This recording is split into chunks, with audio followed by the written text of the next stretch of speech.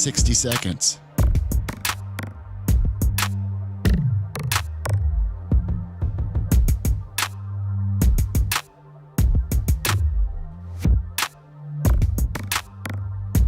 "45 seconds.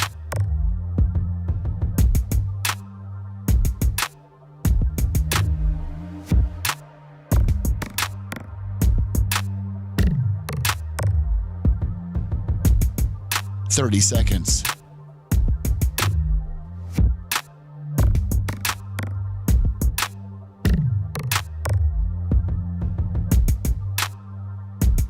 The show will start in 15 seconds, and this is your last audible warning.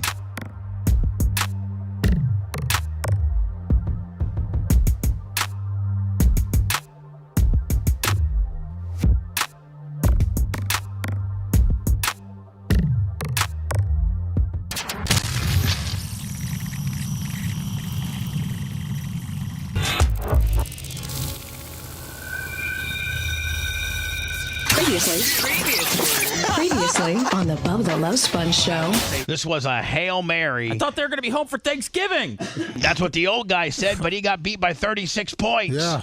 Man, they got I mean, man, can you imagine they were that close, They Seth? got their hopes up. Remember that hearing? They were even like, man, you know. I even watched that stupid show or documentary when I know came you in. did. You can't get that time back, Seth. No, I can't. I had to get on their side for America. You're listening to the Bubba the Love Sponge show. Broadcast rights for the Bubba the Love Sponge show have been granted to this station by the Bubba Radio Network and is intended solely for the enjoyment of our listening audience. Any rebroadcast, retransmission, or other use of this production without the express written consent of the Bubba Radio Network is prohibited.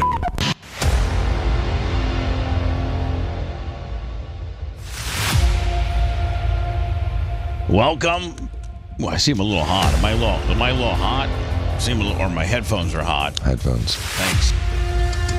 Tuesday, February 25th, 2025. The Bubba the Love Sponge show. Myself, Lummy Dan, and Seth Kushner in the studio. Mach and Rhett behind the glass. Welcome to all. It seems like whatever sickness is moving through society hasn't seemed to affect us in any. Dan, you know, you're on the front lines of sickness. Is there a flu gimmick going on? Is there a respiratory gimmick? My mom thought. Like 2 weeks ago, there definitely was. I was getting all kinds of calls, but it's kind of subsided, which is nice. Yeah. Does warmer weather tend to, does colder weather, like during the winter, tend to, you know, make sickness a little more prevalent than warmer weather? Does warmer weather kind of kill off the germs and they survive better in cold? You know, I used to think that, but I've seen people, including myself, get super sick in like May. So it really has to do with just sort of like the wave, and it tends to coincide with the winter. Or what you touch. Yeah, and I also think that, you know, when you're inside more and you're around people more instead of outside more, the flu spreads better. Yeah, I agree. It was yesterday, Macho Man. Oh, yeah. Not our Macho Man.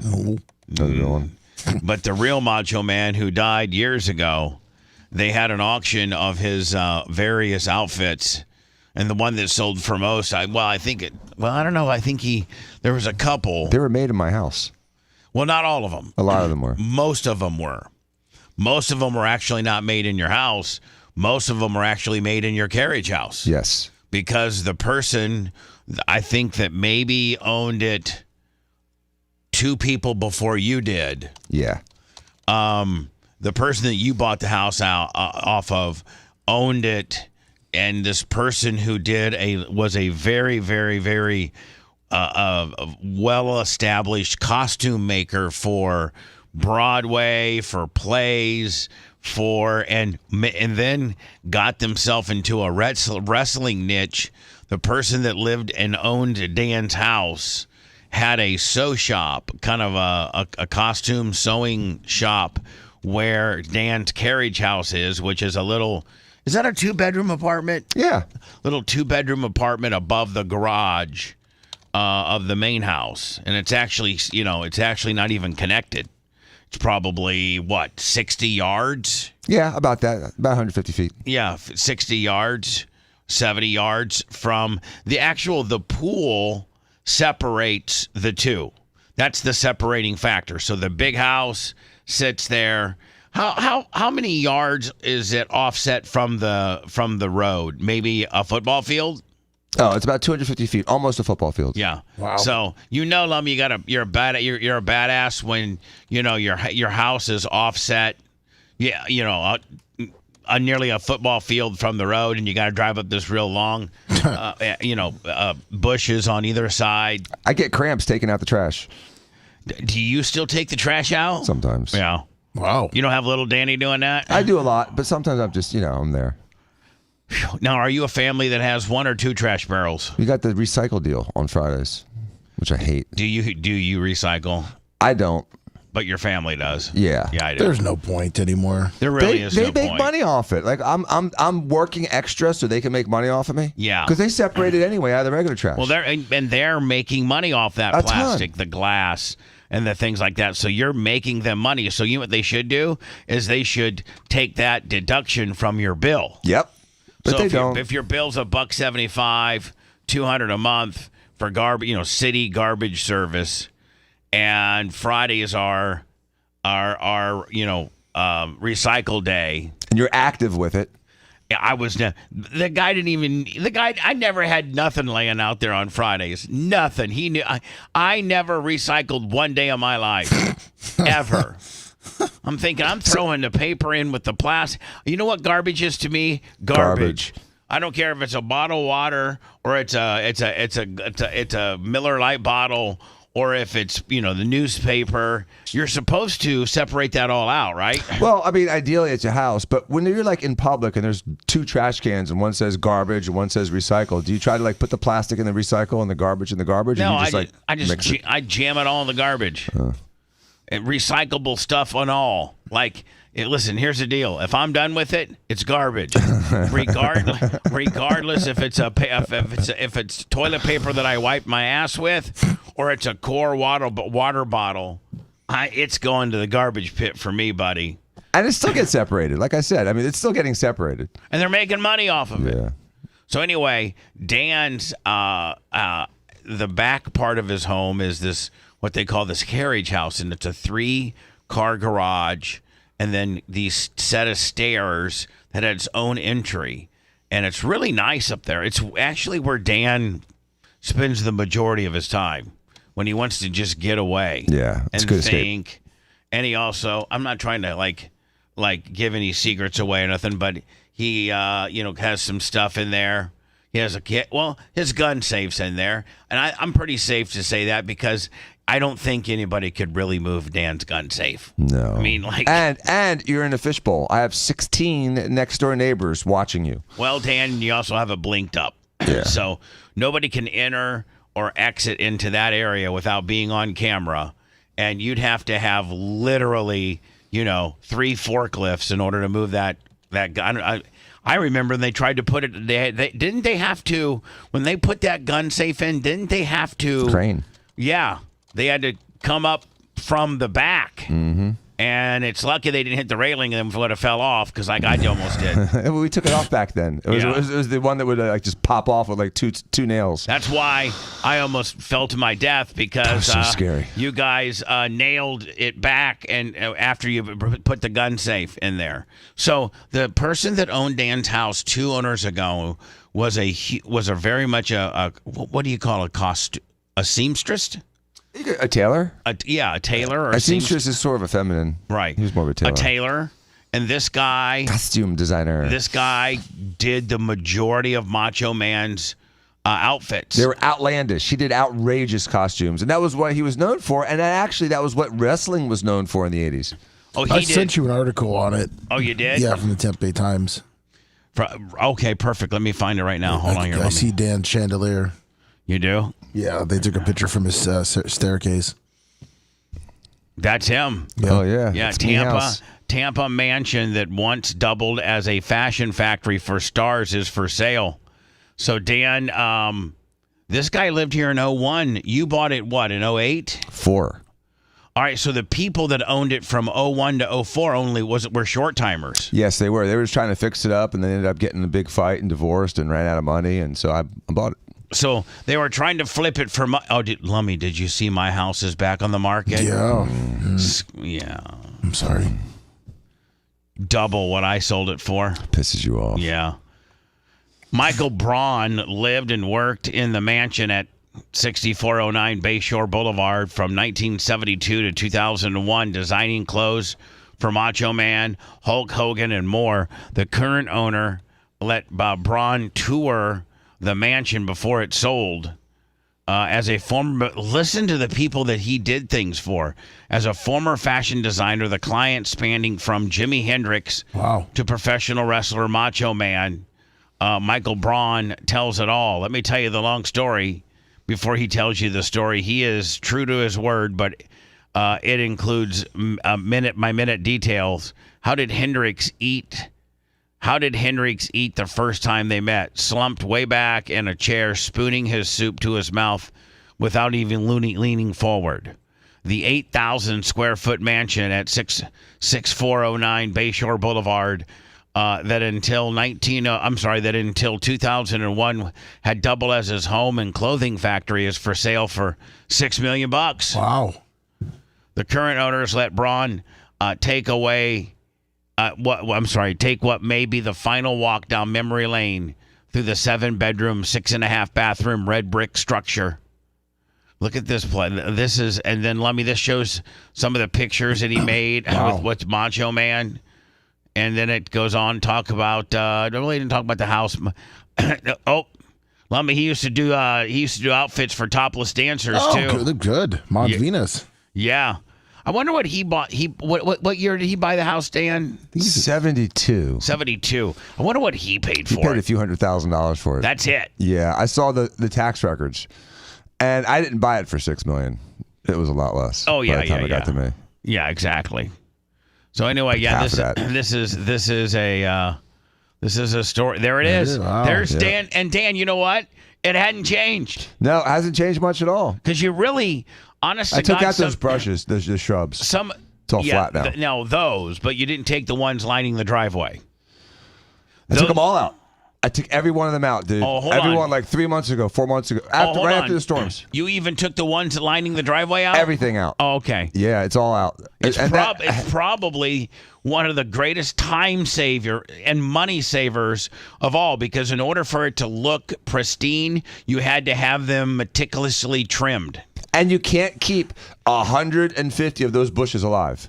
No. You know what I'm saying? It was dozens and dozens, and invariably a couple die. You'd have a section of like 4 foot of dead ones. Yeah, it's like missing teeth. What made the other 100 foot look stupid. Right, and they brown out, and then once you replace them, it's like a miniature version of it. So it takes 6 months to catch up. It was. I was always chasing my ass on that. Oh, is this part right here? Yeah, that's the stairs again. How many times is that your spiral staircase? Yes, in the front. How many times have you gone up and down that? Oh, a million. How many times have I fell down it? You want to know? Well, yeah. Dude, I fell down that. Once I went down that with socks on. It's really slick. And the problem is you can see it rotates, and the rise and the run of the steps is inconsistent. It wasn't made to like 2025 code. It wasn't even made to 1900 code. There was no code. Right. The railings are really low, and so it's easy to fall off it. So I'm carrying my bike down there with socks on, and right about the third step from that landing, I slid, and I got tangled up on my bike and rolled down the steps like Eddie Murphy style, where it was like, it took me like 15 seconds to make it all the way down. Oh, I was so injured. Wow. So you've had it since 04. Yeah. Wow. This is the dude right here, huh? Yeah, a little, eclectic. Did you meet the dude ever? Yes, I have met him. He's a nice guy. I'm sure he's still not alive. I don't know if he's still alive now. He was alive 10 years ago. Wow. So yeah, that house has a lot of history. Haunted, Lummy. And, I mean, it really is haunted, isn't yeah, it? it is. It is. Is it bad haunt? I mean, is it? Nah, it's not a bad haunt, but things happen. Is it scary haunt? No, I'm used to it. But there's always noises and things getting moved and lights that go on that weren't on before. And I mean, that's shutters that are closed that were open or vice versa. I mean, that house does things when I'm not home. It's really weird. I've just gotten used to it. It's like a friendly ghost. Do the kids love it?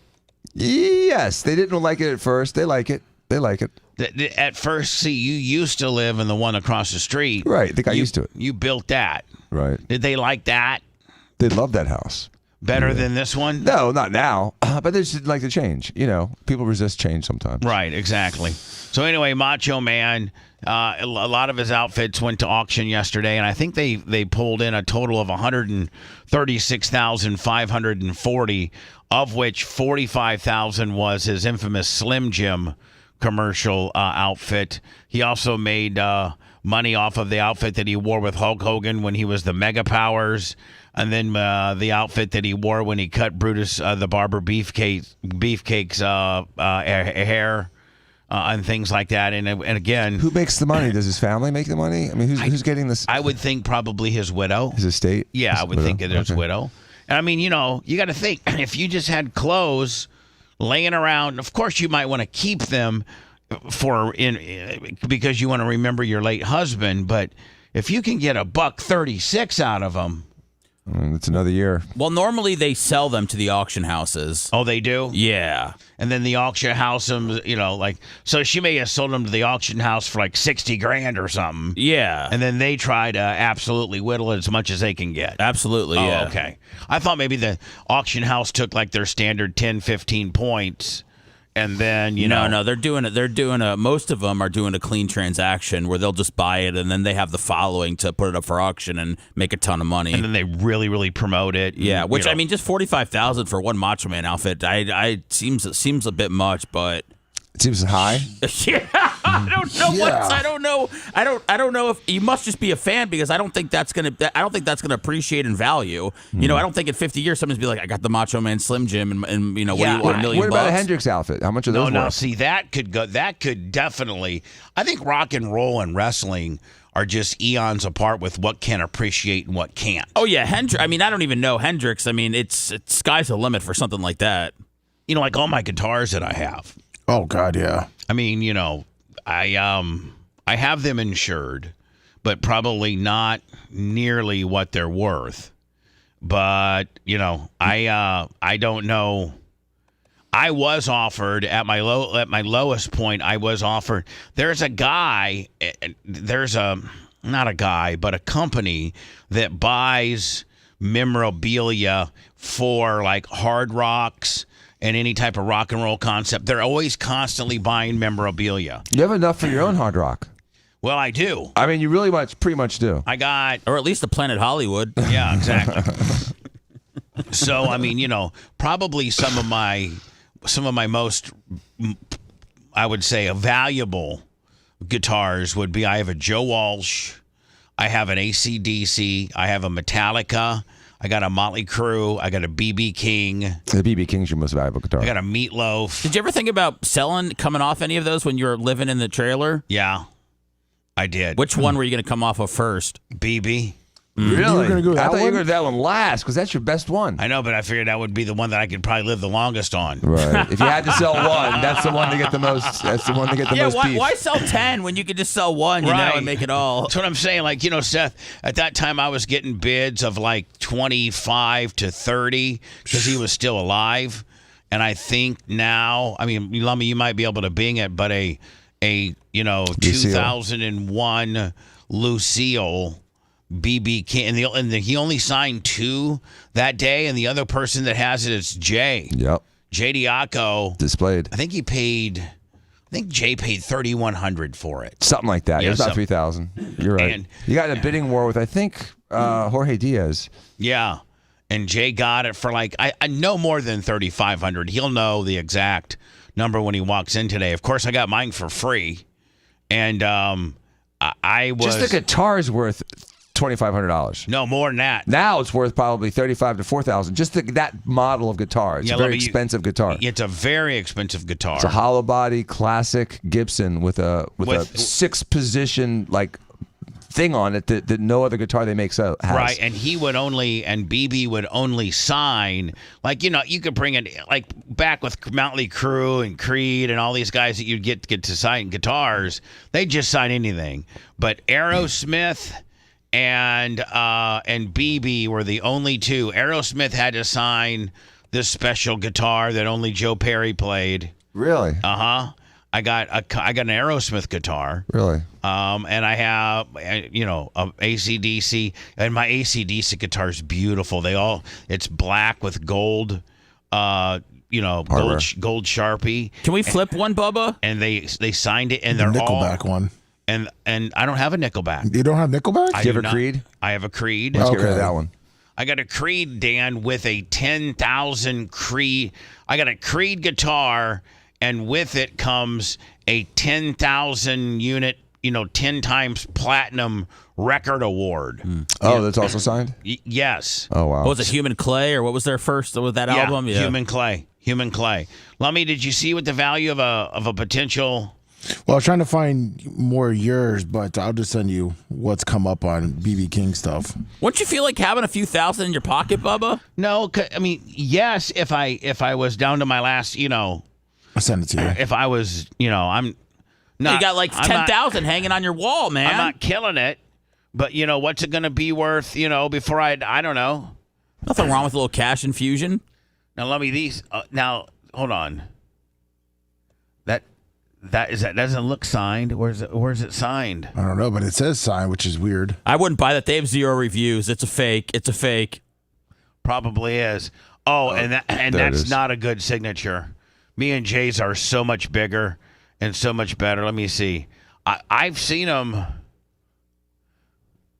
That's how me and Jay's are signed. Right. Just like that. Real big, very They're visible. down to 9. $9,000. Wow. Now's the time, Bubba. All the BB King fans are dying out fast. We got to unload one See, quickly. I would think it would be more like that one, Bubba. Me too. Let me That's see. pristine, though, too. Yeah, That's- signature's a little Signature faded. sucks. Yeah. It's 84 150. What's that? 84 out of 150. There are Yeah. only 150 of them? Oh, I didn't know. No, there's got to be more. Oh, I than don't know. that. I don't know. They numbered? I'm Yeah, trying to. it said that one had a number Wow. on the guitar. I didn't know they numbered guitars. That's wild. Sometimes they do limited editions. Here's ones like Jay. Jay has a red one. Jerry doesn't. His is black. This is black. Yeah, I like the red one. I like red guitars. That looks like a fake. You guys need me to put any bids on anything for you today? Any offers? No, They will no. charge my account if it is accepted. So No. let's try to keep it under $100. Can't have $9,000 coming out. I don't know how that's gonna work. Let me tell you. Let me tell you, Johnny Deal Boy over here. He told. So we're getting ready to. Get you one of those Are you little mini talking to ones. me? Yeah. Johnny Deal Boy. Yeah. Listen to Oh this. man, I don't even know what's coming. Listen to this. So and I just overheard. I just happened to overhear this. Boy, Lummy, these guitars seem way, way below. What they were a few years ago. The market. I don't know if the market took a tank. But it's all, I mean, really what you have to do is that's just what people have them for sale. You got to go see, actually, I can do it for you. You have to go see how much they've sold for, and then you get a better feel for what the market is. Because people could list it for $10,000, people could list it for $1,000. The value is somewhere in between what they've sold for. So, Seth, the show's getting ready to start. Seth goes outside. I don't know what to do. Let me see. Let me type in AC DC signed guitar. Let me see what those go for. Can I give you some BB King numbers real quick? Yeah, go ahead. The last autograph guitar was is it Epiphone guitar? Epiphone is a cheap version of a Gibson. Okay, Yeah. It's a jobber Gibson. so It's horrible. An autograph version of that sold for $1,500, but That's because it's an Epiphone. December 6th, the 1982 Gibson 355 BB King vintage guitar autographed sold for $9,900. So Yeah, it's it's looking 10 grand. Let's look like they're about 10 grand. Yeah. All right. So Seth comes in the studio literally 4 minutes before the show starts and says, "Hey, Lummy, your dome light's on." And Lummy goes, "Oh, okay, I'll go turn it off." And then That was right when I walked in, and then- Sponjo. And I appreciate that, Seth. Thank you. And then Seth goes, "The way I figure is I just saved you a new car battery. So I'm thinking, $50 to $75, half the value of a new car battery." He told me $250 because he wanted me to go buy a die cast or No, something. no. He wants you to buy a Die Hard, the most expensive battery you can buy. So he's like, "Hey, the way I figure," and so he puts a value on what a new battery would cost, discounts it by 50% because you don't have to buy that battery. He just saved it for you, and then tells Lummy, what do you think, 50 or 75 for that deal? I just figured it was what a shakedown artist. Okay, so I could have easily let Lummy's, was it a dome lit? I could have easily let it burn out, and then he'd be here, trying to get jumps in the middle of the afternoon for people, and then he would have needed new batteries. I appreciate it, Seth. Seth, what's that big toe worth? 10 grand. Okay. I'll take the cash, check, or Venmo. All right, Lummy, I'm going to need that money then because Thanks, Dr. Dan. Man, don't let Dr. Dan in on this game because we'll owe him so very much money off No, of things. Dr. Dan can't play this game. This game is for, poor people and, Right. all that. Right. Let the poors have their fun. I got to pay for hurricane damage. By the way, my roof leaked like a freaking sieve last night because it's still not fixed and it had real rain. And it's so been I was wet, at buckets and stuff last night. It was a oh lot of my fun. God. A lot You of should fun. call the government and get that blue tarp on Yeah, there. I'm getting the blue tarp on it this week. The Because it hadn't rained in 4 months, so it was okay. But yesterday got me. But Dan, guess what? What? You're going to be on Millionaires Row you're officially that guy on Millionaires Row with the blue tarp on your Operation Blue Tarp from FEMA. They're going to be like, man, we can't quite understand it. He's a doctor and a lawyer. He has a Lamborghini, a Ferrari. His wife drives a $160,000 Escalade, and he's blue tarp guy? Does that tarp take on heat? Like, is your house going to get hot, Dan, or is it going to... I have no idea. No I've idea, never okay. lived in a house with a blue tarp. If you've lived in a house with a blue tarp, call now. Well, the only thing is, at least, Man, if I was in Hawaii, hold my on, house you're- wouldn't burn. You're blue tarp guy, man. I know. What does That's that the same- mean, Bubba? That just means like you're, just a step above Kenneth City. It's not like he's getting tented for like termites or anything like that. I know. But that's not even shameful anymore because, like, It's shameful. Hold on, it's shameful, Dr. Really? Dan, because A if termite deal? Hold on, no, the blue tarp deal. Oh, because that is shameful. Now people are just leaving them on for years. Yeah. Right. Yeah. I sent Just you at a the protest? blue tarp, Bubba, from the FEMA. Dan's officially blue tarp guy. Wow. What's he supposed to do? Be let water come in my house, guy? No. Yeah, I mean, I'd be better off living under, like, an umbrella. Is this what they do to you? Let me know. Yeah. They completely now they do it for free. Yeah, it's for FEMA.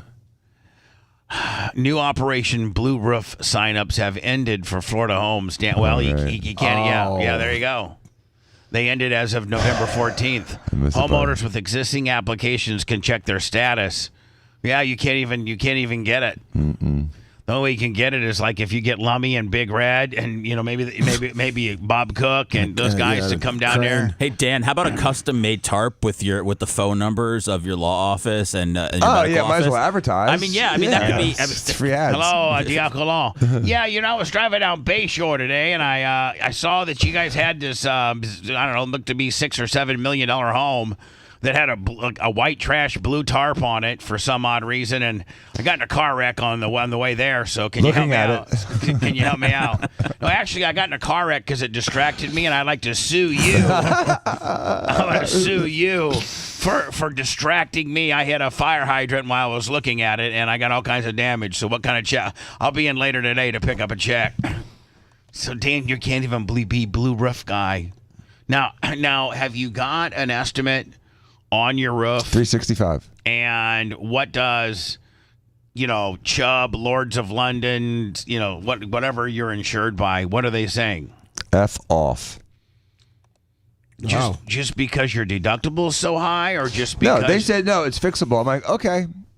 It's got 12 different leaks, the whole room. So the guy that has been fixing my roof over the years explained it to me like, when the wind was that strong, all the little roof tiles started coming up and down like piano keys. Right. Because they have soft copper nails. And so even though it looks okay now, they were chattering. They're all loose. They've created space now. Right. And the nails, are stretched out and the nail holes are not, tight against the nail. No. So everything's, it's like a screen. It's loose. It's loose. The whole roof is loose. So, it's frustrating. But Chubb says, nope, it could be fixed with 16 hours of labor. I'm like, you're kidding me. 16 hours? I need a whole new roof. You guys want to give me, now $1,600 Fabrizi has been out, hasn't he? Yes, his company said 365, and another company said 325. So the bid's around 350 for the replacement. Man. And that's not even the same tile. That's jobber tiles compared to the Japanese tile that was put on there 25 years ago. It's irreplaceable. Right. Your tile that you have now, you'd be getting clay, whereas I think it's baked enamel concrete on there now. There's subtle differences, but it's like a kilned. Yes, it's a less structural hard. It's for like my roof. When I lived in my big house, it was a notch below Fabrizi's roof, obviously, because he owns a roofing company. So he had that really, really shiny, it's the shiny stuff, shiny enamel kind of deal. And I had a clay roof, or what's this called? Tile. Clay tile roof too. And it was green, but it wasn't shiny. Right. It was matte. And Fabrizi was going to be like, listen, in order to get that shininess, it's an extra $35,000. I'm like, put the dull stuff on immediately. So you're $365,000 for a new roof, and they're covering zero of it. They're covering 16 hours of work. So what's that? $1,500 maybe, $1,300. So with my $250,000 deductible and $600,000 of damage, they want to give me $1,500. Did you know that your home insurance had a $250,000 deductible? No, because the front declaration page says there's a $10,000 deductible, and then way deep in there's a percentage clause on a hurricane. So yeah, I had no idea. Kidding me? No idea. $250 deductible. Why would I even pay it? Yeah. Why would I even have insurance? Oh, because I have a little bit of a mortgage. So that's why I'm screwed. So, I have to carry literally $20,000 a year of insurance to help me zero. Could have gone to the general and got better insurance. Yeah, I could have. I'd like to get the general on my roof fixing it. Here's the deal. Your big high-dollar Chubb Lords of London insurance isn't doing dick for you right now when you got the most prestigious insurance available. And the reason why you get that is so that you don't go through what you're going through right now. Exactly. Usually they're like, yep, you've been a good customer for well over a decade, never been late on a payment, never had a blah, blah, blah, never had a major claim. We're going to have this thing done for you immediately because we are the Lords of London / Chubb. There's two good ones, and those are the two. I have Chubb. And instead, it's completely opposite. You might as well gotten cut rate insurance, with a $15,000 deductible, and you'd probably be getting your stuff. I mean, Merch Crick had, I wouldn't say cut rate, but she didn't have, Chubb, and she's getting a brand new $60,000 pole barn. Yeah, I'm getting completely screwed. On a $2,500 deductible. $250,000. I'm getting a new roof. Insurance gave me the A-OK. Yeah, and what's your deductible, lover? Like $4,000, yeah, $5,000. $4,000. He's getting a $60,000. Did you call Fabrizi? Yeah. Yeah. So thank you, insurance. Which is why I have already filed a civil remedy notice, which triggers a 60-day clock. So the insurance company will be sued in about 45 days for bad faith because they are completely. I mean, it's 4.5 months? Yeah. I haven't gotten anything done. 4.5 months. They're stalling and slow playing me. So it's bad faith. They're not doing what they're supposed to do, and I'm going to go after them for as much as I can possibly go after them. And I'll just have to pay for it on the front side. Do you need a Luigi? I have Luigi.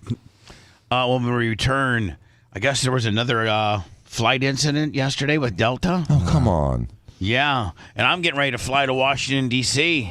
It was time to buy that 414 again. No, it's not. Time to get that Greyhound pass.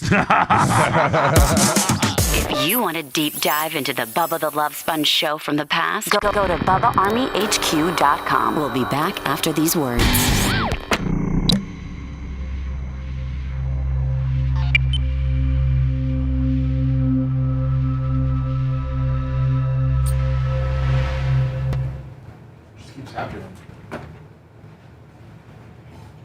Hey, Jim, good morning, period, thank you, period. I have a public adjuster, but he keeps hitting his head against the wall.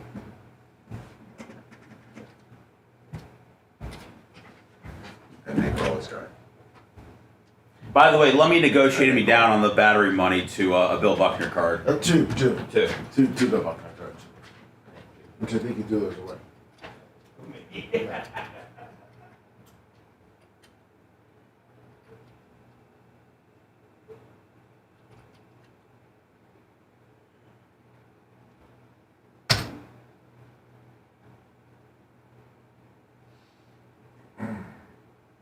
Thank you, Jim.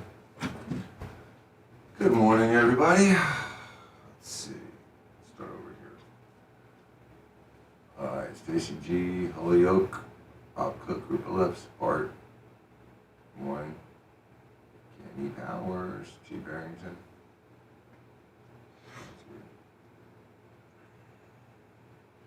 CC Hall, good morning. Wayne Galasso, Guru. Yankee Jib.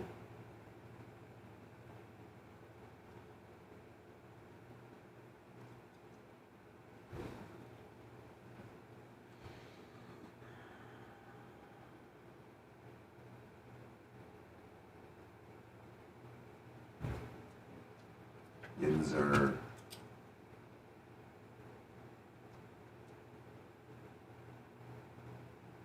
Bardo. T. Barrington. Warren.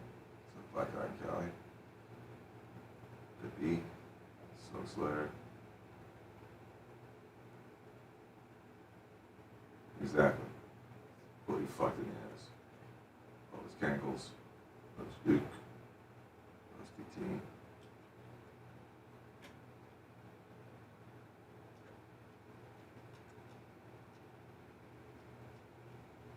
So fuck who? Yeah. Hey, Sunny Days. So Magnum DUI.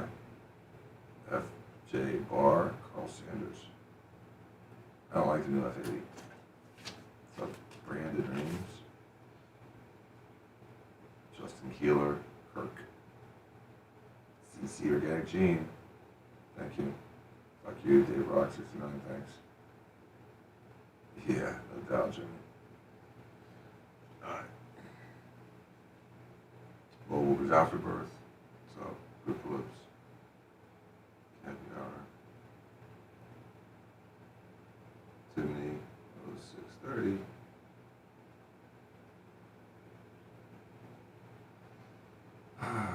T-shirt Will, morning.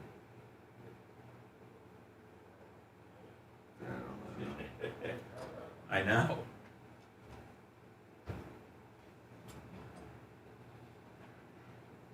What's up, my ex-living storage shed?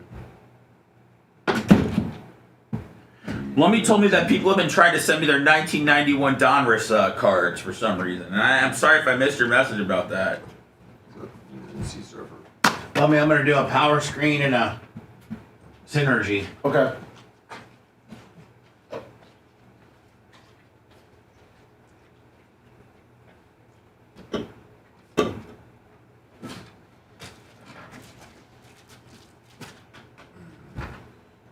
TNT.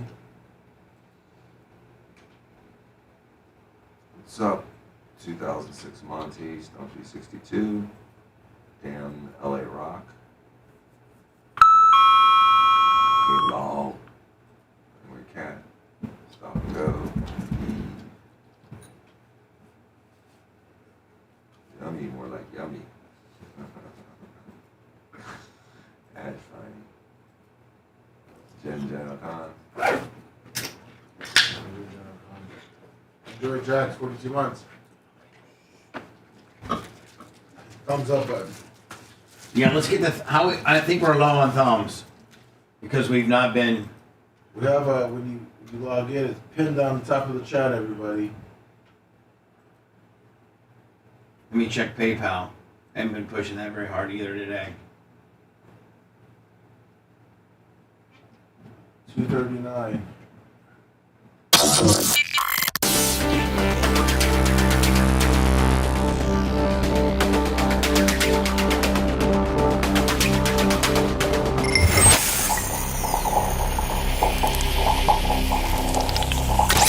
Broadcasting live from the Aquabito studios, aquabito.com/Bubba.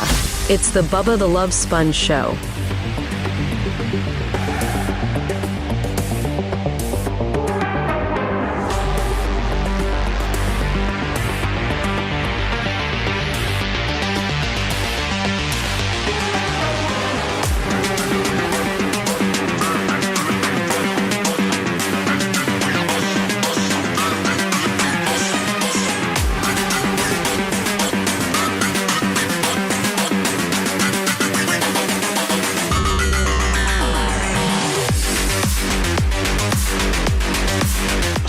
I was signed out of my PayPal, which didn't matter because we haven't got anything anyway. PayPal, Venmo, Cash App. Come on. Appreciate y'all. PayPal, Venmo, Cash App at the Bubba Army. Let me, how we doing on our thumbins? You know, like 1,000 is like, well, it's kind of like, you know. And by the way, we barely hit 1,000 yesterday because I didn't keep reminding people. We ended up at 1,200. We're at 275 right now. 275 with about 1,000 people watching. So about 27%. I'd like to run about 50% if I could, please. PayPal, YouTube at The Bubba Army. Don't forget YouTube, Rumble, X, Twitch, Facebook, all of which are at The Bubba Army that you can visually watch the show. Locals as well. And give us on the YouTube portion of that. And even on the Rumble portion of that, they have a thumb up feature as well. Hit the thumb up. We're shooting for 1,000 a day now. So I can't tell. I mean, like today's Tuesday, but I feel like I'm a kid counting down to Christmas. Christmas being Friday at noon, because if I leave here right at 10, I can be at this Ocala Speedway, formerly Bubba Raceway Park, by about 11. And if I make the merch, it's rather than to stop by like McDonald's or something like that, grab something, I'll have the merch crick even have lunch made for me, like maybe a ham sandwich or a peanut butter and jelly sandwich and like a Diet Dr. Pepper, some Cheetos, just something that I can just, munch on the way up there so I don't have to stop by one of the several congested exits rolling north on 75. I can literally be at Bubba Raceway Park, Ocala Speedway by 11:30. And that's when Christmas begins for me. Nice. Because since the day I've owned that place with Tom Bean, dating back to, I don't know if we bought it in 11 or 12. I don't know which year we bought it in, but let's say 12. We've always had a issue with getting material. Now, you just can't put dirt on a dirt track. You got to put clay because dirt will just dry up and you can't race on dirt. Whereas clay retains moisture. You can water clay. You can groom clay. It's sticky. And it's sticky. The sand's not sticky. Right. Dirt is just dirt. Dirt turns into mud. But your clay, I mean, when you touch it, it's sticky. It has a stickiness to it. Right. And there's clay, for the most part, is hard to find. Clay is hard to find. Well, we happen to be, I don't know that he formerly just closed East Bay. Rest in peace, East Bay. I don't know that they had a clay pit on their property. I don't think they did. I don't think Volusia has a clay pit on their property. I don't think Alltech has a clay pit on their property. We happen to be probably one of the very few dirt tracks that has a clay pit on property. But when we get the clay out, using a big excavator, courtesy of my good friends at Synergy Construction, my buddy Michael, he's bringing me a badass excavator and a badass front end loader. Nice. Well, the thing about it is, no matter how lucky you think you are because you have a clay pit, there's always rocks when you're digging dirt. It's just the way it is. It's just very rarely do you get just really, really clean dirt without having rocks and sticks and all types of things. So that requires, a separator or a cleaner or a crusher. And so over all the years, what we've done is when we're harvesting clay so that we can build the ramps for like the Tour of Destruction, or so that I can put like 100 truckloads of new clay material on my track as I'm getting ready for the Winter Nationals, because they blow so much, you just go through so much material that end up out of the ballpark that, you have to replenish. In order to keep your track healthy, you have to replenish the clay, because the clay gets, one, stuck on the cars, or two, blown out of the park into the the surrounding areas around the area. So realistically, you have to put on about 1,000 yards a year. What's a yard? I don't know what a cube. I don't know why. I think a dump truck load a triaxle dump truck load's about 13 yards, I think. Can you look that up? Yeah, I'm looking it up. Hey, Alexa, how many yards does a triaxle dump truck hold of material? Completely messed that up. From Answers.com.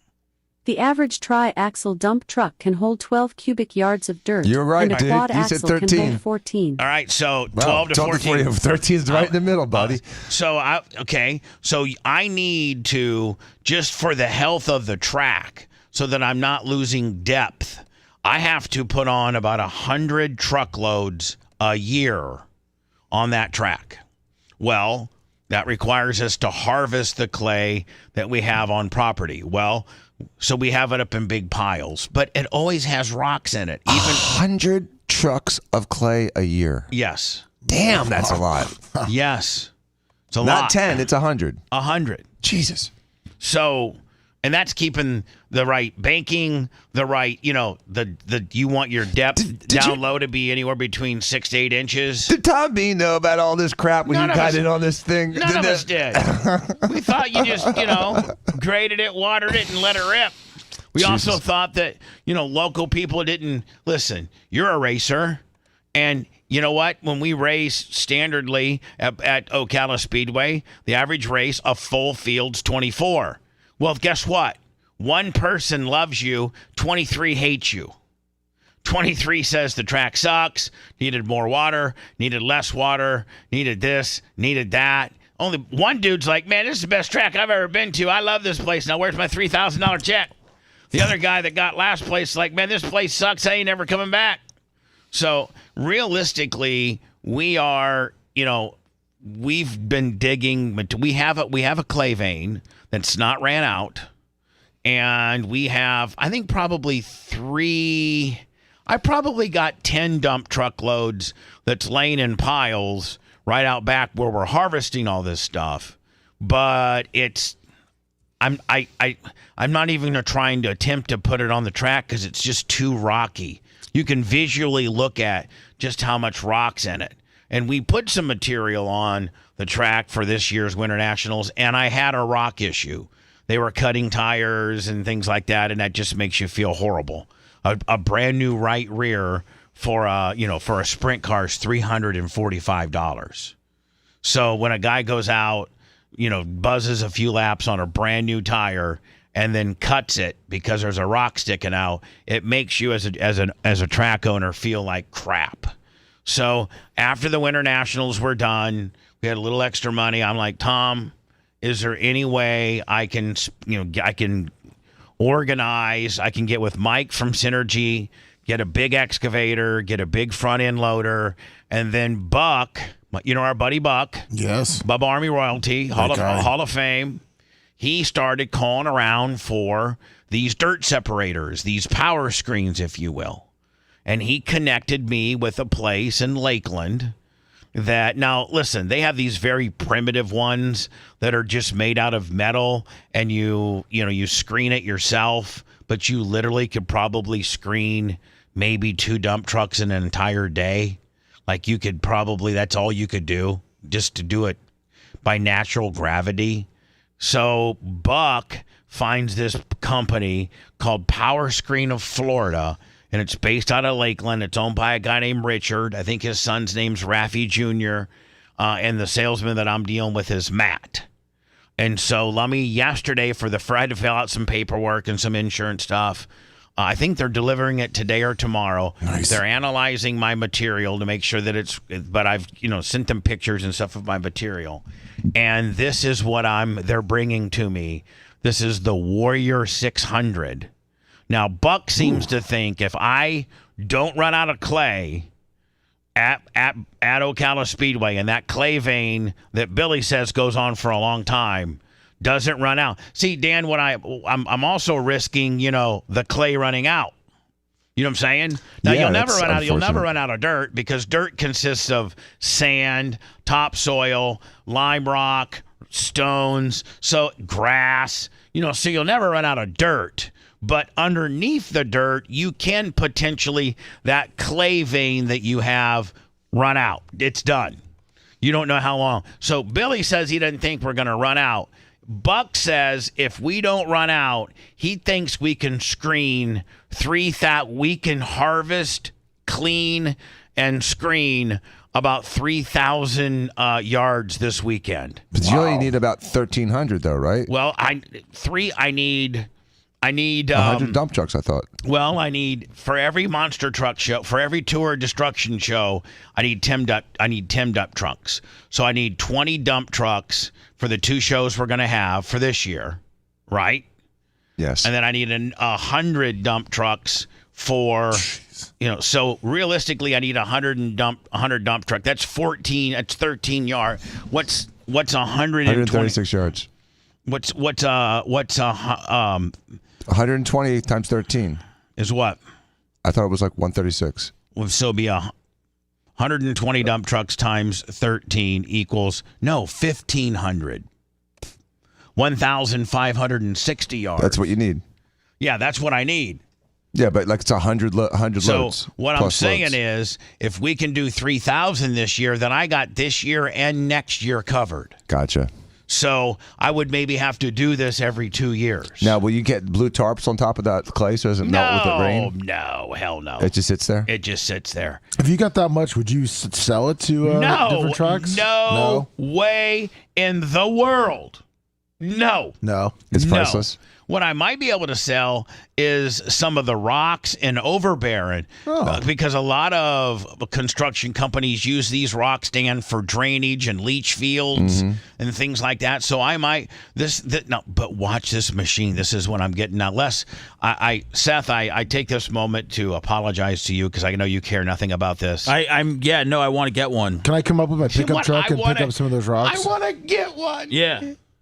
You want to get Sammy on the front end loader and you take the excavator? Yeah. Get Phoebe on the dump trailer? I can spread this over 4 podcasts as far as promoting it. So give me one immediately. Let me find some gold or some diamonds in that. I don't know, rock. man. Can you imagine? Oh my God! Can you imagine if we hit like a vein of silver or gold or no, Dan, lithium? Lithium, yeah. You'd have no idea what it looked like. No, what if all of a sudden One Eye Billy stops the excavator and goes, "Bub, I think we found us some lithium." I think lithium might be worth more than anything right now. I think it's black, isn't it? I don't know what it is. Lithium? Yeah. So anyway, Lummy, look at this machine, and this is what I'm going to get. I think they're going today to set it. This is Power Screen of Florida, based out of Lakeland. Such good people. It's my understanding that Richard, the owner, they've waived my rental fee, and I'm only paying transportation fees. Nice. They've taken such great care of me. I will promote this company forever. Listen, there's probably a lot of you guys out there, Bubba Army, that need this sort of deal. Don't get one of those hodgepodge. Can you send me one of those? I was actually going to have Travis the welder make me one of these. Yeah, we're not living in India, Bubba. You need the real stuff. No, and I was going to have. This is what I was going to do, Dan. I was going to. Will you send it to me? Okay, hold on.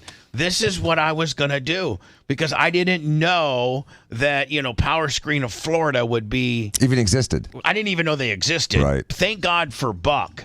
Buck is truly in the construction business, and he knew, of Power Screen's got all types of different locations throughout the country. It just happens to be Lakeland's the one closest to us. But Dan, this is how I was going to do it. Hold on, this is what I was going to use right here. Yeah, we're not in 1849 anymore, Bubba. I mean, so I was going to have to take the dump truck. The front end loader and dump it onto there. And you're gonna lose some on the sides. The good stuff would go through here, and then after this got full, then you got to move this, scoop this up, and take it to the track, and then you got to move. Then you got to take like a shovel or something and de-rock your screen, or because it gets clogged up. That's what I was gonna go with. Power Screen of Florida has got me doing this. I'm going to be honest with you. This gets me hard. Oh, jeez. This gets me hard. All right. Whew. Let me turn the volume up here. So I'm going to get Billy on the excavator because he knows where the clay vein is. I'm going to get Big Buck on the front end loader, and so to keep hours down on my on my screener, Lummy, is I'm going to harvest a whole bunch and then screen it all at once. What are you going to do with Like, I'm not going to keep the screener just running and feed it occasionally when we get a bucket full. I'm going to get a whole bunch and then feed it to keep the hours down. What are you going to do with the rock now? Because you see how they just have a little pile? Are you going to put it in a dump truck or? Yeah, I'm gonna dispose of it. Do you need some? Yeah. How much? I don't know. He's got a pond to fill. What are you using it for? Oh, I was gonna for drainage. Oh, okay, like a leach bed kind of deal. Correct. That would work. Yeah. Okay. I got you. Oh, perfect. I mean, I got to think by the end of this weekend, I'll have more rock than I know what to do with. Oh, perfect. I think I'll have a goddamn rock quarry. Perfect. Hold on. Wait till Seth. I beg of you to just work with me on this. I know this could actually be something you're into. Okay. So, Lummy, you take the stuff that you're getting out of the ground and you throw it up in this big hopper up here, okay? Okay. Now watch.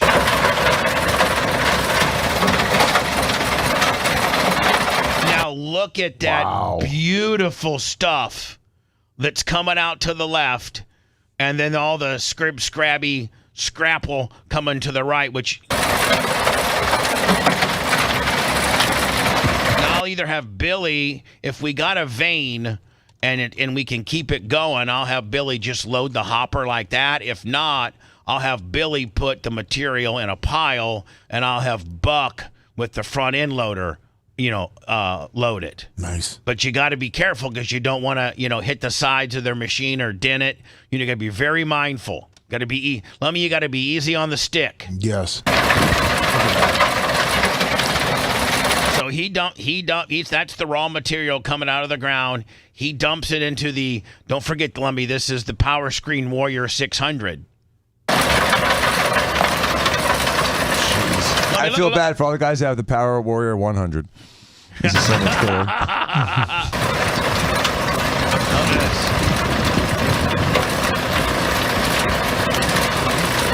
See, Lummy, you just can't dump it down hard onto the conveyor belt. You got to gracefully dump it down there. Oh yeah. And they're going to be there for us on Friday. The guys from Power Screen. I already know, like the things to do and not to do.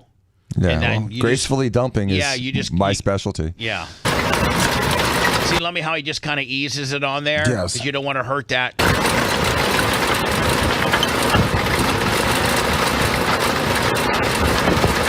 And Lummy, I specifically Googled clay because I didn't want to get top. This is clay.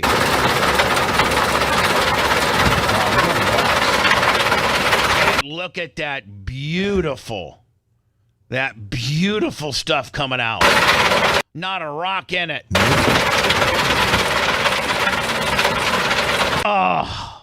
Seth, are you okay over there? Oh, yeah. Oh, God, yeah. Rock hard. Seth might have to help me finish myself off. Whoa. Oh, goodness gracious. That wasn't in the job description. Matt and Raffy, Richard from Power Screen, Florida. Go to powerscreenfl.com. Why in the hell would you do it anywhere else? Have you thought about taking the rocks that get separated, bringing them back here, and then selling them? The Bubba Army rocks? Yeah, like, hey, here's one of the rocks we got with the Power Screen 6 million. You know what I could do is I could power wash them, get it all clean, and then have little Sammy do arts and crafts on it, and then, split the money with her. Okay. Sammy, what are we doing this weekend? We're painting Bubba Army rocks in the garage, honey. You get $6 a rock. Wow. She'd do it. I promise you she would. I would do it for $6. Jesus. So, Lummy, I cannot thank Matt, Raffy, and Richard and Power Screen of Florida enough. I can't thank Michael from Synergy enough. Buck, One-Eyed Billy, Young Boy, me. We're going to screen. I am so excited. I am so excited about this. If I could get a hold of Matt, Raffy, Rich, if I could get a hold of all the guys, Lummy, and see if they could get the stuff there on Thursday, I'd take Friday off. Whoa. Let Seth do a show. He's so gosh darn good at it. I mean, by all reports, people are wanting me to retire and just let Seth and Brian take over. The Blizzard. Hello. Hey, morning, Bubba. It's Gene. How's it going? Hi, Gene. Hey, yeah, you're on the right track. Get your stockpile next to your screener there, and then run it on through. Bust up all your chunks. Well, And, see, don't touch your grizzly. I was thinking, because they're giving me a good deal on the power screen, rather than just keep it running and feeding it occasionally. That's too much. No. What I'm going to do is I'm going to turn it off. Break up, get my piles. Break them up as best I can, maybe even de-rock them a little bit on the really big stuff, and then bust them up. Yeah, bust them up a little bit, get them in there, and then turn the power screen on, go screen it all, then turn it off. Yeah, maybe keep your stockpile. Then get the front end loader and get all the clean stuff out of there. Take the front end loader, get your rock out of there, and then start the process again.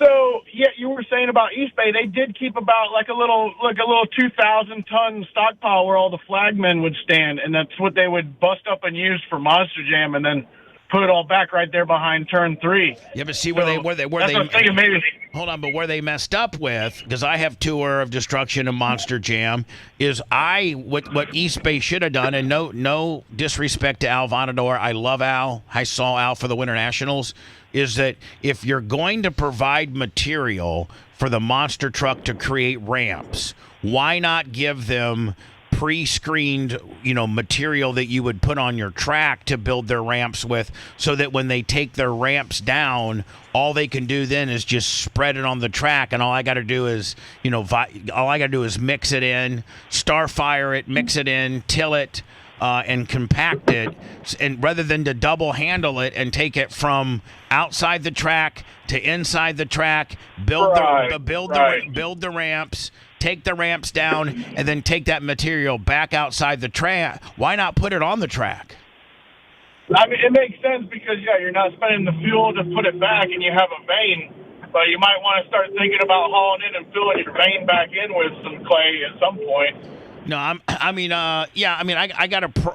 gonna probably have to scratch around somewhere to find, once my clay vein dries up, runs out, then just fill it in with the overburden. Right, I'm gonna have to, realize I'm gonna probably have to maybe bring some stuff in. Yeah, he brought a good point there, Bubba, about it's going to look like you strip mined it and didn't do anything to rehabilitate it, and so maybe putting the rocks and stuff back in makes sense. That's right. You got to reclaim your hole. You got to reclaim it. Look like you've never been there. Yeah, we will. We've So you're on the right track with the power screener, I think. Though I think you're on the right track. Man, there. You can screen it, and you can call it in and screen it again, and clean it and screen it. I mean, here's the deal, man. If I did it once a year, I would always have an extra 1,500 to 2,000 yards of pre-screened, either can go on the racetrack or build ramps material at all times. If you keep a little 2,000-ton stockpile there, you'll be in good shape. That's what I'm doing. And I cannot thank Power Screen of Florida, Richard, Raffi, and Matt enough. They've just what was going to be probably what was probably going to be a $7,000 to $8,000 bill is going to be a $1,200 bill. No, that's awesome. Love those guys. I used to run the power screeners for a few years. I used to run them at the port. We used to screen the material coming off the ship.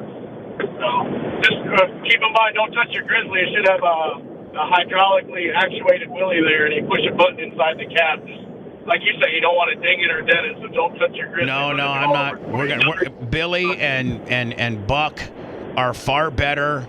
I'm pretty good on the excavator and a front end loader, but they're far better at it, so that they won't even come close to touching, any of the power hopper. So yeah. Yep. There you go. All right, buddy. Good. Appreciate you. Yeah. Have a good one. Yep. You guys wouldn't believe how many people listen to the show in Tampa.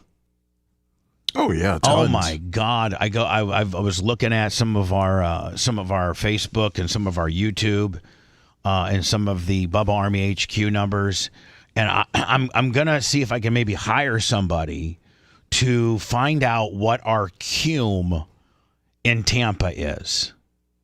You know what I'm saying? Because, like Seth, when they do ratings, regular ratings, Arbitron, Nielsen, they give you like a time spent listening, and then they give you like a cum. Right. And then they take those numbers and come up with a share, a share. Which is like a percentage. Yeah. Listeners. Like back in the day, I used to have like a 14.5 share. Or like I'm sorry, I had like a 19.5 share men 25-54 and. So that meant 19% of the guys listening to the radio in that age group were listening to you. Yes. Okay, just explain it to listeners because it's right. It's technical. And the ratings company, they have they have a 6+ number. They got a 12 to 24. They got an 18 to 34. They got a 25 to 54, which is one of the most highly coveted demographics because it's adults. They got 35-64. They got 18 to 49. And they break each one of those into persons, men, and women. And but between all of my and digital, I mean, I think Seth is big on digital. Digital actually keeps better records, more legitimate records than some of these, different rating scenarios. They are sometimes estimates, whereas digital numbers are real numbers. Right. I mean, like, Seth, if it says, 350 men between the ages of 18 and 24 listened or watched our Facebook page yesterday, that's real people that are accounted for. That's not an estimate based on two people that have these things, and then they estimate what the market share is, and it's all a big, it's kind of somewhat of a guessing game, and they really don't tell you the secret recipe on how they figure it up. Digital numbers are real. Those are real numbers. That person was listening for that period of time. And so I'm actually getting with Tom Bean and a couple other major players in my world, and to try to come up with different cities. Do you know who are still to the New York City? Wow. New York City. We got 1.4 million just on, I don't know if it was Facebook or YouTube. We had 1.4 million views in New York City. In Florida, is Orlando your second best city?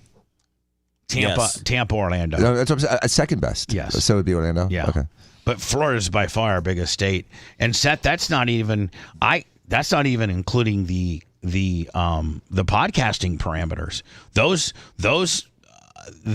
podcasting keeps unbelievably great statistics as well. They break it down every which way. If once you learn the back end and how to navigate through that, they break it down. People downloading and listening to your podcast isn't an estimate. It's a real number. If they say 1,400 people downloaded this podcast, it's not an estimate based on, four people that did it it's 1,400 people. Well, that's why if I was a company, I was looking to advertise, I'd want to go with the hard numbers instead of the estimate. Sure. Maybe that's just because I know, how the ratings go in radio, which is just kind of a fluke. It's like whoever wants to, sign up to walk around with a PPM for a month or whatever, they can do it. And what they do, and at any one time, I'm not trying to give out the secret supernaut, but there may only be 70 of those. I'm just going to call them thingies. I don't want to actually get into the name of them for getting in trouble, but we'll call them thingies. There may be for the city the size of Tampa, there may only be 1,400 of those thingies representing 2.5 million people, and at any one time there might only be 70 of those thingies that are even turned on. Which makes you think it's an unfair bias. Well, it's an unfair bias. Representative. It's an unfair bias based on the companies that buy the bigger package. Now, within that world, that ratings world, they have different packages. Do you want the jobber package that just gives you the end of the month number? Or do you want the full-blown gold package that gives you weekly numbers? Or do you want that in itself is very expensive. a lot of times that bill in a local market like this will be $300,000 or $400,000 for a station to have to, pay in order to find out where they rate. Whereas digital, when you sign up for Facebook, YouTube, podcasting, they provide those numbers to you for free. And the other thing about it is those numbers are tangible and real. If YouTube says there's 1,518 people in Lakeland listening to this particular show or podcast, guess what? There's 1,580 people. It's not based on 10 people, and they multiply the population by 15 and get this and divide it by how long they listened, by how many days none of that nonsense. So I'm trying to get, there's companies that I actually had a conference call yesterday with Tom Bean and another guy. And this other guy represented a company, Seth, where they take all of your digital numbers and they try to give you a better snapshot of what your ratings would be. Cheap Charlie 215, $20 super chat. Or what your volume is. And it's not that much per month. And I'm very interested in that, because I think that if you take our whole crock pot of what we got going, YouTube, Rumble, X, Twitch, Facebook, Locals, Bubba Army HQ, TuneIn, podcasting, you take all of that and you extrapolate it, I think we have some very, very impressive numbers. I have an appointment with my mom to go to the Cadillac dealer, Dan, I think I told you, for her to buy her lease out. Mm-hmm. And so Saturday we were talking, the guy's name's Travis, and he works at the Cadillac dealer north of town. And so my mom calls and says, Travis, I have my son with me. We need to find out what Wednesdays are best for him. So I'm trying to find a Wednesday that I can get out of here real soon. Let me at 5 till 10, get up to Land O'Lakes, pick my mom up, and get to the dealership by 11:15. Oh. Because this, I guess, buying out your lease is the same as buying a car. There's all kinds of papers you got to fill out and stuff like this.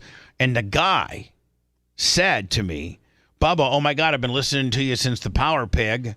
And I watch you every day on YouTube. Nice. And he said, I don't participate on chat. And I don't, a lot of times, about half the time, I always catch you on my ride to work, but I only have a 20-minute commute. But then I'll watch, another 20 minutes on my way home, and then sometimes try to catch the rest. There are so many people that are doing that I think that it would blow our mind. Now, let's not also forget the guy that I was talking to about keeping stats. He has to figure in, hey, we're heard in 3 different markets too. And I got to get a hold of John. Listen about this, Seth. We didn't even include this. We don't get necessarily credit for those that listen to us on Florida Man Radio. Oh, on their app? Yeah. Yeah. I don't think we get. I was talking to the guy. He's like, well, it matters where they're aggregating it from. I don't know if Macho Man's here or not. He's not. He had to go over to the AM 820 tower. But he says, I don't know necessarily if you're getting any credit for that. And so we have to figure out that. But I'm excited about dealing with this and trying to find, what our number is. He said there's a chance that your Tampa number could be bigger than any terrestrial radio guy that's being rated by the other service. How would that? And here's the difference. Your number is real. Real engagements, real hook-ons, real people listening, real downloads. Their numbers are an estimate. In fact, if you look at the back of the let's say let me make sure I don't want anybody to blurt it out. If you look at the back of the book that keeps score, it says this is just an estimate. This is just an estimate.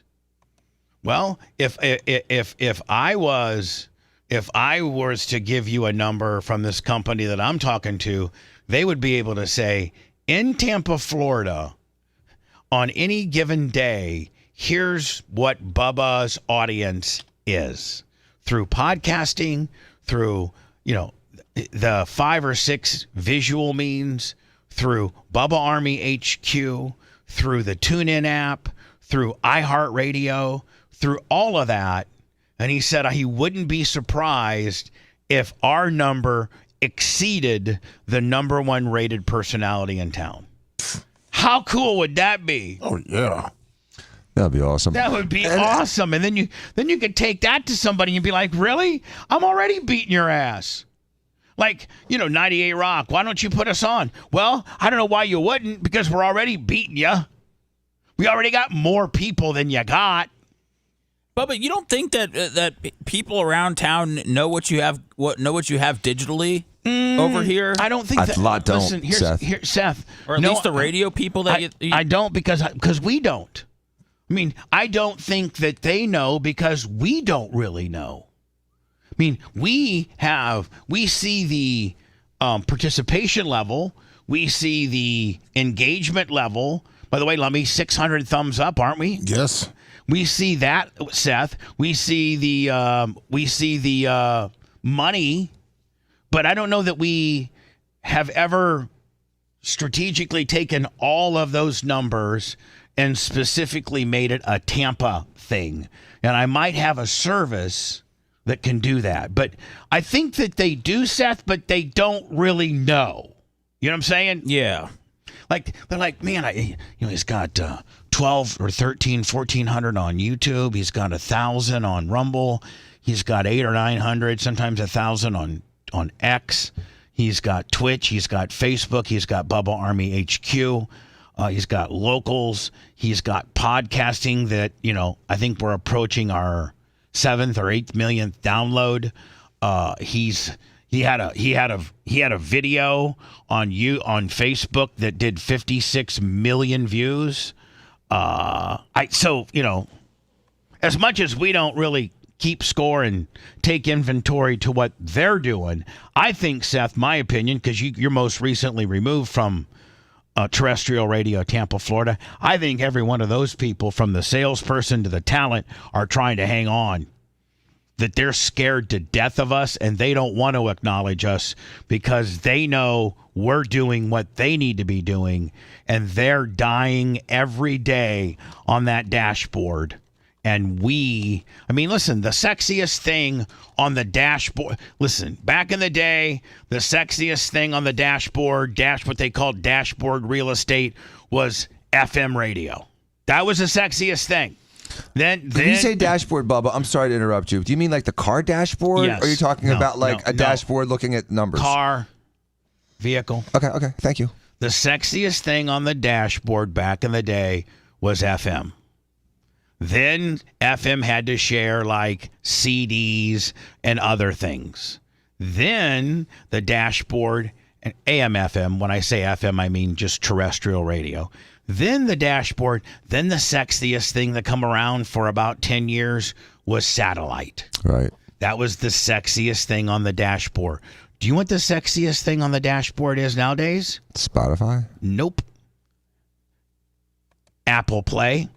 Apple CarPlay. Yes, I agree. 100%. Yes. Apple CarPlay. And Seth, help me out if I'm wrong.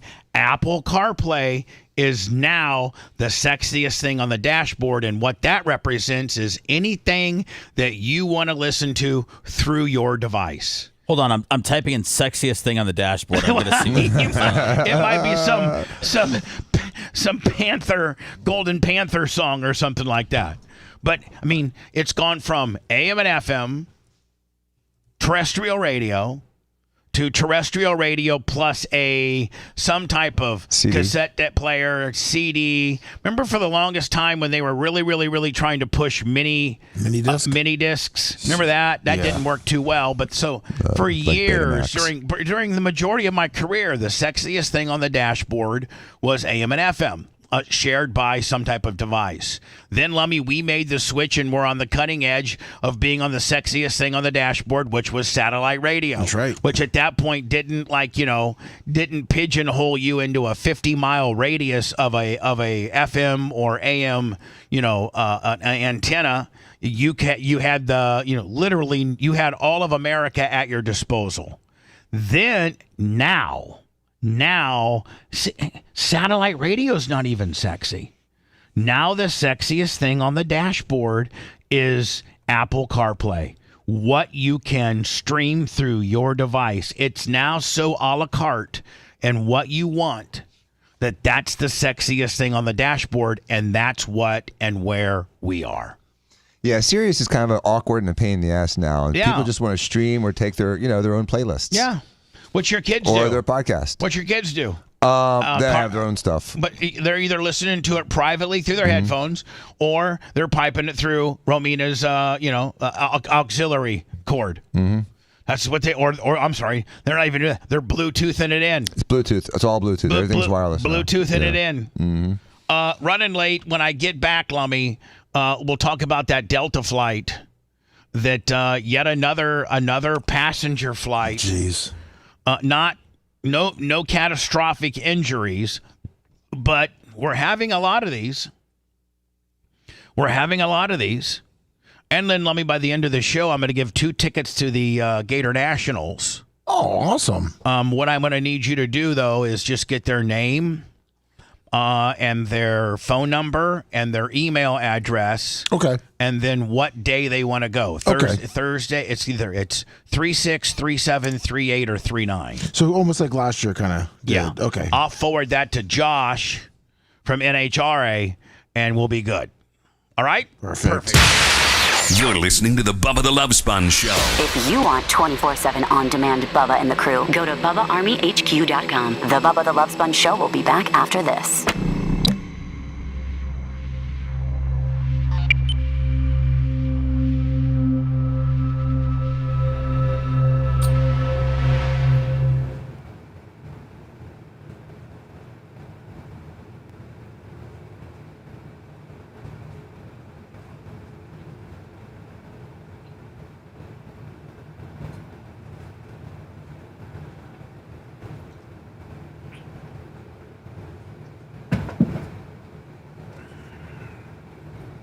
What's a UXR, Jeff Gordon?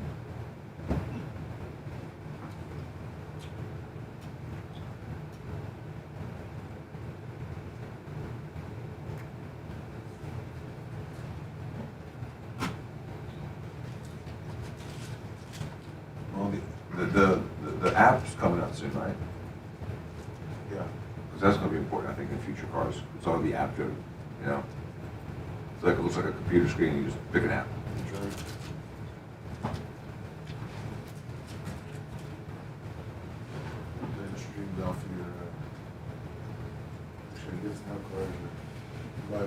Let me get me that all that. No problem. Give her the. Yeah, I got the time. Yeah, the Saturday power source. Boy, Dan, this has got to make you happy. Fucking if the no property taxes. Oh my God. What now? Hold on. What is yours? 50 grand a year? 50-ish. Yeah, 50. It was now it's above. It used to be just below. Now it's just above. Yeah, 50. 52. 50. Ass fucking. Yeah. They don't even use the schools.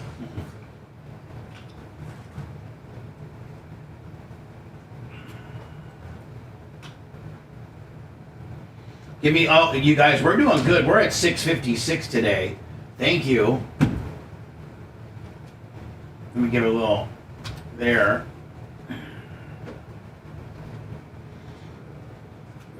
Let's get to that 1,000 early today. What's that?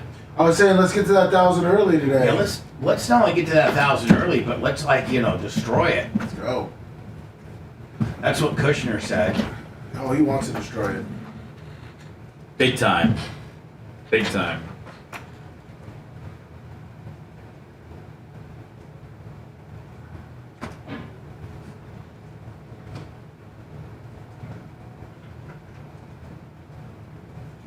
What's up, Permagrom? That's right, buddy.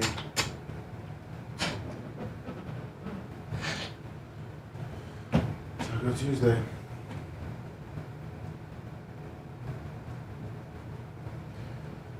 Oh, man. What up, Lunger? What up, Ticker?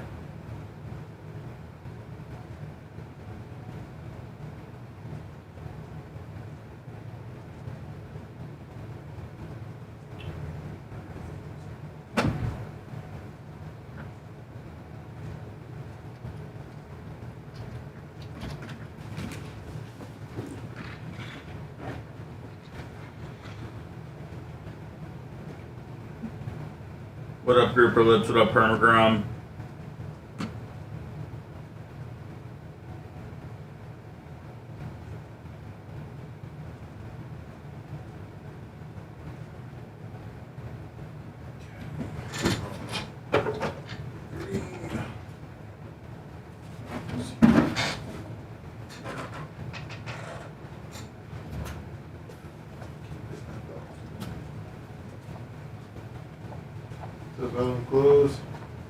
You should be able to deduct private school tuition portion of it from your property taxes. Not sure 480, 75 months. I thought they were working on a bill for that. Yeah, they don't have it though.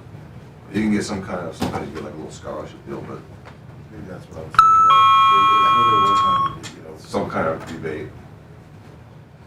What's up, James Lambert? I remember Sanders when we brought it up, and they were shooting it down.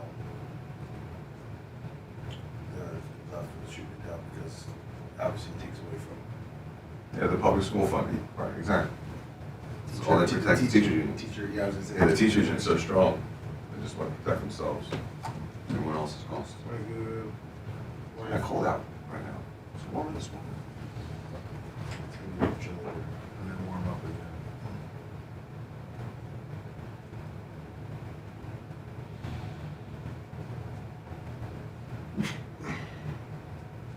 How much to you, Charlie?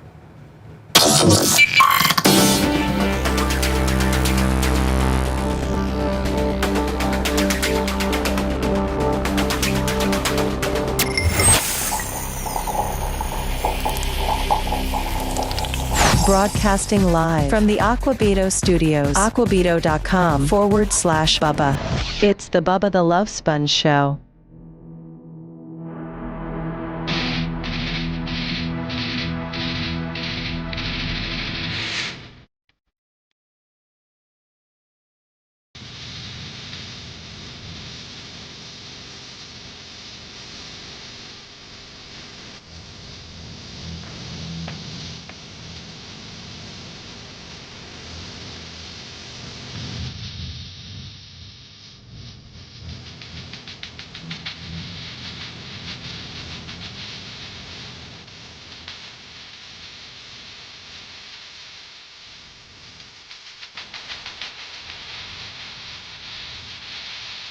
I am working with my shoe manufacturer to develop the new Fat Man Dunks. Well, FMD 3s, Lummy. Oh, nice.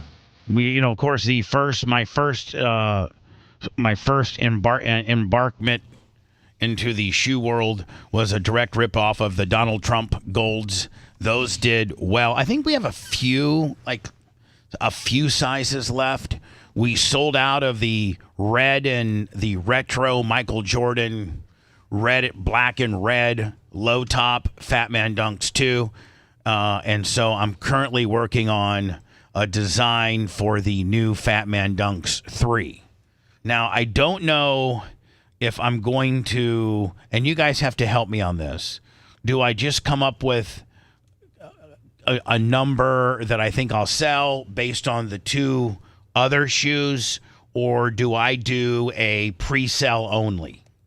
And do you think, I think the pre-sale only is probably the safer bet financially, but it's going to be probably 3 or 4 months before you get them.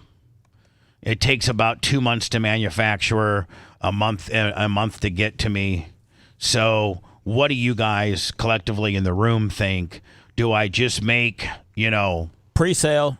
You say pre-sale? Absolutely. What if you did a pre-sale and the pre-sale is like a small discount for the pre-sale, and then you look at the numbers and then just order a little over those numbers? So let's say we pre-sold 300. Yeah. Okay, then order 4. And I order 4. And you just go off of and the pre-sales are 129, but when we get them, they're 149. Yeah. The ones that we have left. Yeah. Something like that. Yeah. Seth, would you be good with that? Yeah, because that's fine. Because we would probably we'd make money on the pre-sale so that we could order the extra 50 or so. Then we know we're not going to get stuck with them. But they come with a premium. They're going to be a little bit more. Yeah, I get that. Do you have some design inspirations already? I do. I just don't want to show them to you. Okay. I mean, I could show them to you, potentially privately. Oh, you just don't want to publish them. Right. Understand. Hello. Hey, good morning, guys. Hey. Good morning to you. 813-90-BUBBA, the studio lines, if you're courageous enough to call in. I'm one of the very few that don't really solicit phone calls a lot. Most radio personalities have to have calls in order to have substance. I don't. I have brilliant people that work with me, make me look good, and that's the premise of the program. So what do you got for me, buddy? I'm very sorry, man. I was calling in about the NHRA tickets. Oh, I didn't think I'd get right through to you. No, you got right through. I'm not. I wasn't going to give them away this early, but you look like, because you are taking it upon yourself to call, that you would be a guy. See, the worst thing I hate is when I get a winner and then they don't show up. Yeah. So. Oh, I hate that. Yeah. I follow you, man. Couple things. One, yes, I got 2 tickets for you. 2, do you have any Bubba Army merch? Because I'm not making you buy any, but it would be kind of cool that if you would go to my store, Bubba Army merch, Bubba Army shop, Bubba Army, store, merch, and shop. Yep. Bubba Army store, Bubba Army merch, Bubba Army shop, so that because I'm going to be driving around between Tony Stewart. This is the 3 places I'm going to. I'm only going to be one of 4 places at the Gator Nationals. You ready? I'm going to be at the start, at where the launch line when Randy and Tony and Ron Capps go up. I'm going to be there. And when I say Randy, I mean any Skag car, and he sponsors a whole bunch. 2, I'm going to be at Tony Stewart's hospitality hauler, getting free food. 3, I'm going to be at the Skag hauler, getting free food. 4, I'm going to be at Ron Capps's hauler, Lummy, getting free food. So much for the concession stand? Well, yeah, Dan, why should you? I was going to say, let's go be at the concession stand. The NHRA is built upon taking care of their sponsors. And then my 2 other additional places that I could potentially be at would be at the Skag. They have a big display, unit there. They have a big display, a big display that'll show you, the brand new Windstorm, the brand new Turf Tiger, the brand new remote control, highly sloped bush hog they got, the brand new Jackal stand behind, skid steer. So I'll be there, or I'll be at Tony Stewart's merchandise trailer, because that's where Gooch will be. Now, do you have any Bubba Army gear at all? I'm a little embarrassed, Bubba. I do not. Well, I do not, man. I followed you since day one on 98 Rock, and I'm a little embarrassed. You don't even have a hat. You don't even have a shirt. Nothing. Nothing, brother. I'm embarrassed. Do you have the financial means to buy a hat? I do, absolutely. Yes, sir. Okay. So, what's a hat cost? $19 on the website? I think $20. I saw one for 10 yesterday. Yeah, no big deal. That's not a big deal. All right, so I got you. Wait, are you forcing him to buy a hat, Bubba? No, I'm not. No, I'm not. No, I'm not. Shaming. No, I'm not. I said if I'm going to give you these, sure if I missed something. If I'm going to give you these 2 tickets, it'd be, and I'm sure that we're going to end up bumping into each other. That it would be nice for you to have, be repping your Bubba Army. And I ask anybody that goes to the Gator Nationals to rep your Bubba Army. Yeah, if you don't have merch, just carve it into your skin. And here's the deal, man. When you rep your Bubba Army and you walk up to Ron Capps or you walk up to, Justin Ashley at the Skag dealer, or there's a lot, there's a lot of people that work for NHRA or in the NHRA world that knows, familiar with the brand, and it certainly won't hurt you, my friend. So listen, I'm going to put you on hold. Lummy's going to get some information from you, including your credit card. No, you send us a receipt from the store, and we'll get you the tickets. No. Including what day you want to go, your phone number, and your email, and I'll have the NHRA people get a hold of you, and I got 2 tickets for you. And would you need 4 tickets, or do you just need 2?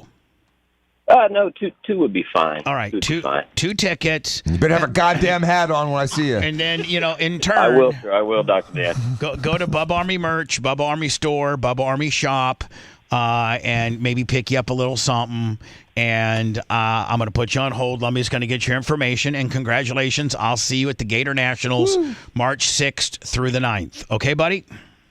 I'll be honored to. Thank you so much, Bubba. Love the show, guys. Oh, yeah. Bring earplugs. You have no idea how violent this is. Oh yeah. I'm an old drag racer. Yeah. Okay, buddy. Thanks. Perfect. Dan, make sure you get his credit card zip code. No, none of that. Dan, you've never been to this, have you? No, I have not seen a drag race. You're right. I have not. We almost had you. I almost had you there one year, and it last year I think it ended up being like a family deal, or something like that. It coincides with my daughter's birthday. That's why it's always hard. March is tough because she's born on the 14th, and so everything's like My mom was born on the 11th. Oh, sweet. And St. Patrick's Day is on the 17th, and I could just jump in here and say, "Wow, we all have a lot in common." Yes, we do. Are you a big St. Patrick's guy, Seth? No. I actually went to Ireland two years in a row when I worked at 97X because Guinness paid for us to go for St. Patrick's Day. They offered every radio personality in America that trip. Yeah. I wasn't highlighting I was special or anything. I did get to go. So I mean, it's not like I celebrate it, but I understand it, and it probably means more to me than any other meaningless holiday. To me, it means about to start the Final Four. It used to coincide with the Duke spring break. Had St. Patty's Day in the middle of it. So NFL free agency is going wild then. Right. I like to go to a Mexican bar on St. Patty's Day, and I go to an English bar or an Irish pub on Cinco de Mayo. Fox News alert, this just in, out of Hartsfield Airport in Atlanta. A brand new video showing a smoky cabin of a Delta flight. Passengers on a Delta flight from Atlanta to South all seem very, very calm. Carolina were forced to evacuate. All right, hold on. Plane's on fire. I'm screaming. Hold on. Atlanta to South Carolina. I mean, what is that, a 12-minute flight?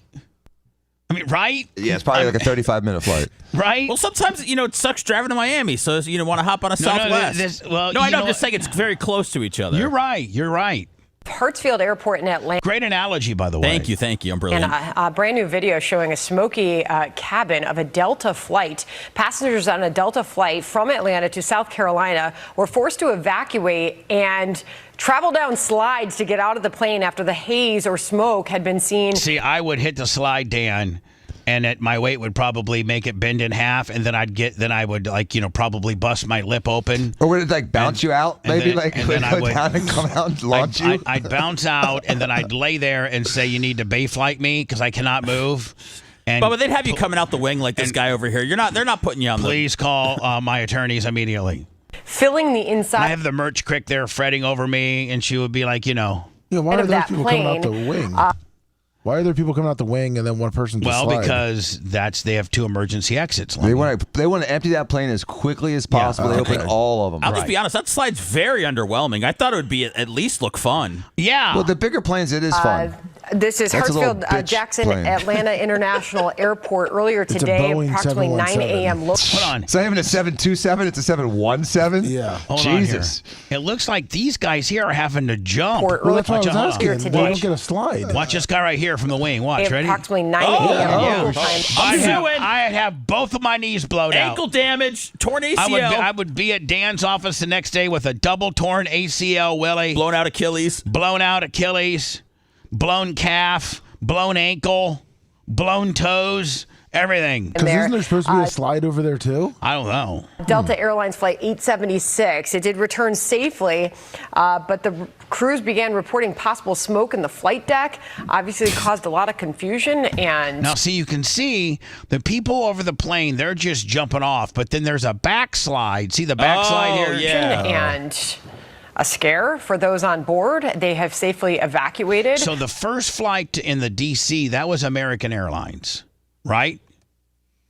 The D.C. I think so, but I'm not certain. No, it might have been Delta. Oh man, was it Delta? Because they were offering each passenger $30,000. We'll go back and look here in a minute. But John, we report this in a string of airplane and airline incidents. Now, again, this isn't Donald Trump's problem. This isn't Joe Biden's problem.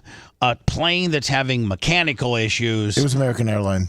Okay, it was American Airline. So I don't want to hear anybody say, "Oh, okay, this is Joe Biden's Listen, I call it like it is. This is Joe Biden's lack of hiring the right people, and there are 1,000 people down on air traffic controllers. Air traffic controllers don't control when the air cabin gets filled up full of smoke. I'm sorry, that's not their problem. Are these just? These are just. Is it all a coincidence? I think so. We're just. It's happening every day. Unless the Delta or a lot of times these airline companies, they've now gone from having Delta-specific mechanics, Spirit-specific mechanics, Southwest-specific mechanics, to now they have a service that services all of them. Really? That Yes. changed over the last few years? Yes. I didn't know that. That's significant. That's a substantive change because. And so they have hubs of different levels of what you need done. Huh. And so this has nothing to do with other than they're trying to save money by, instead of having Delta having 100 mechanics in Tampa, there's 50 mechanics in Tampa, but they service all airlines. And so, So do you think that by nature sucks because they don't know the specifics of the airlines as well? I think so. So yeah, get another and this one. isn't a wreck. This doesn't go down as a wreck. This is not a wreck. It's not a wreck. It's just an early landing. This was. I don't even know that they determined what it was. It's another incident on a plane. During the Biden administration, I believe I heard there were 52 actual air wrecks. And so that's one every 4 weeks. And now they're just highlighting it more. But it's only been, 3 months since the election. And so you would have thought there would be, 3 wrecks. 3 months. Yeah, November, December, January, February, 4 months since the election. No, but you can't put since the election. You have to go since the inauguration because Trump wasn't in charge for those 2 lame duck months it took for him to be in charge. So he's been president for like 5-6 weeks. He's been in office about 35 to 40 days. Yeah, it's like 40 days. So what happened from November 5th to January 19th isn't on his tab. True. And so, at the end of the day, I think that the American Airlines Washington D.C. helicopter deal was Joe Biden's fault, and I think that the upside down at Toronto wreck was pilot error. And, I thought it was maybe airport grooming error because they had the snowbanks on the sides and the wings hit the snowbank. Nope. And even if it was, that's a maintenance issue with that airport. That's not a president-specific problem. I mean, Joe Biden didn't have first of all, it's in a different country. Yeah. Joe Biden didn't have I'm going to tell you, I only want the snowbanks to be moved back so many feet. No, has nothing to do with him. Right. Nothing.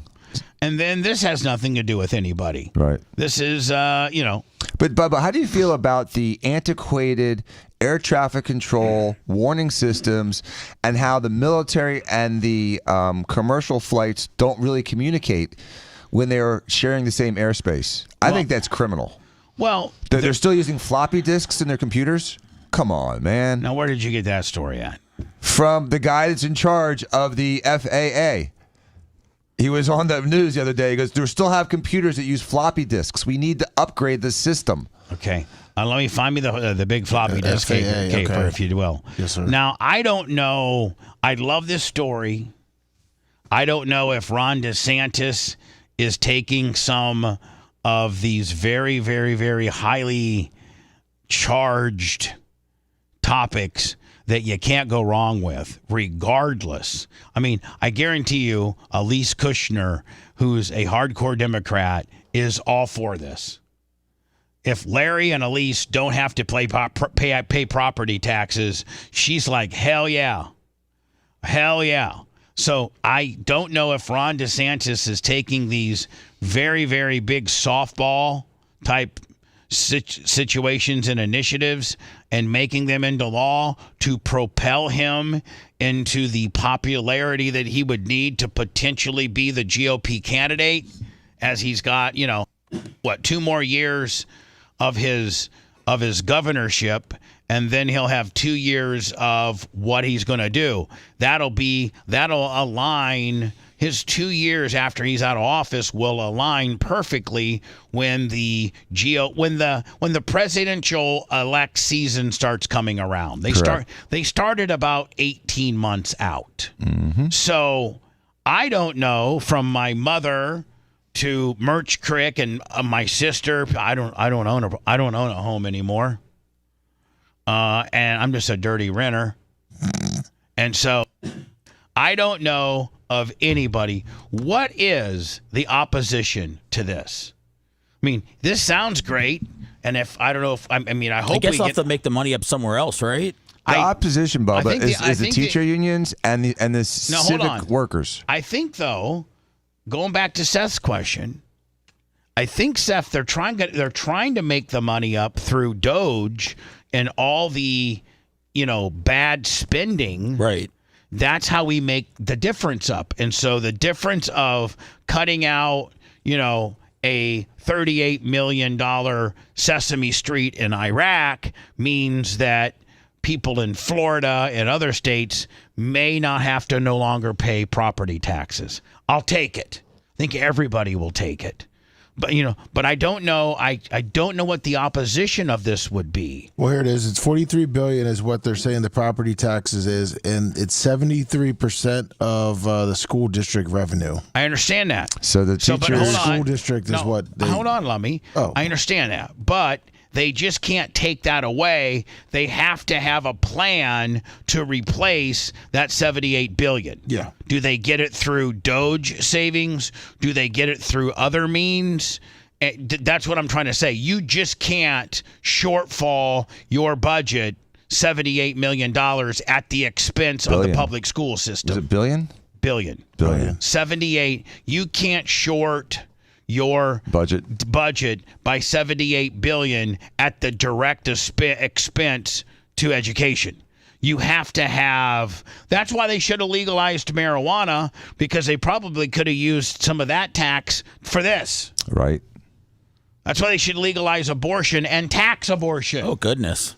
Legalize abortion and tax it. $200 a kid. I don't know if that's going to make a lot of money, but the weed would. The weed would have made a ton of money. And by the way, gambling in Florida was supposed to supplement the tax burden to help fund the education department. What happened with that? Why are we still having taxes go up if we're making literally billions of dollars for the state with gambling revenue? Because, Bubba, it's a shake and jive. And so they move it, they slide it to a different area, and it gets sucked up. And that's what's going to happen with all the money they save from Doge. It's going to get ate up. We ain't getting no checks. It's not going to go down to cut the deficit. It's just going to be redirected to some other asshole. Maybe we don't get any checks, but maybe we get our property taxes waived. That would be nice. And even if they cut them in half, but a lot of the property tax is going to local municipalities for like your garbage. I know. So how can they get that one knocked out? And your wastewater, right? And your street department, and your school bus department, and your school system, and your park department, and your police department, and your fire department.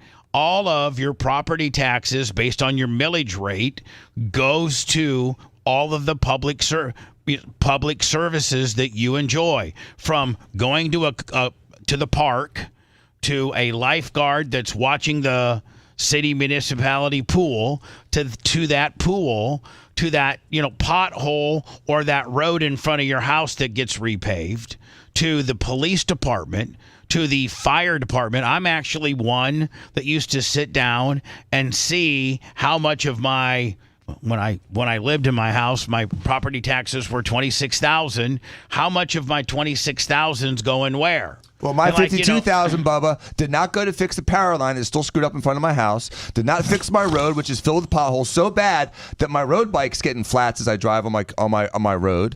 I don't go to public schools. The trash sucks because they don't pick it up all the time. And during the hurricane season, they barely picked it up. I had trash piles bleeding into the street in every neighborhood in all of South Tampa for 3 months. Thanks, city. You guys are doing a great job with my tax money. Appreciate it. I'm not blaming Jane Castor by herself. I'm blaming the entire structure. That's right. Subject their citizens to higher taxes, such as higher property taxes, to pay for these spending habits. And here's the thing I think Ron DeSantis could better himself, because this sounds great. Let me reduce or eliminate your property taxes. And I think he goes on to say that you have a home, maybe you bought it outright, but you never, or you have a mortgage on your home or whatever, but you never really own your home. You have to always pay that yearly VIG to the municipality as if you're renting that land. Yep. And I 100% agree with him. The only thing that he could do to solidify and make this completely ironclad and believable was to give us some sort of idea as to where you're going to supplement the 76 to 78 billion dollars that you are now waiving as property taxes. Where is that going to come from? They're saying that the sales tax, because it's $48 billion is what would be cut, and the sales tax in 2024 was $36 billion. So they would raise the sales tax, possibly even doubling the sales tax, which then would make up. Doubling the sales tax with regards to what, durable goods? Yes, to 12%. Because we don't have a state sales tax. Correct.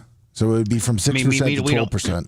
So we don't have a state income tax. We have a state sales tax. All right, so that's what I'm saying. So we don't have a state. So you're like saying that candy bar that you're buying, instead of getting taxed 6%, it's now getting taxed 12%? Yes. It's already 7+ in Tampa. You know what, though? Here's the deal. I don't have a problem with that, because if you don't buy a lot of stuff, you're saving a ton of money. But, Bubba, here's the problem with that. People argue, and I don't know if it's a valid argument or not, but they absolutely argue that when you do that, that differentially hurts the poor people more, because they can't buy their Snickers because it's going to cost them that extra 5 or 6 cents. And they're saying that type of tax, a consumption type tax, is unfair to the poor. Yeah, but what it But does, I understand. But what it does do is that guy like you who buys that $400,000 Ferrari and it's that much more doesn't deter you from buying it. It just adds to the tax code that much more. You're going to buy that Ferrari whether it's $400 or $480. I understand your point too. Yes, So- and so- they're still getting my money. They're Right. still getting the money, but Right. it doesn't irritate me as But much. guess what? You're not right. You're not stroking out a $53,000 bill once a year for your property taxes. That bitch is scot-free, which might actually make you buy 2 Ferraris. It would help the economy. It would Yes. stimulate the economy, and you want to be frugal and don't spend a lot of money, then you're really ahead of the game. You're not paying property taxes, and you're not buying a lot of stuff. There's a lot of people who don't buy a lot of stuff. I don't buy a lot of stuff. I buy groceries and gas. That's all I buy. Yeah. And any time I go out to dinner, Lummy, it's because of the Great Bubba Army and the Longhorn gift cards they've got me. The stockpile. Or my sister pays for it. Property taxes, it's like you buy a home you buy land, maybe you buy the home outright, but maybe you pay off a mortgage over 30 years. And then, okay, you've paid off the mortgage, you bought the land, you've been taxed many times. And it's true. You've been taxed now for every year that you've owned that home. I think you paid tax when you bought the home, did you not? You paid income, but no, you don't. There's no sales tax when you buy a house? No, I don't believe so. But every year you've owned that home, you've scratched out a property tax deal. Yep. Because if you don't, they lien your property and take it. It's like, is it your property or not? Just for being on your property, you got to write a check to the government every year. So you're basically paying rent to the government to live on your own property. And our homestead exemption is not $25,000. It's so insignificant now. It doesn't even really matter. Not strong enough to help these folks because the property gets assessed so high. And that's the thing. And listen, this is the Ron DeSantis I love, because he says, so they come in and they assess your home at $700,000. Well, it's not worth $700,000 until somebody's ready to stroke you a check for that. Yep. It's not worth what they say it usually is worth, and it's only worth what a person's willing to pay for it. Right. So my house isn't worth what the estimate was, which drove my deductible up. It's crap, dude. That's right. They're all fake numbers. If you buy a home for $300,000 and you know there's certain tax, well then what? 10 years later, they say it's worth $700,000, and so and they say, there's homestead stuff that helps protect you to a certain extent, but you're paying more. And a lot of people can't afford that. So I think that that's a big issue. And I know we're going to be really looking at ways to bring people relief from that, because I think it's been really something. And this is all part of Doge. Let's not pull the wool over our eyes and think that this isn't him, really having his marching orders and making Doge, the federal Doge situation, a state Doge. This is, you know what this is? This is a state Doge, is exactly what it is. He references Doge in it. That's pinching a lot of homeowners, particularly seniors on fixed income. But the reality is people have seen, and this is not the state, we don't control this, we've not allowed any of that stuff to happen. We've been cutting taxes, but people have seen their property tax liability go up over these last years because the property is being assessed higher and higher. And the reality is this is the best. This is the best. And listen, I've had my love affair with this guy, and then I didn't. I'm starting to kind of like him again. But what he's about to say should resonate and is very true. You don't really know how much your home is worth until someone offers you money and is willing to pull the trigger on a sale. That's how a market works. You can say it's worth this much, but if no one's willing to come and offer you that much, then why should you pay taxes on that amount? Bingo. Common sense, man. Bingo. And so here's the beautiful thing. So many, Bubba, as a business owner, you know that the two ways to make your business do better is you increase revenue or you cut costs. Or you fire people.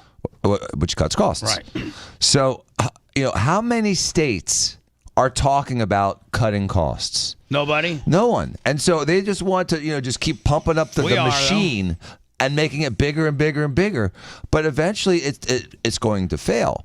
And the only way to keep a successful business is every so often you have to audit the business, determine where money is being wasted, and become more efficient. This is just basic how to run a business. And why people are up in arms over this only tells me that they're worried because they're really enjoying some kind of BS scam or loophole that this may close. And they're getting free money for nothing, and this is going to cut it off. And those people, you know what? I don't care. Bitch all you want. Because like Elon Musk said, the people that bitch the loudest are the biggest fraudsters. A lot of things that need to be done with that. But as part of our Doge initiative, our state task force will look Doge initiative into local government expenditures by utilizing publicly. I got an article to play from Trump where they think, I don't know what the number was, but there's all these people that work at all these federal agencies that may not even be going to work and may not even be working. And during the Biden administration, they just signed up for these $100,000 and $130,000 jobs, and they're not even working. And I think Elon Musk sent an all email out to every federal worker saying, "What did you do last week?" Mm-hmm. And a lot of people can't answer that. A lot of people are upset, and they said they won't answer it because it's offensive. Really? Yes. Yeah, you're an employee, but you can't describe what you did to get paid for last week. How DEI and soft ice cream are we that if you're the head of the government, the commander in chief, sends a letter, or his guy that he's put in charge of this particular department sends a letter and just says, "What did you do last week?" And you're offended by that? It's going to be interesting. Listen, we've only just begun. We're 46 days into this whole shakedown. We've only just begun. I mean, I think they're going to find. Well, first of all, didn't Trump have a new rule now where you have to go to work? You have to go to work. There's no more working for home. Yes. Yeah, I think there's no more working for home. Yeah, they want to bring him back in. No more working for home, which I like. Right, because no one's doing 8 hours at home. But not only that, but like if you're working from home, you might have a supervisor that can watch you. Or can keep you better motivated. So I think there's no more working from home, and they're trying to wade through the how many people are actually working. Like out of 100 and I think the story was, there was before Biden's administration, there was like 80,000 millionaires that worked for the government. Now there's 160,000 millionaires, and they can't quite figure out where that's coming from. I sent you, from my favorite Jesse Waters. He covered it on his show, and then he also had an employee that went on CNN to talk about how offended they were about the email. Went on CNN? Yes. Can you find me when I go to Words? Yeah. Because I also got the Alex Stein Primetime 99 went to remember a couple days ago when we talked to him and he had just gotten back from New York? Yeah. And he really, really, really got up their ass. And then one woman on the council started really engaging him. Did you see that? Yeah. We'll play that next. And then if you can give me the pickup points. It's pretty much the start of, for the story, it's the start of the show. It starts from the beginning. Do I got to run all 11 minutes? No. Oh, okay. It's pretty much like the Seth first will 2 go minutes. crazy. He'll pull his hair out. Yeah, and it's first 2.5 minutes. Plus, Gooch got your breakfast. Gooch got? Yeah, it's here now. Really? I was going to bring it in for you. The great Gooch Patterson, Jeff. The great Gooch Patterson, suffering in silence with him with Seth Kishner. We've got 2 breakfasts coming then because Weeze bought us breakfast also from what is it? What's the diner that we go to? Metro Diner. So we got from Gooch on Metro Diner too. Damn, I'm glad I didn't get a protein shake today. What the? Oh, Lummy, well, we got to put half of it in the refrigerator and heat it up tomorrow. Of course. All right. If you love that segment, then check out BubbaArmyHQ.com and do a deep dive on past shows. The Bubba the Love Sponge Show will be right back. Be on the lookout for the next drop. Yeah. What the hell? I know, what the fuck. Did we mention that we were hungry? No, I don't think we did. Did we panhandle for any food? No. I know that we're not looking, we're not rotting away, you know what I'm saying? I mean, we don't look gaunt. Yeah, we're not gaunt. No. We're not gaunt. I don't know what it is. When it rains, it pours. Hey, Sandy, you want pancakes? Let me take There's a fuck ton of food. Is there? There's a fuck ton. Yeah. I don't want to eat pancakes. Well, if this door slams, it's because my hands are full. Sorry. I got it. Fuck yeah. I was thinking how hungry I was. And I didn't want a cold shake because I didn't want to get cold. No, I didn't see that one yet. But you have your ketchup, right? Yeah. There's a lot of stuff, so I don't know which ones you I want. don't know if I can eat all this. He's got you bacon. Oh my God, look at the bacon. There's the bacon. Biscuits and gravy. Why did Gooch do this? Because he says he loves you. I love him more. He's suffering in silence. And eggs and hash browns. Say that for tomorrow. I'll put this in the fridge. Oh my Lord. Actually, you know what? Yes, sir. I'm gonna have you put it all in the fridge. Okay. Except for the bacon. I'm gonna do one bite. I'm gonna eat this for my lunch. Okay. Let me just do one. You want to plate for just one biscuit? What's that? You want to plate for just one biscuit? No, I just want to do this. All right.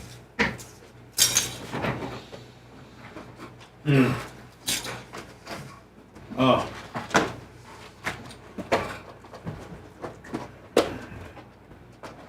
Thank you so much. Gooch is the man. Thank you, Gooch.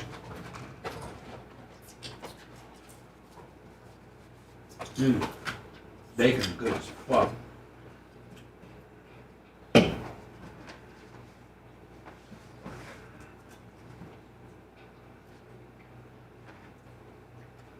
Thank you, Goocher. I can't wait to see you. But eat sweet, so I taste sweet.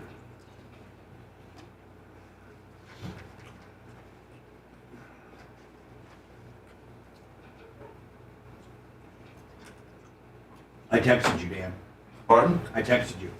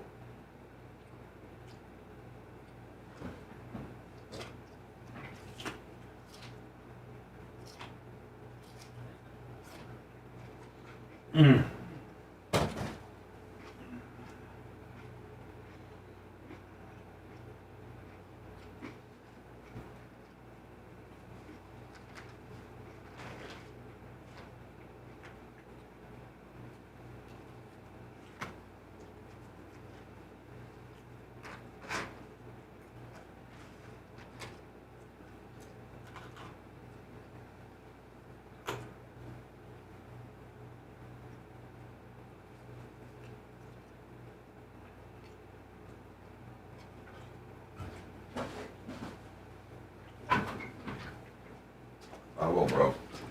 Thank you. I mean that. I know. I've been there before. I know.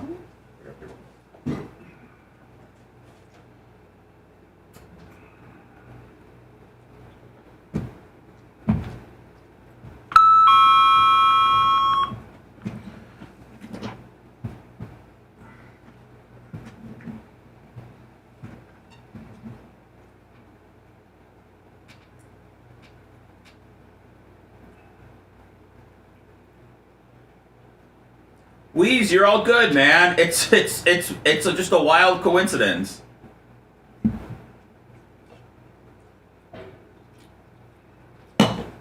Trust me, no food goes uneaten around here.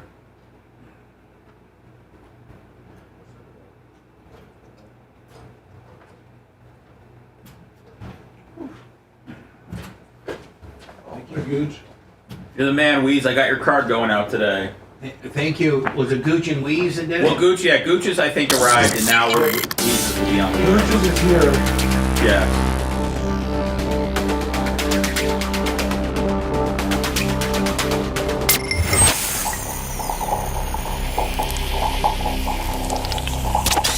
Broadcasting live from the Aquabedo studios. Aquabedo.com/Bubba. It's the Bubba the Love Sponge Show.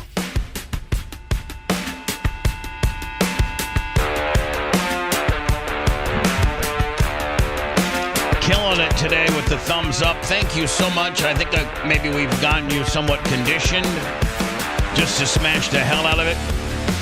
Thank you so much. Nearly 1,300 live. I think Rumble's over at G-Ball. And almost 900 thumbs up on YouTube. Make sure you subscribe and get notifications on our YouTube channel. Be looking for my chest mount because I want to go live from the Bubba Ocala Speedway Rock Quarry. I can't wait. As I'll probably be either I'll probably be working the skid steer to get the rock out of there so it doesn't build up too much.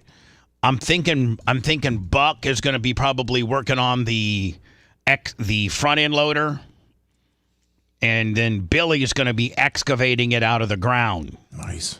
And listen, when you got guys like my buddy Michael from Synergy Equipment, and you got guys like Power Screen of Florida, and they're lending you this stuff, for mentions and for promo.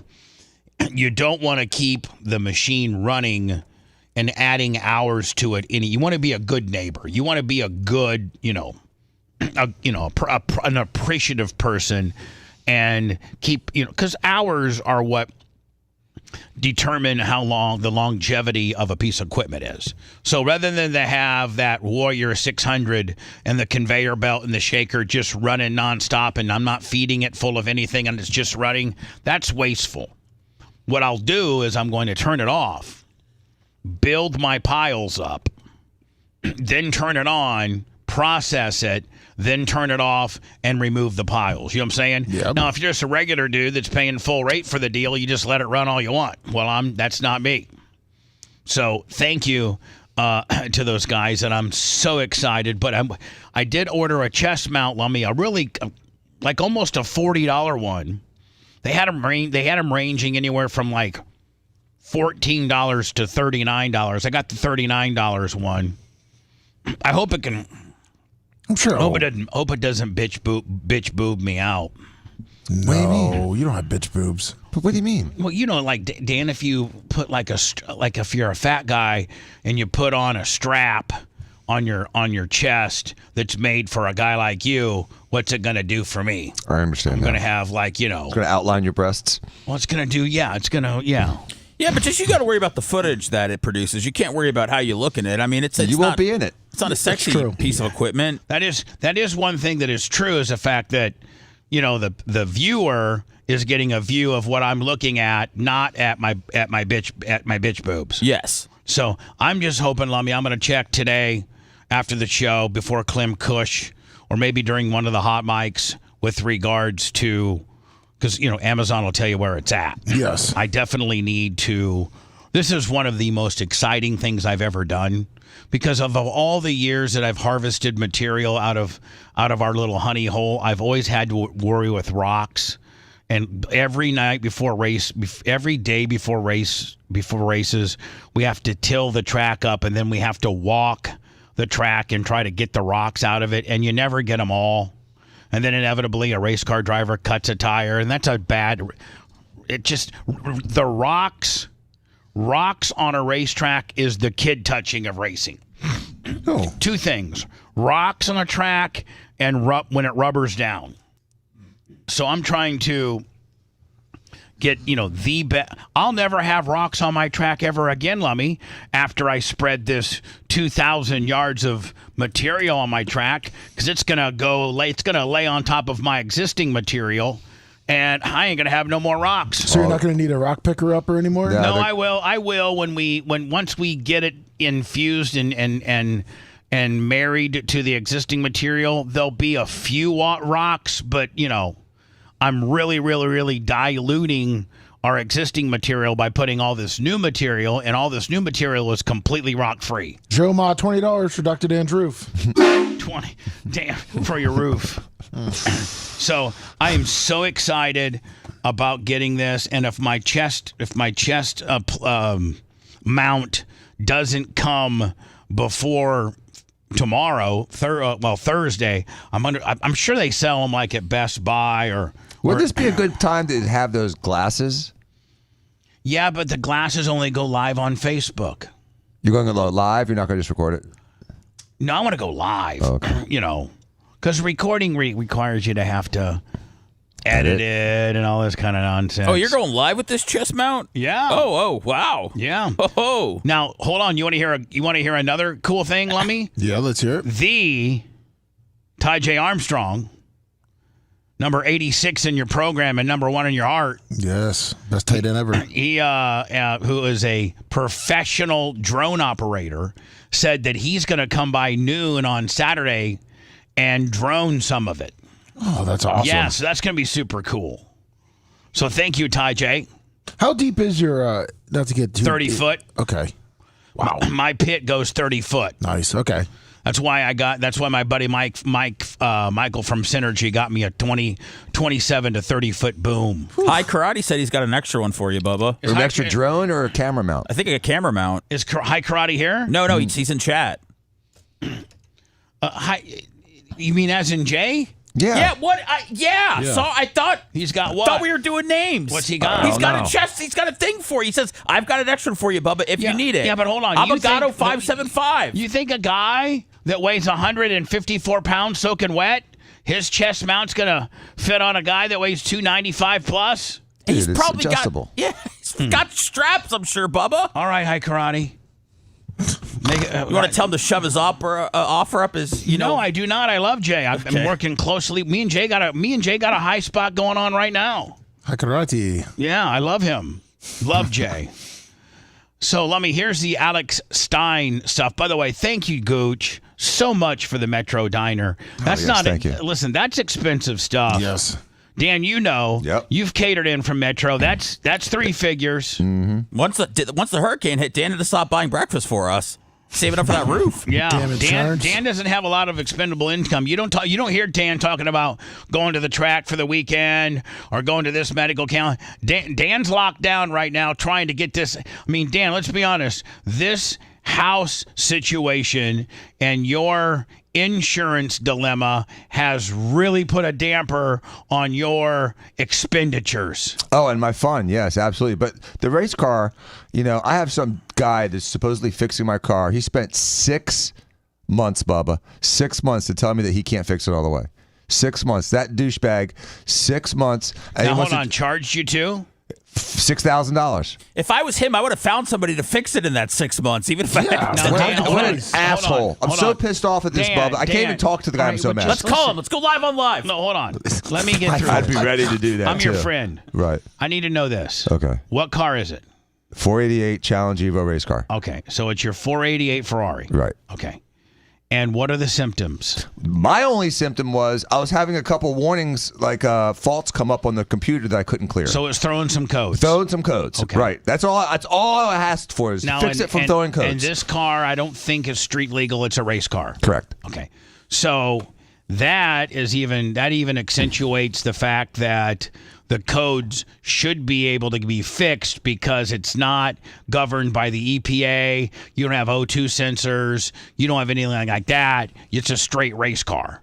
You know what I'm saying? I know it has. I know it's a Ferrari and it can throw codes, but it's not anything to do with O2 sensors, catalytic converters, things like that. Right. A race car, usually you can fix anything in a race car because it's not street legal. It's just you just got to get it to run correctly. So it's throwing codes at you. Mm-hmm. What kind of codes? It's a faulty TPMS. It's the same kind of crappy code you get in a regular car. All right. ABS failure. Okay. Just things that you should be able to just hit a button and clear. Well, okay. And so he takes it, and says, I'm getting retraction texts from Jay, so I'm going to be a little softer than I wanted to be. All right. Jay's, you know why? Can I tell you why? Why? Because he's occasionally works on Jay's car too. He hasn't touched Jay's car, and I doubt he will. But Jay doesn't want me to upset people there, so I'm not going to be as animated as I want to be. But the car sat for 3 of the 6 months. Nothing was getting done. Is there a particular service or business that you take your race cars to get fixed? Yes. And is it beyond what Terry can do? It's beyond what Terry can do, which is usually mind-boggling because there's not a lot that he can't do. Right. And so he can do 90% of the stuff, but this is the 10% that he couldn't do. And this guy assured me he could do it, and for 6 months did nothing. So I'm really pissed off because I haven't been able to use the car, and I'm still back to square one, except for $6,000. Now, is there other people? Jay, listen, I'm not naming any people, so you don't have to keep defending anybody, all right? Jay, I'm pissed because I got screwed. Hold on. You ready for this? We're mad at Johnny Race Car. Yeah, okay? I'm mad at Johnny Race Car. There you go. Yeah, but Dan's got enough anger to go around. Hold on, Dan. Johnny Race Car Fixer. Right. That's very vague. Nobody knows who the hell it is. Mm-hmm. We've not mentioned any names. We've not mentioned any businesses. We've not even thrown. It's Johnny Race Car Fixer. Mm-hmm. That's who it is. It could be anybody in the world. So you're mad at Johnny Race Car Fixer because Johnny Race Car Fixer tells you, you give him the symptoms, and he says, "Oh yeah, I got that." So 6 months down the road, and I'm assuming, I don't know how much money, but some money down the road as he's analyzing this and going through the various codes and stuff. And again, Jay, I know how to navigate through a landmine of potential slander, defamation, and pissing people off. So I'm going to keep it very vague. Dan's just going to answer questions. So Dan, as he's navigating through the potential issues, you're getting probably reports back from Johnny Race Car Fixer. Okay, I'm working on this, I'm working on that, and I'm assuming that's costing you money. Yep. Okay. So Dan, I'm basically like I'm deposing you, and you're just answering questions. So as Johnny Race Car Fixer is fixing your vehicle and you're paying him money, never, I need to ask this in question form, did he ever allude to the fact up until recently that Johnny Race Car Fixer could not fix this issue? Nope. And so approximately how long did Johnny Race Car Fixer have the car and you were under the mindset that it could be fixed? 6 months. Okay. And up until how recent did Johnny Race Car Fixer notify you that you're out of luck? Last week. Last week. And what did Johnny Race Car Fixer say? Paraphrase it, please use no names. Sorry, I can't fix it. And did Dr. Dan Diaco blow a gasket? I was supposed to have a phone call with him, and I still haven't had that phone call because I'm too angry to have that phone call. Okay. May I suggest one thing? Sure. That you have that phone call with Jay as a conference call. Sure. That's what I would.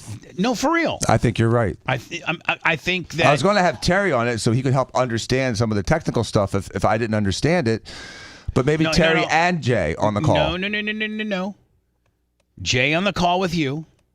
And then you ask Johnny Race Car Fixer, can we send our guy there, same's Terry, Preferred Automotive.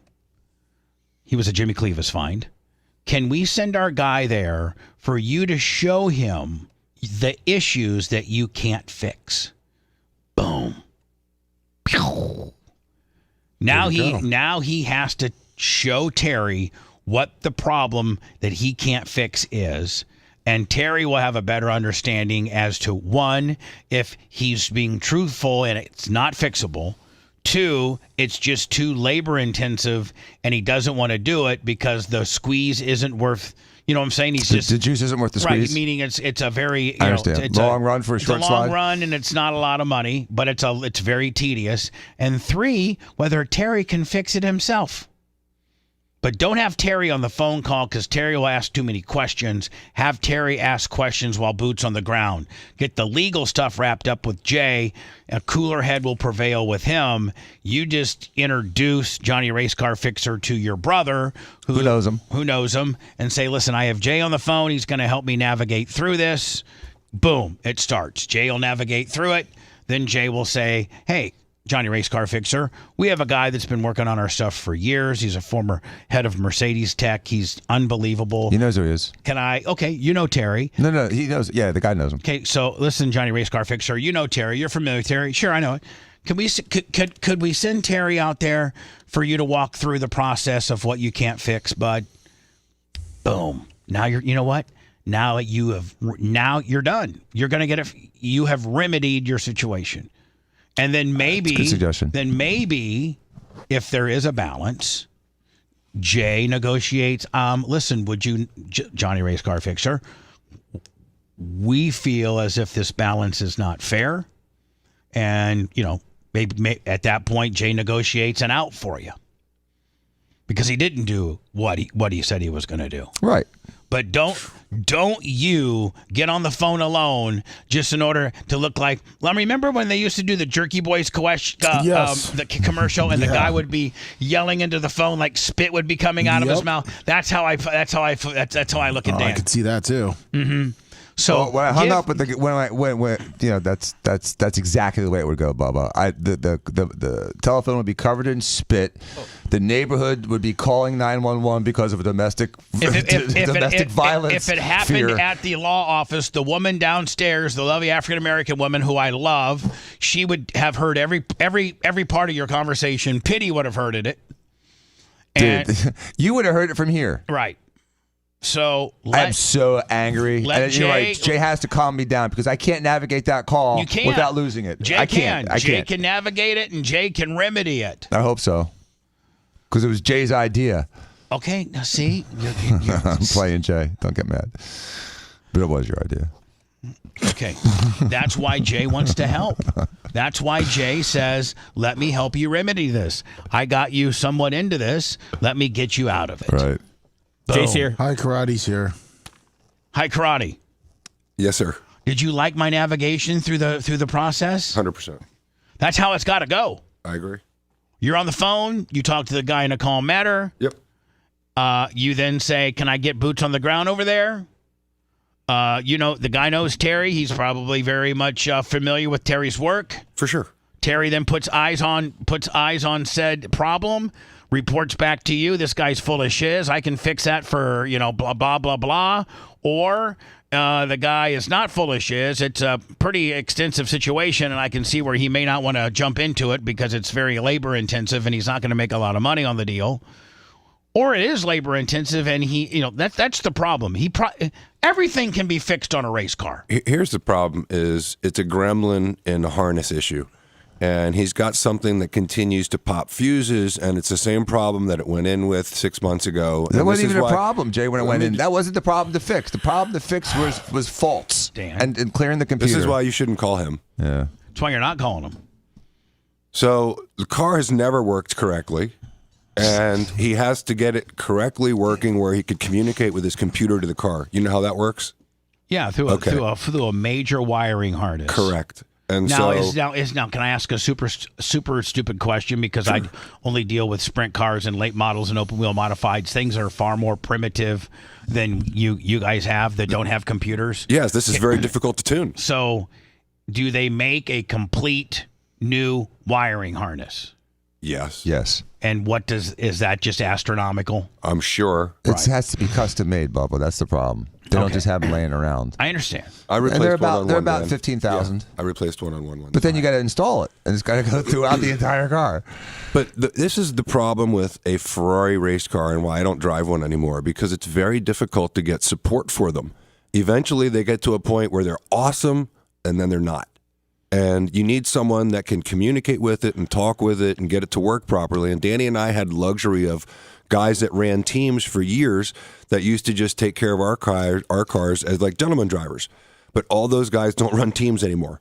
And so we don't know anybody that has the Ferrari special knowledge to do this. And this guy was trying to help. Right, he did. He claimed to have the knowledge, and he didn't, Jay. So I got bamboozled. You're just so angry. Jesus, I am angry. Danny. Don't be angry at me. I'm not angry at you. you. And don't be angry at a guy who's not a Ferrari guy that can't fix something that the last Ferrari guy couldn't fix. He claimed he had it. He claimed for 2 weeks. I'm 2 weeks away. I got it fixed. It'll be ready in 2 weeks. He did that to me for 6 months, You know the other problem, Bubba? I told Danny to get his car 5.5 months ago. No, you didn't. Yes, I did. You told me like a month ago. I mean, millionaire problems. Oh, my God. Hey, Lummy, how's that 10-year-old pickup truck running? Oh, it's running great, Bubba. Good as hell. How's the Crown Vic? Seth, how's that 10-year-old Hemi running? Oh, the Hemi never slows down, man. No wiring issues with that bitch, is there? I mean, I'll have to put new tires on it every now and again. Man, my 2019 Ford, this thing runs like a raped ape. Love it. Rich guy problems. It's race car problems. It's rich guy race car problems because race car problems is a guy that's got an open wheel modified and his carburetor is got a hesitation coming through too because his float's sticking. Right now, I'd like to drive one of those Ford LTDs with you, buddy. Oh, you know what? I just got a hold of my buddy JR from K1, and I got a new race car suit being made, and I'm going to maybe borrow Danny's Hans device when I go out and run it. I have one you can borrow, and I do have that harness for your chest. If yours doesn't come in, I have one. It's it's unisized. Okay. Well, if we need to, we can add using extra his string anytime soon. So anyway. Oh, my what? He said you won't use your Hans anytime soon. I could probably buy Dan's Hans for like $20 right now. Yeah. He's so mad. Collecting dust. 6,000. Jesus. So Dan, is that your only race car? Yes. Okay. Now Jay, how many race cars? I think you have 2. I have one proper race car, and then I have a street car that I have slicks for. Okay. So, but you have one. Your proper race car is okay. Yes. Which even intensifies Danny's anxiety even more. Yes. Because you could go out and boss hog, and he can't. Yes. And the thing is, the irony, Bubba, is I tried to buy that car 3 years ago, and I wasn't allowed Jay's? to. I was just going to say that. Yep. And I wasn't allowed to because Steve shut it down? No, No. but Jay shut it down. We And all it turned did. out it was the right answer because I had done my research and determined that was the right answer, that Lamborghinis are easier to run than Ferraris. And everyone's like, you know anything about Lamborghinis, you know what you're talking about. And it turns out I was 100% right. Man, you are angry. I am pissed, Jay. He's You can, mad. can you tell? Why are you mad at me for? I'm not mad at you. He's hungry. I'm mad at a lot of things, and I'm not mad at you, Jay. I say let it out. Thanks. It'll make you feel better, and that way you don't take it out on your patients. And I mean, we're here to listen. I feel sorry for that first patient today. I feel sorry for Jennifer. Dan, you need to go home and get all that laughing gas, my friend. So anyway, Dan, let Jay call the dude. Try to navigate through potentially what the issue. Well, I guess you guys know the issue. It's the wiring harness. Yeah. And has Terry diagnosed it at all? Terry's wanted it back for a while. There's your answer.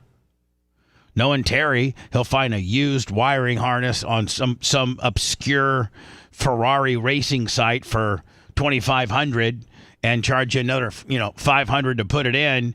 And Dan, you're racing in 3 weekends, my friend. Right. And the thing that's frustrating is, Bubba, this guy was telling me 2 more weeks for like 3 months. Yeah. And so I could have And put by the way, car 3 Terry months even ago. has a flatbed guy that works for him too. Yeah. Oh, yeah. Corey. So Dan, I mean, I think we know you got to you got to take a step back on this whole deal because you're just way too violent on it. Take 2 steps forward, Dan. Lean into it. Any little thing Lean about into this it. whole thing, Dan, triggers you. You know that. This is a very triggering thing. Oh, yeah. He's got a lot going on, and this is an easy one to like transfer out everything Yeah. on. And so, Dan, let me help you. Dan, I'll try to help you. deal with the things that you need to be dealing with this week and moving forward, and this is not one of them. This can be remedied through your brother and Terry. Let them handle it.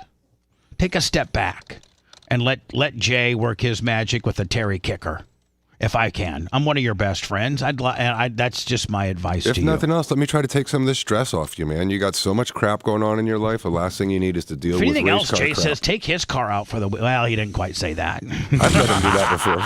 If you want 24/7 on-demand Bubba and the crew, go to BubbaArmyHQ.com. Right now. The Bubba the Love Sponge Show will be back after this.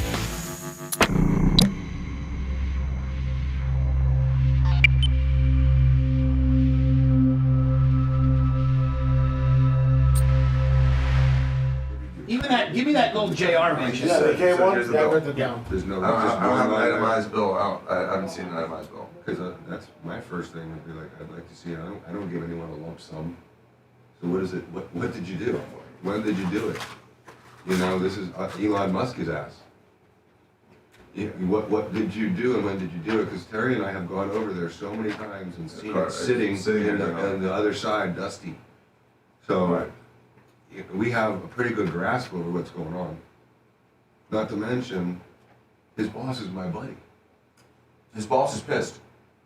At who, you? No, him. Because I'm not the only one bitching about it. His sub. Okay, so Danny, sub- so what do you do?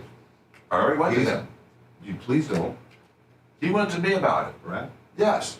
Okay, well listen. And I was very nice about it, and I'm not talking about it. I just gave him I updates. Zero editorialization. Well, I will take care of it with him. I did him a favor yesterday.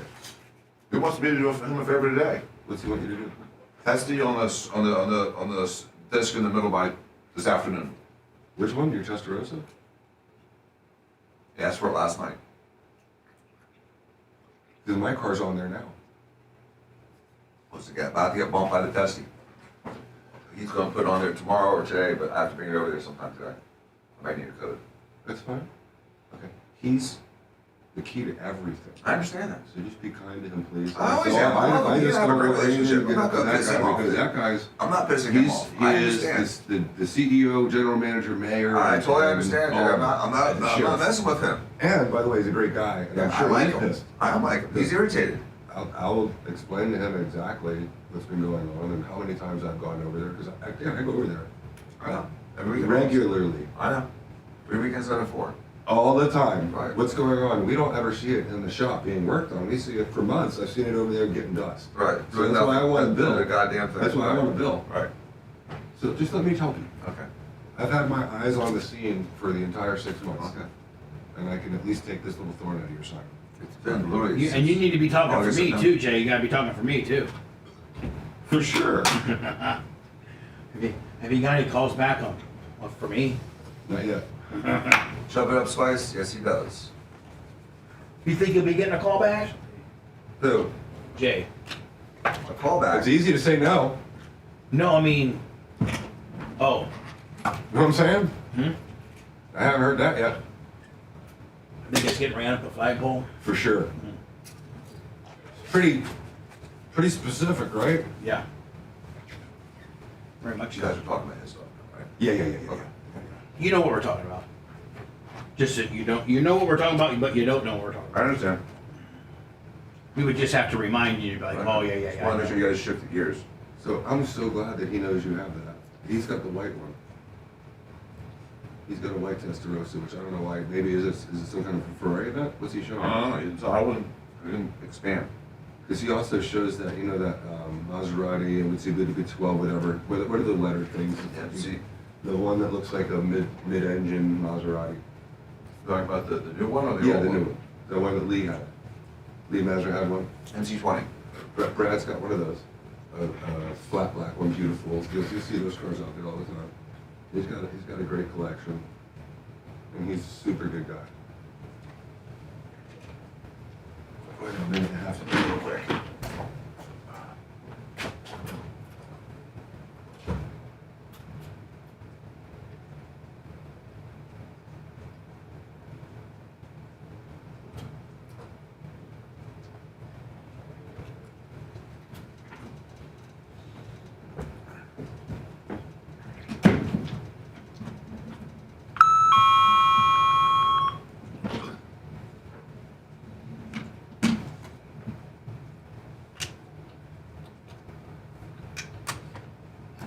Dan Crenshaw said he was going to kill Tucker.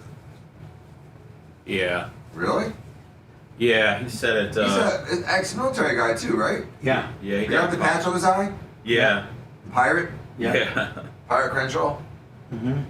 He said he's going to kill Tucker? Said it. How can someone like that get away with that? I don't know. Tucker invited him on the show. And for that he gets a death threat? Oh, I think he invited him after the death threat.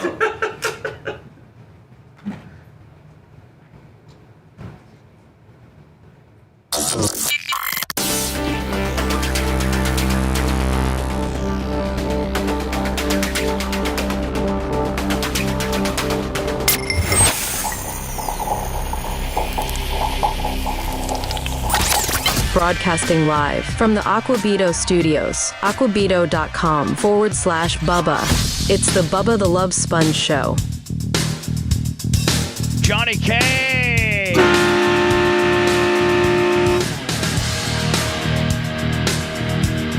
Part of the Indiana sleeper cell of Bubba Arminess, Gooch, Sumo, Larry Plummer, John Costica, Cable Dog. Our second breakfast is here. Wags. Scotty Landers. Hit 1,000. Who? Hit 1,000 likes. 1,000 likes. Who'd you say, Lummy? I said we hit 1,000. Oh, we hit 1,000. And our breakfast is here. I'm sending the Now this is 7-Eleven out. What's that now? I'm sending 7-Eleven for our second breakfast. Oh, you are 7-Eleven. Yeah, that's his name. You know what? I like 7-Eleven. Yes. I think 7-Eleven is Angered by I think 7-Eleven's going to make it. I think so too. I really do. My other situation is it has come to my attention I kind of cut a promo on Merch Crick. She's like, John from Naples has reached out for me, and he's wanted to be an intern since the caveman days, and he's shown screenshots of when he talked to caveman and all this kind of stuff. And I go, Erica, stay the out of my business. Oh, goodness. Chop It Up Spice, $20. And she goes, it's like Pulp Fiction. No, like for real.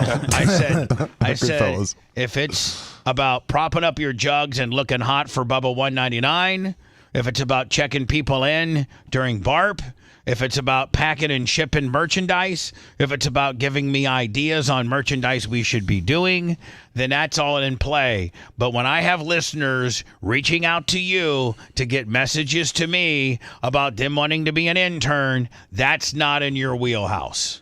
Tell them to contact Lummy. And he has my phone number. She's like, I'm so sorry. I'm like, I'm not being mad about it. Just stay out of my business. So that'd be like Candle sitting down with you, trying to tell you, that she met with somebody. Somebody emailed her today about a case, and you think you would just say, Candle, have them send it to the office. We'll deal with it. Stay out of it. If she suggested an intern for the firm, it would probably go the same way. Yeah. Although if she said like, can my cousin intern? But if her cousin had reached out, consider it. Hold on. But if Steve said it was okay, hold on, no. But if Candle's cousin had been trying for 8 years and had got a hold of an ex-employee of Diaco Law and with no success, and was going to. Well, first of all, John from Naples isn't even related to Merch Crick, so you can't even say Candle's cousin. You just got to say, dude, friend from high school. Yeah, a guy. Yeah, just some dude.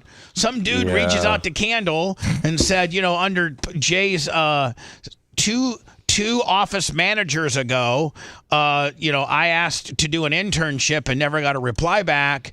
Can you ask your husband? You'd be like, Candle, why are you talking to some dude? Just why? Start there. I didn't even say that. I could care less. I'm just saying, like, I'm not. I don't have a jealous bone in my body, and it is it's a Bubba Army member. So I don't want to get heat with John from Naples, but John from Naples, don't be getting hold of, or anybody for that matter, getting hold of the Merch Crick to remedy any business around here other than merchandise. Or how to get your BARP ring shipped to you. Now, I'm not being disrespectful to her. I'm trying to keep her and you in your own respective lanes. Let us handle the radio stuff. If you got a question, John from Naples, if you want to be an intern, then get a hold of Lummy. Send me a text message. Of the last 5 years, you've sent me text messages and not one said intern. Yeah. So John from Naples, I almost feel as if like John from Naples is trying to get an insider advantage by, asking the Merch Crick, when realistically all that does is piss me off. He has an inside advantage. Yeah, he's got Lummy himself. I know. He's going on the outside when he's got the inside roundabout. You're stupid to be like, and no disrespect to Pity, but if you had Jay's number and you had Pity's number, and you wanted you wanted to see if maybe perhaps they would pick up your case, you should just call Jay. Yep. I mean, Pity probably has the stroke to get it done, but cut out Pity. Go right to Jay. And that's no disrespect to Pity. Well, John from Naples he sent a couple of receipts. What he sent in the email yesterday was, wow, that really fried my goat today here in Mr. 7-Eleven getting a shot in the back when I have been asking for about 5 years. And then he has it looks like he sent an email on the day that I left the first time and said, hello, guys, I wanted to ask you both first if you think I'd have a shot for an interview. I've completed CSB, and you both know I got a little creativity in production, and I have a work ethic, but I haven't been on air. I respect both your opinions on the matter. Thank you. Who did he address that to? It looks like it doesn't say exactly, but it looks like it's from. He sent it to about 4 people. Well, what was the one email that you can see it? One says if the 4 people that he sent it to. show@btls.com. We don't have that. We haven't had that in 5 years. Right. And Seth, that was, you said, admittedly, your last day here. It looks something around there, yeah. And who are the other 4 people? Probably Blitz, who's not here anymore. Yeah, I don't know. Then there's one that he has from Caveman in 2020 he attached that said, I heard you're talking to prospects for interns. Think there's any room for me? John from Naples, the answer is yes. You are very talented. You're somebody that we trust. You're big-time Bubba Army. I don't know where you live. If you live in Naples, it could be a potential issue. I like to have my interns in building. No, he lives in Pasco. Okay. John from Naples, preliminarily, my answer to Lummy, one, you need to talk to Lummy. Two, I would be all for you doing it. You have more than proved yourself on how talented you are at various parody elements and putting things together, and we could certainly use your skill set. Rhett could certainly use your editing ability and direct you into things that could be done to make us better. So listen, that's hearing it from the horse's mouth. I'm asking you, John from Naples, to contact Lummy, and let's get this situation moving forward. The best part is that I actually sent him an email yesterday and this morning, and I've not heard back. So I responded to him and said, hey, let me know when you can come. Yeah. You dosed him and he didn't respond? So, Yeah. John from Naples, there's some current Bubba Army, some big-time Bubba Army people. There's a couple of them that are really, really bitching themselves out right now. I'm not going to mention any names. That is never a good idea. There are two Hall of Famers that are making asses out of themselves. And I think everybody probably knows who they are. Dan probably doesn't because he's oblivious to most. I know one. Don't. I'm not going to put initials or anything. Nothing. Don't open your big mouth. I won't. Don't open your big mouth. But there's actually I know two. I know both of them. Now. Okay, cool. That means double. Don't open your big mouth. Okay. Thank you. And let Jay make that phone call today. Okay. You know what, Dan? Go do your surgery thing the best that you can do it, because that's where you're the best at. Put on some knockers today, do some Botox, couple Morpheus Willies, no doubt, couple here and there's. Show up at the legal office today when you can, and Jay might have it already taken care of for you, buddy. All right, that's a great idea. Mm-hmm. And if you have a law legal question, call us at 888-SOS-FIRM. Sure. Yes. Yeah. If you've been hit by a truck, or you've been in a medical mal, or you've been injured, or a slip and fall, or anything like that, 1-888-SOS-FIRM. Ask for Jay. Please ask for Jay Because Dan today. Today's Jay Day. Yeah, today's Jay Day. Most days are Jay Day. Dan's a great backfill. But you catch Dan on the wrong day, man, you may get a Jerky Boys type earful. Okay? That's right.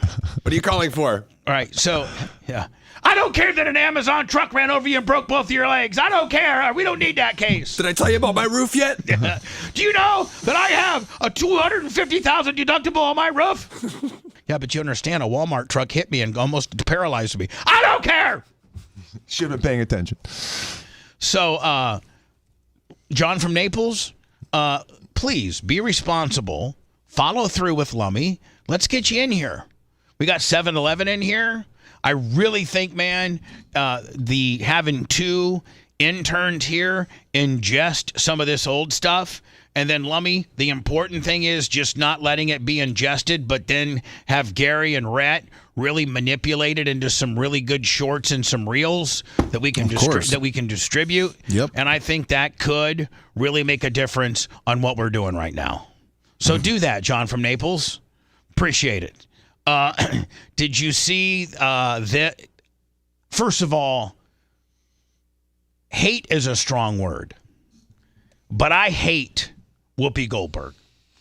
I don't think in our lifetime of a person, male or female, black or white, it doesn't matter, Democrat, Republican, that we have met more of a hard-headed race baiter than her. Al Sharpton. Maybe Don Lemon a close second. Yeah. These two and they don't have the ability to even engage into, polite discussion about they being on both sides. So the new press secretary, Karen Levitt, she's the new, which by the way, young. she's the youngest one ever. One, she's beautiful. 27.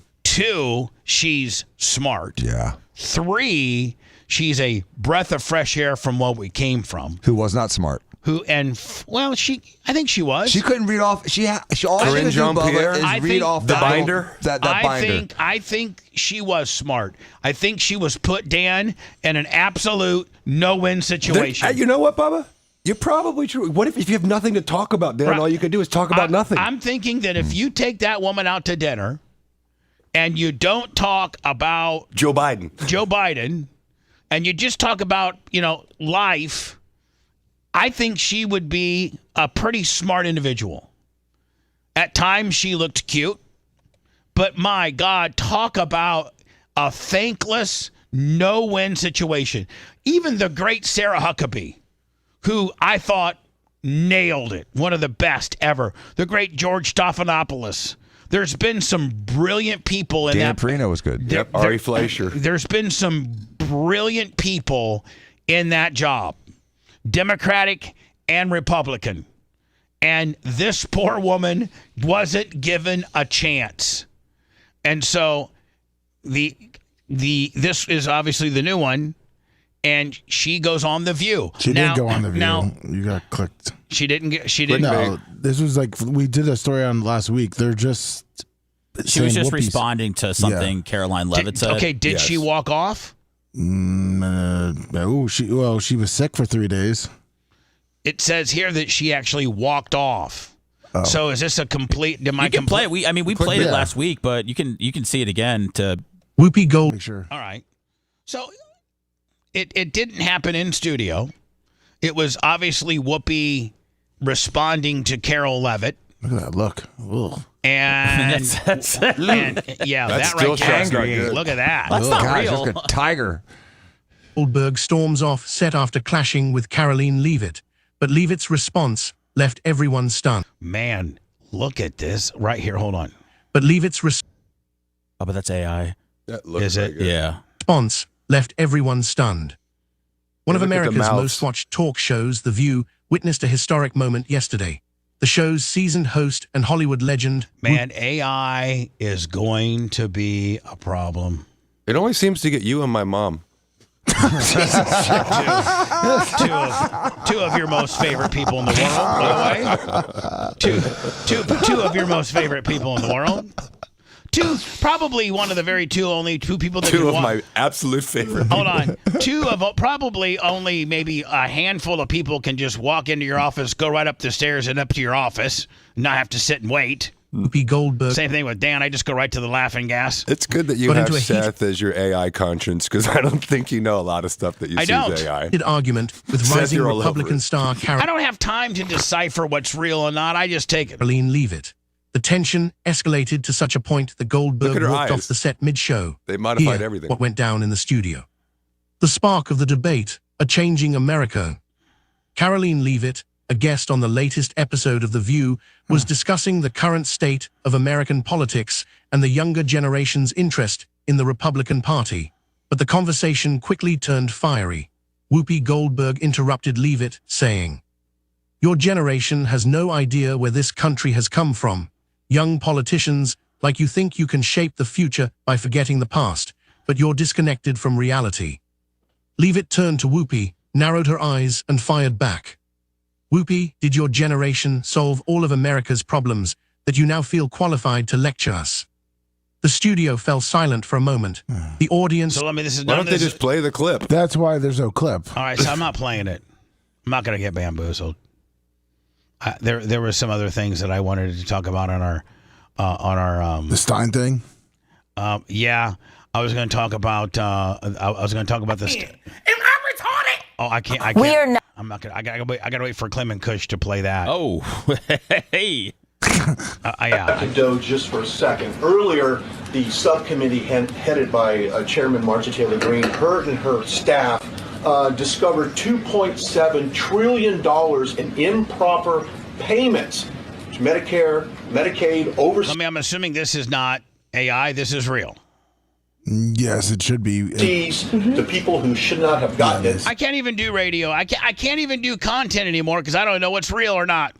Some of this room might have missed that press conference. Can you elaborate on what the president is thinking at this point. Well, again, that's another example. There's a very long list of the fraud, waste, and abuse that DOGE is identifying on a daily basis. Elon Musk also talked about yesterday about Social Security payments that are going out the door for people who are no longer with us. Unfortunately, I would say that is certainly fraud. There's also a lot of contracts they've identified that, just as a hypothetical example, are $1 million, but only 500,000 went out the door. So where's the rest of that cash? And so that's the thing. Those are the things that. Man, I bet you Doge spends 12 hours a day, 5 to 6 days a week, just going line item to line item as to what we have spent, what we got ripped off on, who's coming to the office, who's not. I think they're 24/7. Oh, I think so too. They've got guys going at all times. I do too. These guys are 180 IQ people who have nothing but time, but we're doing it for free. Working on every single day.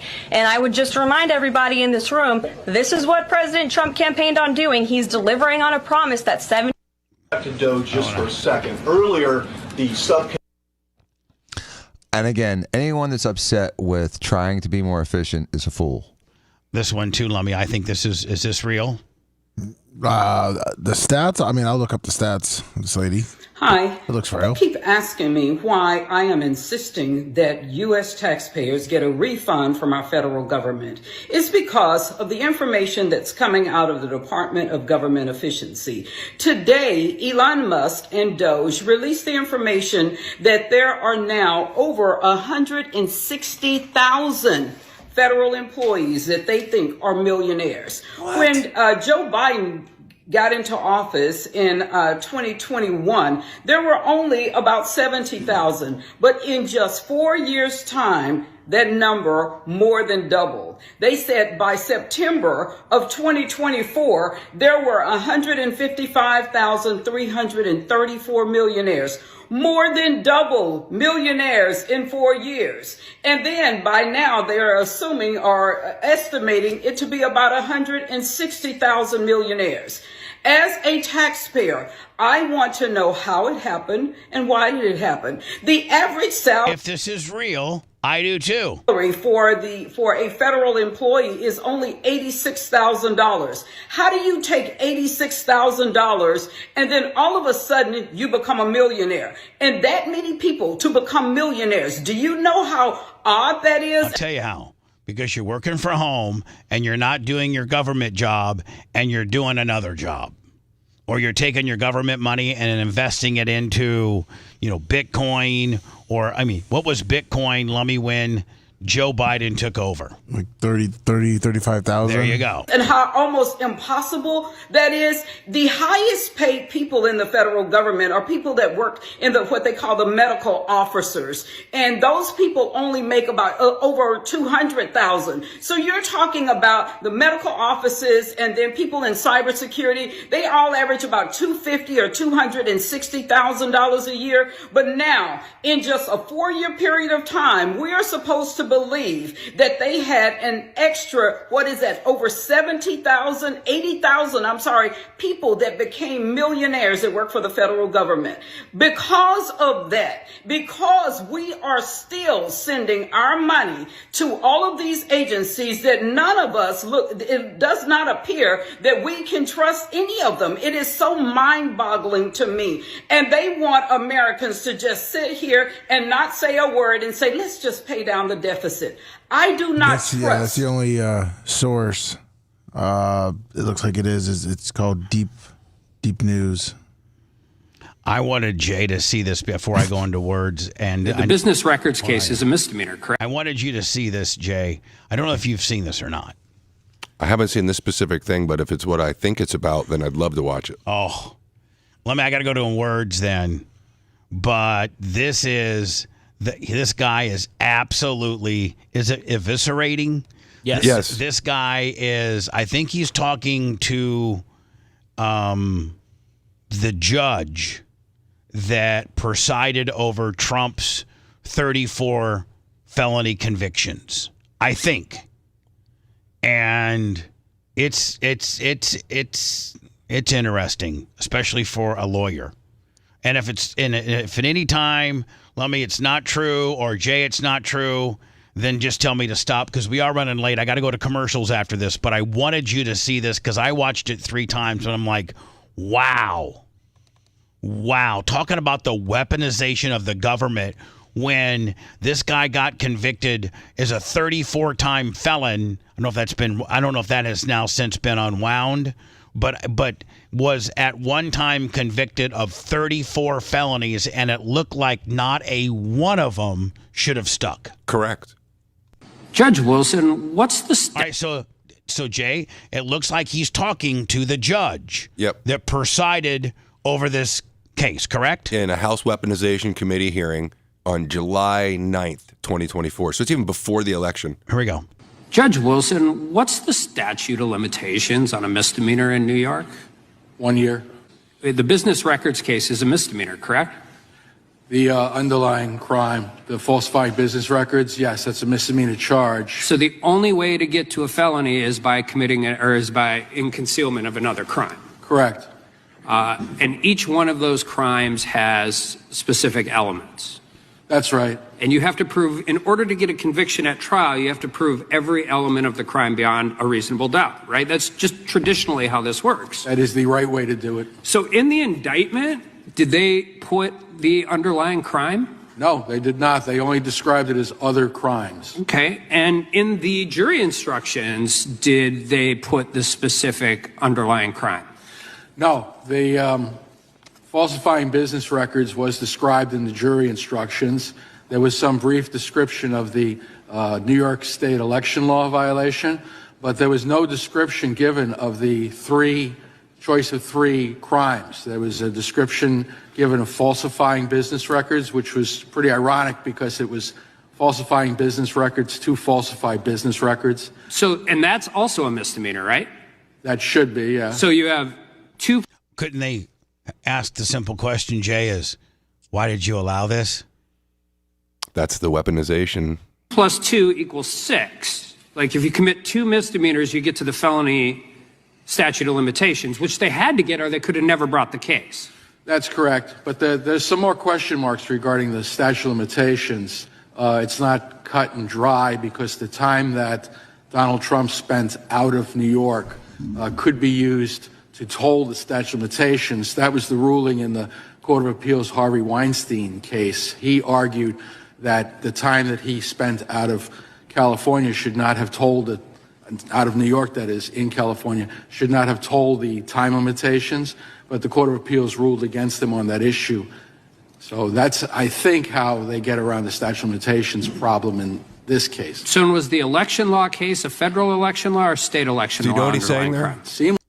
So what he's saying is, by Alvin Bragg tic-tacking some state charges that had 4-year statute of limitations, they were able to circumvent the misdemeanor crime. And then when they gave the jury the instructions, they never instructed them on the elements of the underlying 3 possible crimes. So I've been saying it for quite a long time. I believe the entire conviction, all 34, will be reversed on appeal, but right now the judge has kind of put it in purgatory. He's kind of delayed sentencing until like the end of the presidency. And so if he had actually given him a sentence, then he would be able to appeal it, and all this stuff would come into the appeals court, and he should win. So are they trying to get ahead of this? Is what they're trying to do? This was before the election to try to show people. So very few of us saw this. I knew this was going on, but this happened in July. I know, but what I'm saying is, like, with all of this testimony from the judge, Your Honor, who presided over this case, wouldn't one think that this case had so many holes in it? He's not the presiding judge. It was Judge Marchand who was the presiding judge, but So he's just a judge. He's a judge commenting about this. Like he's an expert? All right, here we go. Like he's just talking about an expert, exactly. Charged as both. When we got to the jury instructions, there's a violation of New York election law charged, but then there's one among the 3 charges underlying is an unspecified violation of federal election law. And then the third one was tax violation, right? Also unspecified. So all 3 of those underlying crimes have significantly different elements of the crime. That is correct. Were any of the elements of those crimes listed? No. In the jury instructions, So, nope. This is important, and it might not be as robust or anything, but when you defend a client in court, If you don't know what the elements of the crime you're defending, how do you mount a defense? You can't. That's the very issue of fundamental fairness that I referenced. You, as a defendant, are entitled to know what the charges are against you so that you can defend against those charges.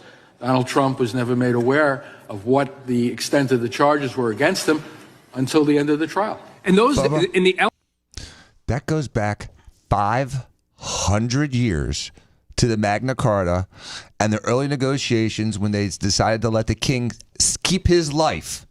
But in return, one of the most important things was you cannot be tried for something. This started in England and filtered into America. You cannot be tried with something unless you understand what you're being specifically tried for. And they can't pull the rug out from underneath you like this. And so this is the foundation of legality in the Western world. Today's environment, and today's much more advanced than however many 500 years ago. 500 years ago. How was this allowed to happen? Exactly. To the former president of the United States. elements of the crime go in the jury instructions. I mean, traditionally, that's how it works. Federal court, state court in North Dakota, state court in Minnesota. I've been in all of these different jurisdictions. You actually get the elements of the underlying crime, correct? Any time that I instructed a jury, I instructed them what the elements of the crime were. And instead, in this case, they got a grab bag. They got a choice of 3 when it came to the underlying crimes, and we don't even know which ones they chose. So we don't know whether or not they could have been unanimous. How was this allowed? I mean, just something that... Because Judge Marchand was, in my opinion, a political hack whose daughter worked for a huge Democratic lobby or fundraiser who raised millions and millions of dollars against Trump. And this is a guy who didn't like him in New York, where it's voted, I think, 80% or 89% against Trump. And so the jury pool hated Trump. And where the district attorney campaigned on putting him in jail. Alvin Bragg ran on it. Right. Unanimous on those 3 or not. Now, has this only just begun? Is this going to be more intensified? Are they going to get to the bottom of who the bad guys in the woodpile, or is this going to just go away? That's where Cash Patel and Pam Bondi come into play. That's another failing of the jury instruction. So not only did we... So the judge, the district attorney, all the people involved in the weaponization against Donald Trump and all this flim-flamming bull crap will possibly be held responsible? Well, here's what, yes, because what I remember happening was the number 3 official from the Department of Justice left the DOJ job to come down and prosecute a little state trial. That seems like coordination between the Biden administration, Justice Department, and the state and Alvin Bragg, the state's district attorney. That type of politicization of the justice system to try to take a candidate out of the election is a perversion of the criminal justice system. Remember, these are the same people that took him off the ballot successfully in about 4 or 5 states. Right. And thankfully, the Supreme Court reversed it. But in the name of democracy, they have perverted the criminal justice system. They've perverted political and campaign laws. And they've done everything they could to throw the book at him. And the analogy I make is Trump is like Godzilla. Keep shooting him with electricity, and he just gets stronger and stronger and stronger. And they thought having the title 34-time convicted felon would quell his path to the White House. And thank God most people could see this for what it was. Yeah, but after all the information comes out, the judge should be impeached. And jailed? Impeach means I know taken from office. But removed from office. Can any of these be people put? By the way, fish on the J, $50. Thank you. I don't know if it's illegal. I think. Well, here's what they did. They violated the civil rights, and they used the color of law to violate the civil rights of Donald Trump. And so they're all 1983 violations, from Alvin Bragg to the judge and everyone else involved.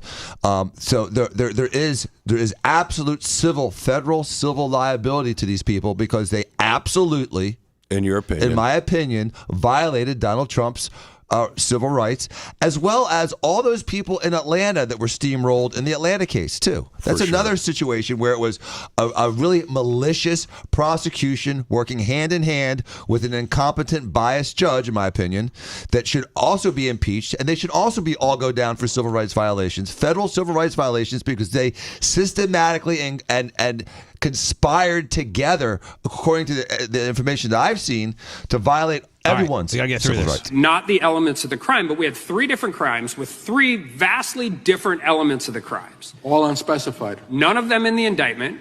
The elements of the crimes weren't in the bill of particulars. Last hearing, I had the bill of particulars waved at me like it was some kind of magic document that flew in here with its own cape. So the statement of facts only describes a series of allegations, a series of actions that it's believed that Donald Trump took. None of them describe any criminal activity. None of them describe any, they don't describe any elements of any crime. And that's why you believe, as do I, that when this goes on appeal, there's going to be significant legal issues to argue that the jury never actually got them put in front of them. I have very little doubt that this matter will be reversed on appeal and based upon these issues. Because I've actually been I believe jury trials are still the best way to determine guilt and innocence. I just believe juries are only as good as the information put in front of them. So, and with that, I yield back. Gentleman yields back. The gentleman. Danny's got to go. We're behind. Back in a minute. Want to listen to the show on demand and on the go? Enlist today at BubbaArmyHQ.com. Sign up and start listening. The Bubba the Love Sponge Show will be back after this.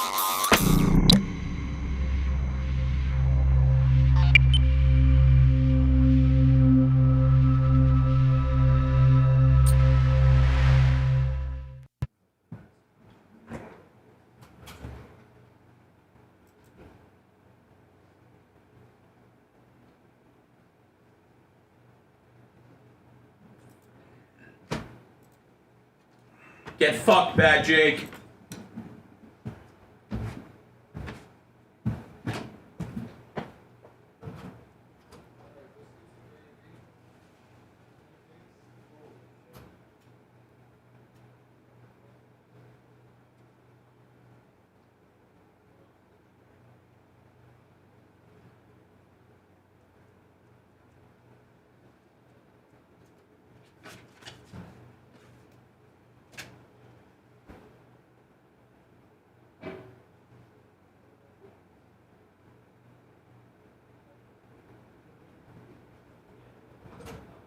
Bubba, do you want some more bacon?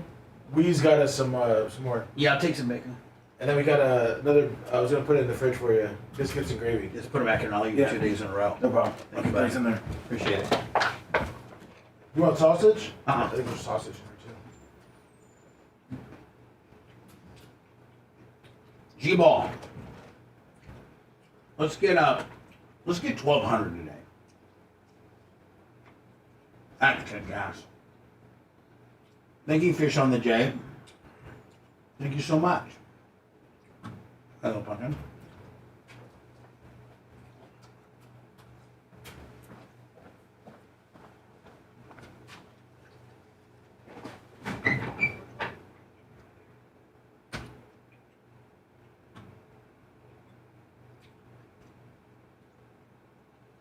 He keeps sending me texts, but I told him I can't do anything until he signs the contract. Sure, he checked yesterday morning with me.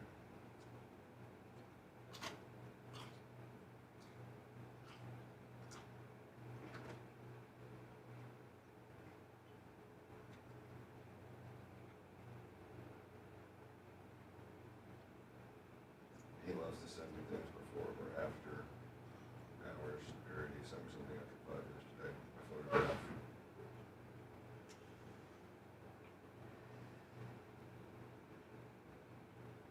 What's up, River Lips? How you guys doing?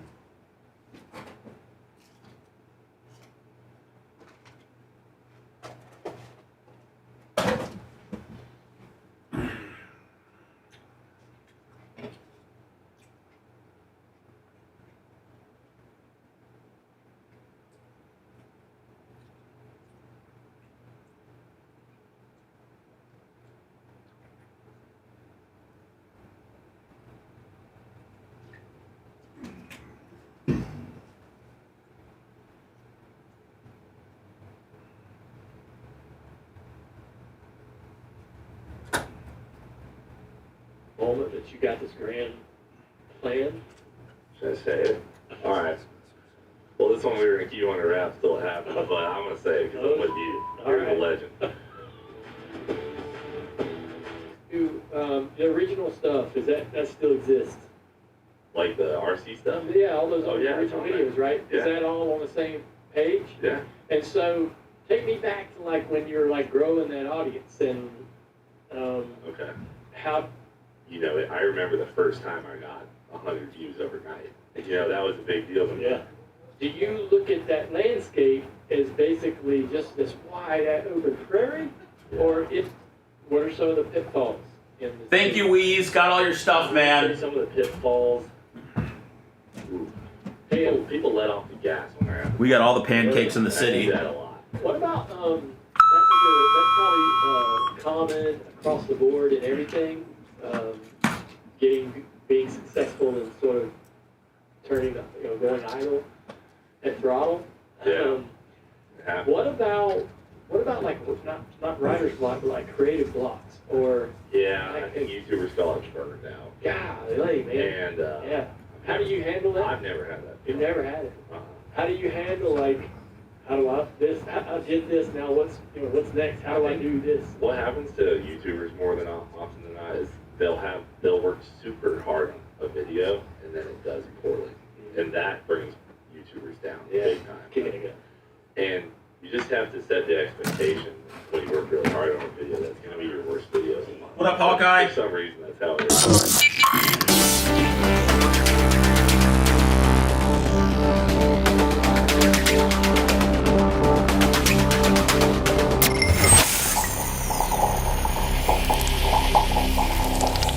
Broadcasting live from the Aquabeto Studios, aquabeto.com/Bubba. It's the Bubba the Love Sponge Show. JD, I'll go in for the remaining portion. Dan was turned up today, Jay, was he not? For sure. Man, I was trying to calm him down before you got here. And then he gets churned, then he gets more churned up when you get in here. I think he's calm on the way out now. I think he is. Is he okay? Yeah, I think so. Yeah. He's got a lot going on, Bubba. I know he does. I told him, hey, listen, bud, you need anything, you call me. I mean that. He knows that. I said, stop being hard-headed because you're being hard-headed and let those that love you help you. I told him the same thing a couple of days ago. Could he use some time away from here to give him some extra hours in the day? You know what, Jay? That'd probably be a question for you, and that is like if he loves this between you and Steve, if like this show is creating him having to get up a little too early during a section of his life that's really, really stressful, come to me and say, hey, let's back Danny off a notch. But it's my understanding like he would take that as a punishment and rebel and be mad. Yeah, well, he loves this. This is an outlet for him. When he comes on here and he lets that emotion out, I mean, that's real. You know what I mean? He loves being on a part of the show. Right. That's why you got to let it all out, Jay. You know, he had some rage today and you were capping it, but I felt like there's still somewhere in there that he's going to let out on somebody Jay's later. got to cap his rage, or it'll be a problem. It's the story of my life is capping Dan's rage. Right. Well, and it never used to be as bad as it is now. Like, I mean, Well, that's not true. It's true. But Dan's rage comes in different types of rage. Well, during COVID, we said Dan's a dick unless you need his help. Right. This is who he is, and he's fine. He's the best. He's a mensch. I love him to death. When things are going on and he gets stressed out, he gets angry. That's okay. Some people do. Dan is like an outlaw biker. He would be a great outlaw biker, wouldn't he? He is he can be a real prick. But boy, if you need him, him and Gene Lasker and Jimmy Clevis and from Richard Fabrizi and Tom Bean and Stephen, I got to just tell you, all my friends are like the loyalist. If I needed to hide a body at 3 a.m, I could call Richard and Jimmy up, and Jimmy would say, "Meet me, at my house, and we're going out fishing at 4 in the middle grounds at 4 a.m." I'm just saying. Hello, you're on the air. Hey, Bubba. Yeah. How's it going? Good. Hey, this is Chris from Charleston. Hey, did you already give away all those tickets for the Winter Nationals? I did, but I could probably set aside a couple for you. If You got a hat? Do you have any Bubba Army merchandise at all? Yes. Yes, I do. All right. But what? I'll probably buy a fresh T-shirt. I have a couple of your T-shirts, but All right, well, Bubba Army merch, Bubba Army store, I got you. But listen, I'm going to give you the tickets. You're not required to buy anything from my merch store. If you'd like to, that would be great. Chances are between 3/6 and 3/9, when the Gator Nationals are in Gainesville, I will see you probably because I'll be boss hogging myself around on my golf cart. So I'll probably see you at the Skag dealer, at the Skag display or something. So how many do you need? Do you need 2? Do you need 4? 4 would be awesome. Okay. I bring all my girls. Otherwise, I just bring my wife if it's just 2. But if you can do 4, that would be. So I'm assuming you have 2 daughters. You have 2 daughters. Yes, sir. All right, be a great little family getaway. I'm going to put you on. Yeah, they would not know what to expect. Well, I mean, are they going to? Here's the deal. You don't want to take somebody to an NHRA event that doesn't know what to expect and then is miserable there because it's so loud and so violent. Where your daughters may not. I don't want to give away 2 tickets to somebody who's not going to appreciate it. So it might. Well, I'm sure he knows what his daughter's like. Yeah, I think. I mean, they're older. They're teens, but. It might be something I need to YouTube and show them a video of it, but I know that doesn't serve it justice. Yeah, I'm afraid they're going to be. I'm afraid they're going to be on Snapchat and buried in their phone all weekend long while you're watching. My boy Ronnie Capps. Go for the finals in the funny car, and they're going to miss it all. Well, that's what the funny car division needs, Bubba. Some social media presence. Maybe they'd be doing it a fave. So you're saying Ronnie Capps and the Napa Know-How funny car needs. They got a TikTok. 2 14-year-olds buried in their phones. That's right. Why you act like this is like your wedding or something, Bubba? Listen to me. I just want to make sure the tickets that I give away for free that have value are going to somebody that's going to appreciate it. If you're saying that your daughters would appreciate it and would like it, I'll more than willingly give you 4 tickets, my friend. I just want you. You know your daughters better than I do, and so if it would be a great family vacation, I'll get them for you. Bubba's going to he's going to walk around, though, so you better take their phones that evening. Shut up, Seth, you little bitch. He's going to be checking phones. All right, yeah. Yeah, so, I mean, they've been to your race. Well, I've been to your racetrack, but they have been to your racetrack, too. All right, Monster trucks and then just a regular race. Let me put you on hold. Lummy's going to get your information. If you'd like to go to my store, it's BubbaArmyMerch.com. Buy a new shirt. If you'd like, but that's not required. I got 4 tickets for you to go to the Gator Nationals. Tell Lummy what day. You got to pick either Thursday the 6th, Friday the 7th, Saturday the 8th, or Sunday the 9th. The 9th, of course, is the finals. I'd probably go either on 3/8 or 3/9, one of the two. But just tell Lummy which one you want to go to. I'll send it to my boy Joshua from NHRA, and we'll get you handled. Okay, buddy? Awesome. Thank you, Bubba. Thank you. I'd like some tickets, Sponge. You wouldn't even know what to do with them. Oh, I would cause havoc around there for all the gearheads. You'd be so scared the minute they'd be scared. They've never seen a man like me on their track before. That's for sure. And they never will. What are you saying? It's going to be a lynching or something? No, I'm just saying, most soy boys don't go to NHRA deals. I just think it would be too loud for them because it goes all day long. Oh, it's all day? All day. Oh, and God, then into the night. And Let me tell you something. It's so 90 seconds? It's so violent, Seth, that I would take you up to the start-finish line with my boy Randy from Skag, and it's so violent that it's hard to breathe because they sucked so much oxygen out of the air that it's actually hard to breathe. No, I'm good. Say no more. I like breathing. I love breathing. Serious. So I never again, and actually, Bubba, I'm not even going to make fun of it anymore. Right, don't even make fun of it. Because it's for real men's and their daughters. It really is. There was a lot of news to come out of Donald Trump's inauguration, but this was one that most people missed. But our spies saw it. Kid Rock, who performed at the inauguration, was spotted getting into a cab at 2:30 a.m. with Colorado Representative Lauren Boebert. That's kind of a hot deal. If that would end up being a deal. By the way, don't forget on our YouTube channel, give us a thumbs up. We got about 1,100. 11. We got about. Oh, we got 1,100. Yeah, we got about 150 that haven't thumbed me. I like to hit 12 today. That would be great. We got a good show going on with Double Diaco. Okay.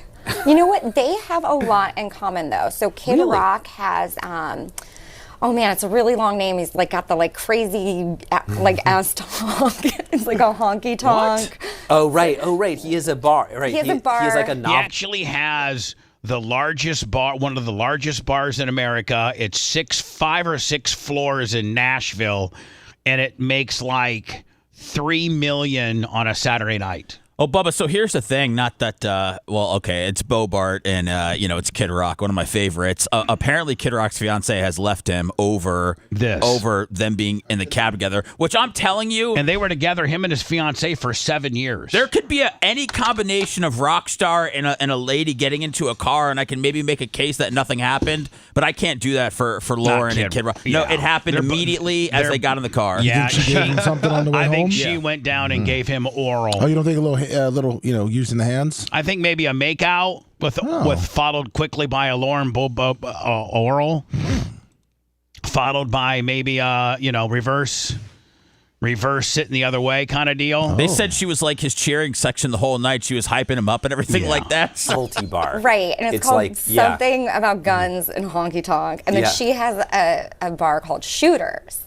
Where, so she owns a bar too, right? She friends can bring their guns to the bar. Right, yeah. So they're Great both, idea. MAGA. They're both gun people. Right. So maybe they were like getting into this cab to go back to wherever and discuss. They're going to be a shooting range, all right. We'll take it from here, Ian. Go to a shooting range. I don't know about 2:30 a.m., but maybe to discuss Second Amendment rights. Yeah, they seem to have a lot to talk about. Listen, your grab ass bull crap that these two are given is stupid. Just give me the facts. Let's talk about the hand job sucking. Lauren Boebert's gun-themed restaurant closed in 2022. You remember has made a lot of headlines over the years, but the last time she was really in the gossip columns was when she got kicked out of Beetlejuice. Right, the musical Beetlejuice in a performance in Denver. Yeah. She was drunk and high. She was hitting her vape pen. For getting a little frisky with... And listen, her constituents in where she represents, they didn't have a problem. They put her back in office. I think she's had to move a district a couple times. Yeah, big deal. Yes, exactly. Allegedly. But there was... Yeah, she was making out with a dude, hitting a vape pen. Just cool stuff. I think she hit the transfer portal. Footage which showed this. And she hit the transfer portal. She had gone through a divorce, and I think she had said that she got, a little carried away. She was having a good time. God forbid anybody's having a good time around here. That's right. Now, sources... God forbid I'm hitting my vape pen watching, whatever. Beetlejuice making out with my boyfriend. We don't know what happened after this cab ride, so who knows? I mean, if you're getting a cab with somebody at 2:30 in the morning, maybe he was just... And I'll tell you, the interview is the cab driver. Yeah, Get exactly. the cab driver because they, dropping her off at her hotel, Kid Rock. Jay, I don't think a cab driver is by any means bound by an NDA or anything. He could give you he could probably give you a truthful account without getting in trouble of what he witnessed. Could he not? Yeah, unless one of them took care of him. Right. Known to be such a chivalrous gentleman. Yes, I mean... Of Detroit. Anything could have happened, but they would make a very MAGA couple. He was yodeling in the valley. Lauren Boebert is single, and her rep did get back to us about this story, and she said... Oh, so the rep did get back. I think we'll pass on commenting.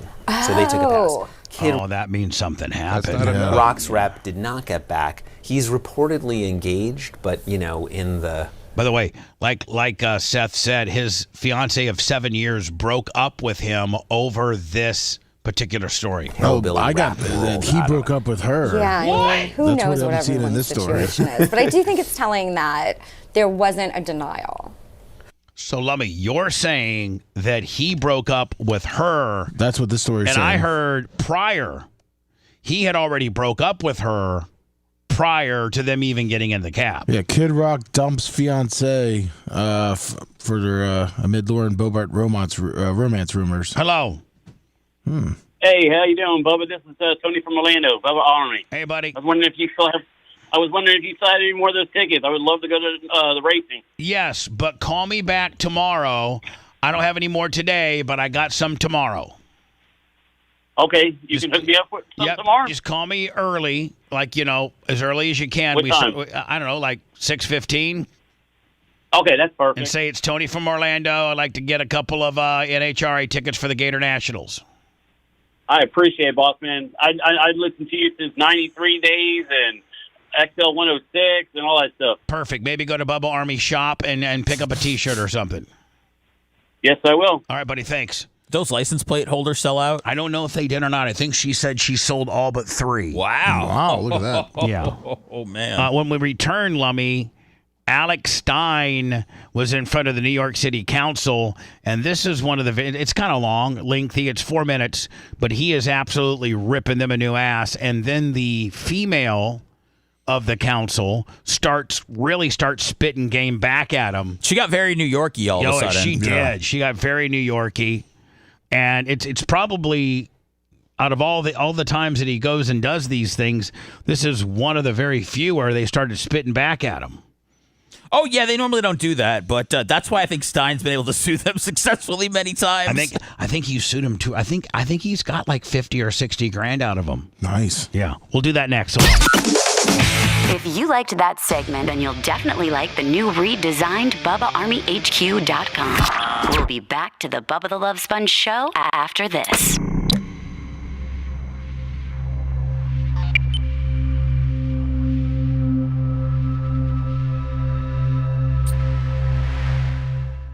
Since he got yanked out and was able to sue them and win because he was really worried. I think that's actually the flight that flight that, remember he was freaking out that we thought, I think that happened in New York. Yeah, this one is. I thought he. Is this from that same time? Yeah. Oh, okay. Yeah, I was saying about. So he just put this out. Some money in Gooch, Gooch says, whose life is Jay going to crush today in a suit? Wants to know why you're wearing a suit. I don't think Jay's in here. Oh, he's not in here? No, but what's up, Gooch? Hi, Gooch. I'll ask him whose world he's getting ready to fuck up today. What's up, Thomas? All suited. Jay, Gooch wants to know whose life are you getting ready to crush today wearing your suit? That's what he said. What's up, babies? I got 4 minutes. Let's chat. You got some crushing to do today? The hearing may be agreed to. I'm just having Sherry confirm, so I wore a suit just in case. Okay. I had it at 10 o'clock, but I think I got it done. Oh, shit. Send me a pic, Gary. What's up, Jay Bowler? What's up, Big E? Were they tops now, cards, Gary, or were they something else? 1.1 on the likes. Keep giving them to you. I like to hit 2 today. 1.2. I don't think we've ever hit over 1.2. What up, Sicilian redneck? No, it's close. Oh, rascal.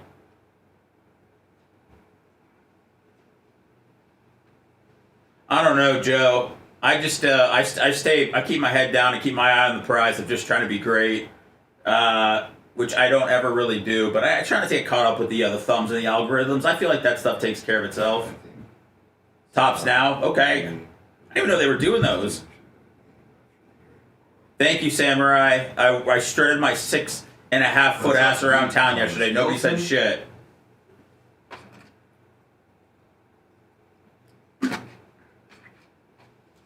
What are we getting? Myles Garrett, Biggie? Just don't tell me we're trading our first-round pick. I'm looking at too many mock drafts for that shit. What up, Rudy?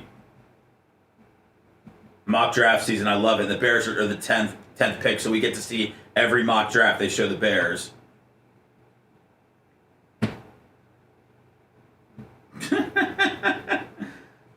That's actually pretty funny. I love Mac McClung, man.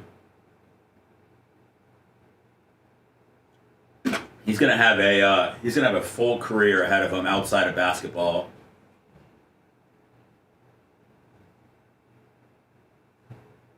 No draft and no Garrett? Okay.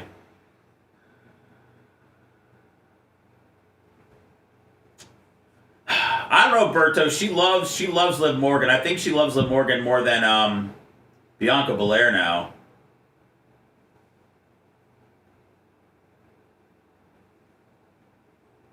Grouper, please don't be disrespectful of our Caleb Williams, our franchise quarterback, will be the greatest quarterback in Bears history. I was very respectful of Bo Nix. I never shit on him like everybody else did when they said he was old. What the fuck? I like Tyson Bagent. I think, Russ. I don't need Russ. You're the man, Berto. Let me, May's her birthday, so let me, let's figure something out between now and then. Something she can hang on her wall or whatever.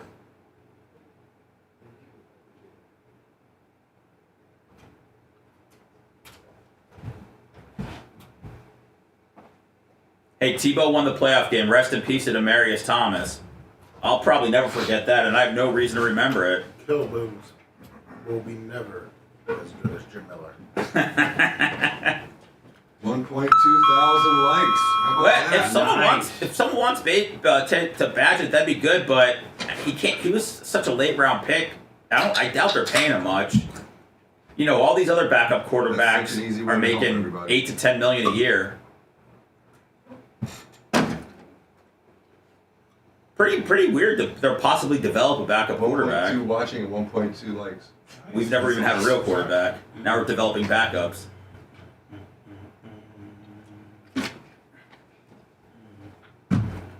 So good chat, guys. Good chat. Thank you.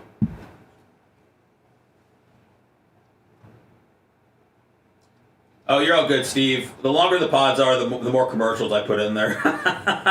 We got to make money. I'm sorry.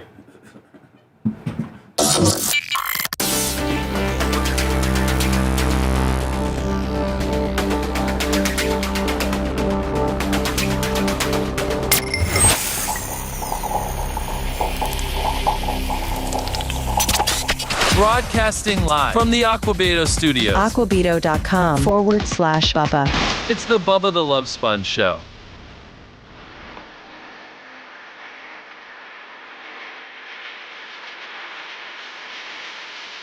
Today will be Clem Kush. We'll call it 1040. If you're a member of our YouTube channel, which is $4.99 a month, or if you're in there just hanging out on our YouTube channel, and you're not a member, and a guy like, the Larry Bueller, the sub king, comes rolling up and gives 50 subs, boom, it auto fills, and you're one of them. And then you can visually watch all of our podcasts from Operation Pigmentation, which will be, I'm assuming, later today. Yeah, we have a couple of good pods today. We've got Andrew McLean. He has a podcast, Over the Line. He does radio out of Birmingham. I think he's got a show. It starts at 12. And so he's going to come on with us today and in Zoom. His new podcast is doing really well. Good. And then, we'll do Can I interview him as like a radio guy? Like, tell me a little bit of your radio history. Where what type of format do you do? That kind of deal? Yeah, that's why I booked him and never told you, because he was a radio guy. I figured it'd be no problem. So... And he's been a fan for a very long time, Bubba, and they actually do a good podcast. As far as the right-leaning podcast that you're looking for, this one's it. Perfect. There is some drama within the Bubba Army. Oh, and no. I'm you know all about it. Don't even act like you don't. You're at the forefront of it. Oh, no. It all is based on your actions. And who you invite and don't invite to your parties. Yeah. And let's not get too far down this rabbit hole or call any names out or anything like that. But there's a person that, is a very, very significant Bubba Army member, Hall of Famer, that is flipping out over whatever reason. I don't know. If this person didn't want me to invite a certain person to the BARP, that person, I feel, should have let me know. You have my cell phone number. All you have to do is text me or call me and say, hey, I'd appreciate it if you didn't invite A, B, C, or D. Now, at the end of the day, it's my party. And, I guess you feel entitled to be able to tell me who I can talk to, who I can't talk to, and who I can invite and can't invite. But I would have listened to you because I think a lot of you. I've known you for a long time. You've been just a great friend. But I don't understand why you have so much hate and drama in your life. And now, Lummy, I guess this person runs a Bubba Army group within Facebook. Oh, hell. Okay. And they have blocked me. What? I'm blocked. Oh, no. You're blocked from the group? And he goes on and has posted some various anonymous, very hurtful things. Very hurtful things. And why does everything end with a message board? I mean, know. I know. In fact, I don't even go to this, but I was forwarded it, and I started participating, and then I got all of a sudden out of nowhere blocked, and I can't participate anymore. Merch Crick then got full hot on the deal and wrote this big long dissertation defending me because this person was really killing me. And you mean like getting personal? Yeah. Okay. I hate, talking about I don't like say hate a lot. I can't stand. I hate comparing when me people do that online like that to Blitz, and that I'm as big a thief as he is. God. Because of the rating scandal, and I never returned this money to it's just wow. I was just like, wow. This is a person I've had into my home. This is a person that is, if I mentioned his name, everybody knows him.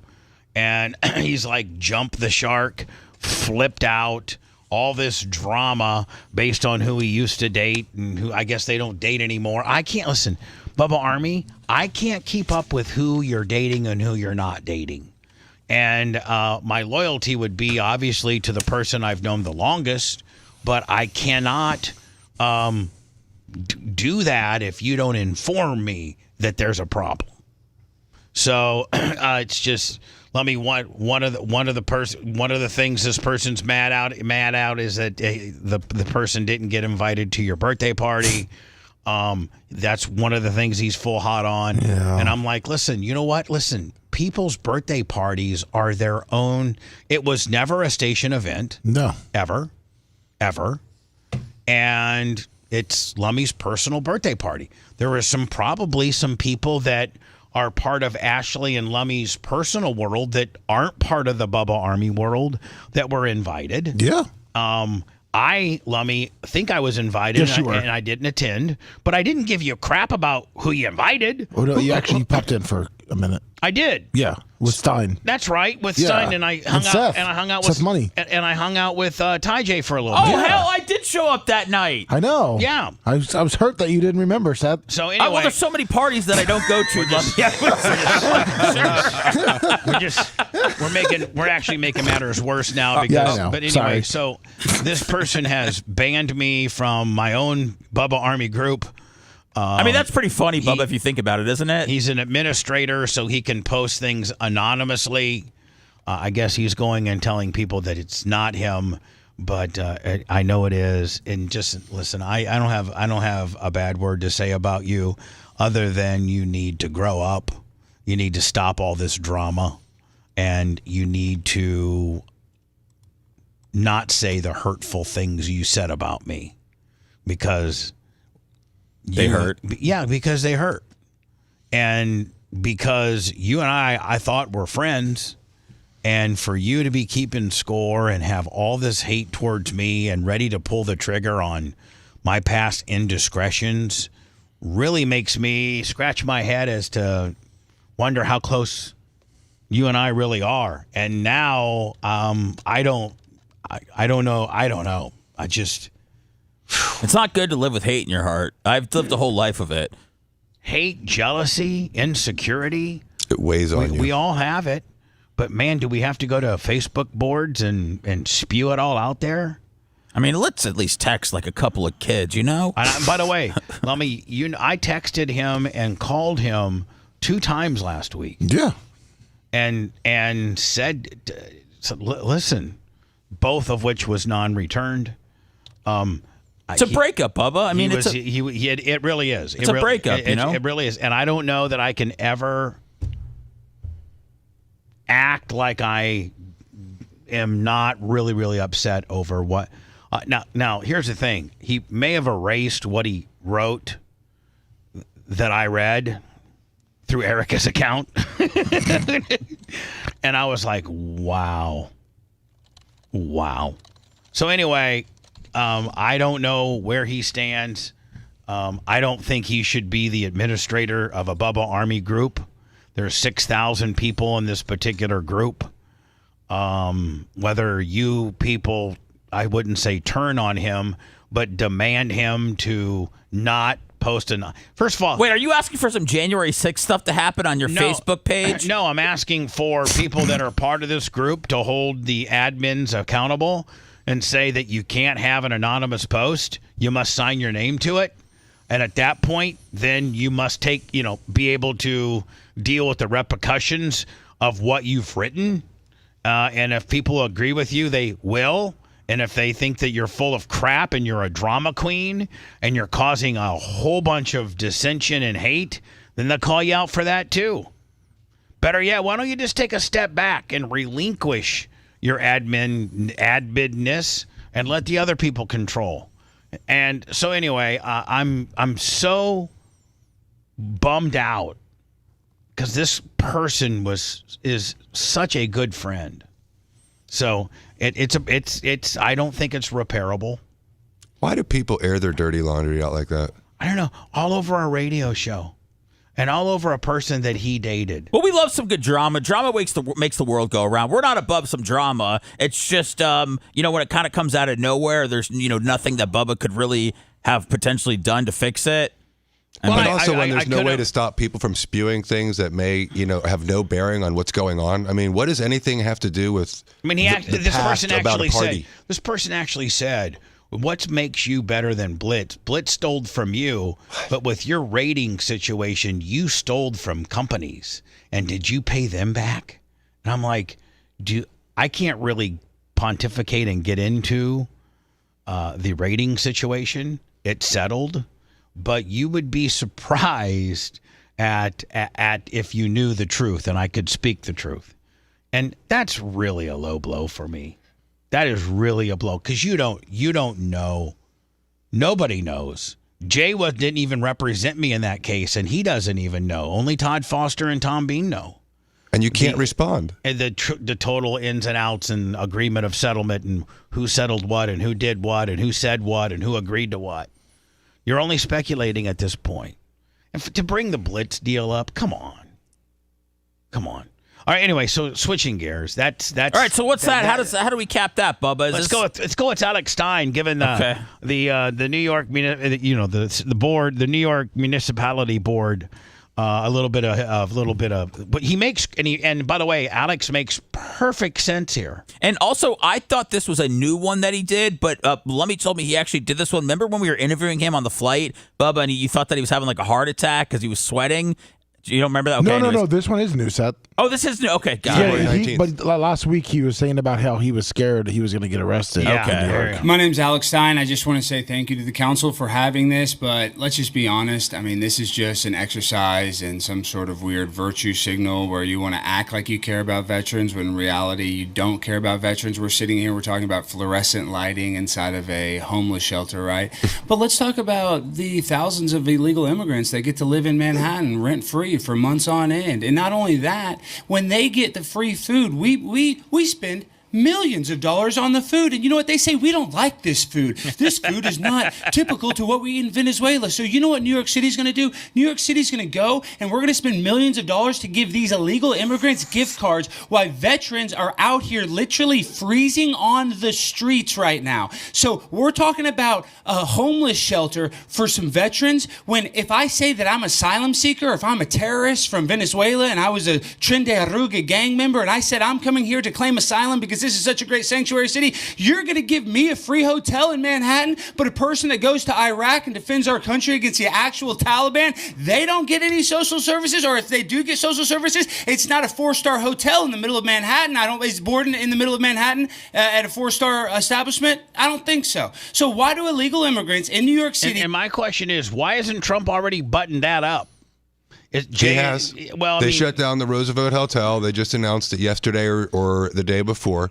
They're no longer going to house illegals in the Roosevelt Hotel, and they're stopping all of it. Perfect. Get better conditions than our veterans who go out. And by the way, this was about a week ago, so this was prior. This was 2/19, so this was 6 days ago. Yeah. Prior to them announcing just yesterday or the day prior about the shutting down of the. It was prior. Right. There and risk their lives for American citizens. Not just do they risk their lives for New Yorkers, they risk their lives for everybody in this country. And believe it or not, these veterans risk their lives for these illegal immigrants that get to take advantage of New York social services. So you want to sit here, you want to act like you want to help somebody. Why don't you do something about all the people taking advantage of this city, the hardworking American citizens that are struggling, but you don't care about them. You'd rather give an illegal immigrant that has a criminal history longer than a damn CVS receipt. You'd rather give him free room and board and a gift card to eat at any New York establishment that he chooses. That is wrong. New York City is it's the epicenter of culture. New York leads the way of our country. So the fact that we have a country like this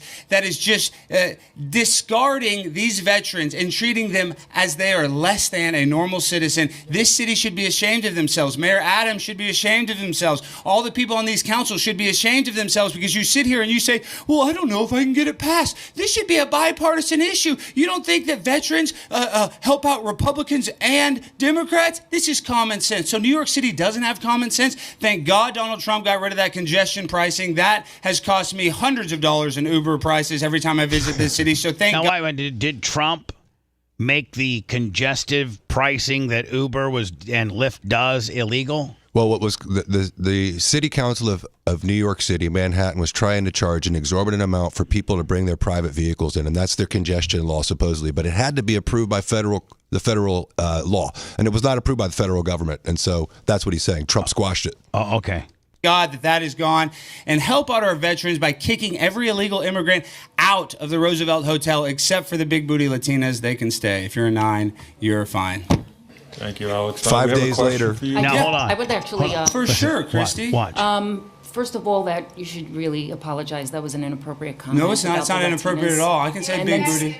Okay, yeah. According to you, it's the truth. And I'm allowed to say second, booty. I'm allowed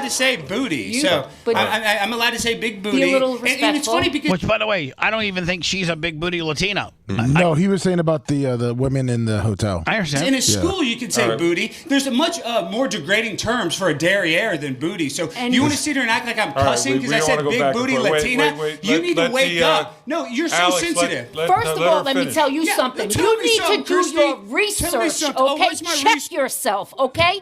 You should know your role. You should know who you're speaking to. The people in this veterans community actually give a shit. Oh, We've really? met with Tom Oh, really? Holman. Is that- We is that- discussed the migrant I know. crisis, Is that why? okay? And why don't you kick them out then? Why am I scared of getting robbed by a bunch of illegal immigrants? So you think say these you're aren't doing the same something. concerns? Are they all still there? I know, but you politicians are All right, fake. cut the You mic. act You're like you fake. Thank You're not even from this city, bro. I don't need to be from the city. It's funny because I work in the city. Get off me! I'm walking out. Guys, get off me! I work in the city. Get off my arm! Ben, go get down to the elevator. 5 days later, New York City body Mayor cam. Eric Adams to close Roosevelt Hotel. Here we go. Get off me. Sir, please enter the elevator. Sir, enter the elevator. No one's touching you. No one's touching you. You know what he's trying to do? No one's touching you, sir. I know, but listen. You can play your game all Yeah, you but want. you're trying to step on my foot. You're trying to be so slick. You're trying to be. When I walked in the elevator, so quit trying to play stupid. I know you are stupid, but why don't you try to play like you're smart for 5 seconds? 5 seconds. 1, Yeah, 2, 3, 4. trying to touch me. Listen. Anything else? Yeah. It's very Yeah, original. it's material. pathetic. Yeah, hey, go do what you need to do. Go step and fetch some more. He's got balls of steel. I love it. I absolutely love it. Let's do some words. We'll wrap it up next. Sounds good. Stand by. If you want a deep dive into the Bubba the Love Sponge show from the past, go to BubbaArmyHQ.com. We'll be back after these words.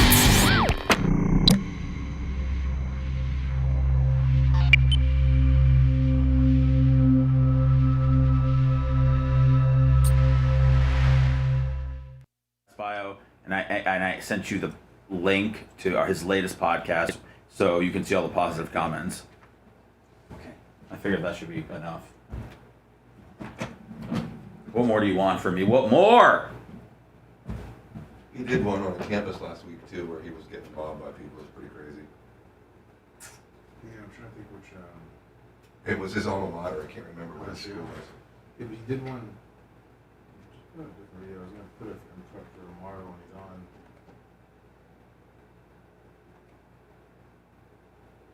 Did you see on Jesse Waters the sex chat at the Deep State? Yes. Oh my God. I feel so good when I pee. Good. What? No, mushroom needs me. Nothing much. So terrible.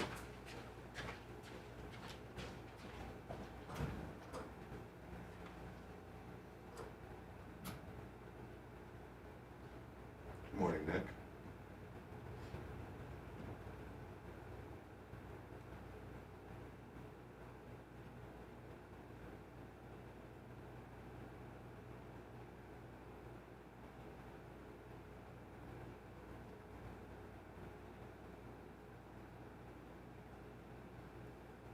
What up, Double XL?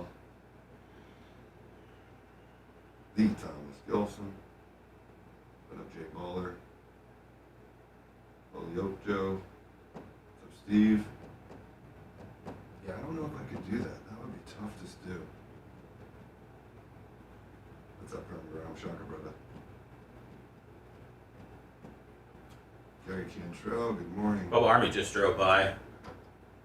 Said, "What's up, Seth? Love the show."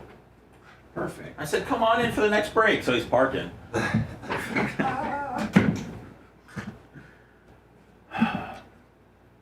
Hey, Sponge, do you want to cut the podcast spot, right after the show, or do you want to do it right before the podcast?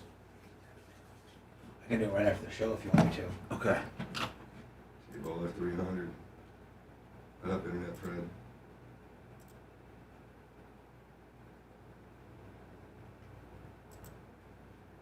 Tell me lies, tell me sweet little lies. Ooh!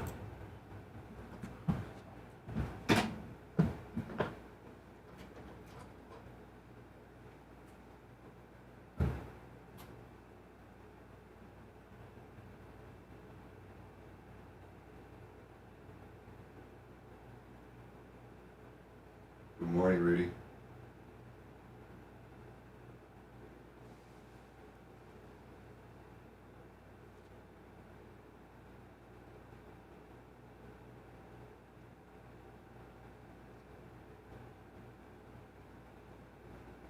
Guys did awesome with the 1.2 today. Very good. What's up, LM Close? Bubba Windy? Got anything for the forecast today? Ned's His Herbs.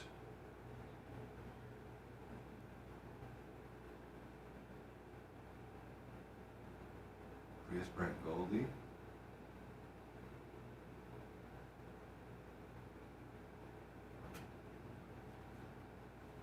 7-Eleven told me Stein should be in government. I'm like, if Trump stays another 4 years, it could probably happen. Probably. Alex Stein, my pardon czar. My social media. My social media czar. He made that woman who he pardoned the pardon czar. I saw. That's kinda cool. But I was like, what is really a pardon czar, actually? Like, I mean, it seems like something you can maybe get to once a month. Because they don't do the pardons until the end of the pregnancy, right? Once a month. I think they meet bi-monthly.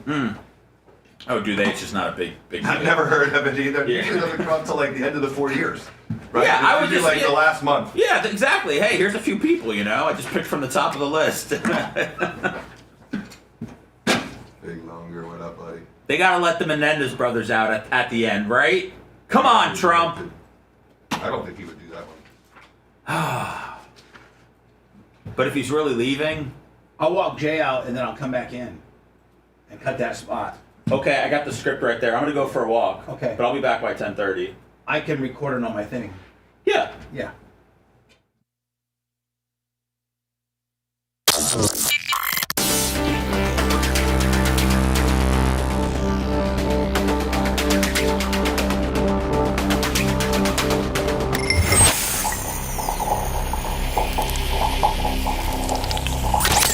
Broadcasting live from the Aquabito studios, aquabito.com/Bubba. It's the Bubba the Love Sponge Show. Man, I think they're in 7-Eleven now. I think they're in Walmart, Amazon. Look for Aqua Beato canned water. I don't drink water out of a bottle. And when I run out of Aqua Beato, I go steal some of Seth's Core water, which is in a real rugged plastic bottle. And I don't feel like I'm drinking plastic as much. I feel like it's so much more industrial. And then I pour it into my nitrous glass gimmick. But Loving, I think the Aqua Beato people dropped off some water, and so we shouldn't be running out soon. Yeah, I just refilled the fridge. You can go to aquabeato.com. Here is a brilliant move from Donald Trump. Like, the dude is just killing it. Even people that hate him are saying, man, he is with his first 45 days in office, he's just pulling the trigger on some cool stuff. There was an African-American woman that was sentenced to 50 years in prison for whatever reason. I don't know. Was it marijuana or something like that? I don't know what it was. So he pardoned her. Now, most presidents wait to pardon until, the last couple days or weeks, maybe a month before they're out. Not Donald. Donald said, you know what? Let me take that African-American woman that was so wrongly accused of doing whatever she did and had 22 years had served 22, had 22 left on her sentence. Let me pardon her. And then guess what? Then I'm going to make her my pardon czar, and I'm going to have her do nothing but go through and give me suggestions on people that have been screwed with like her.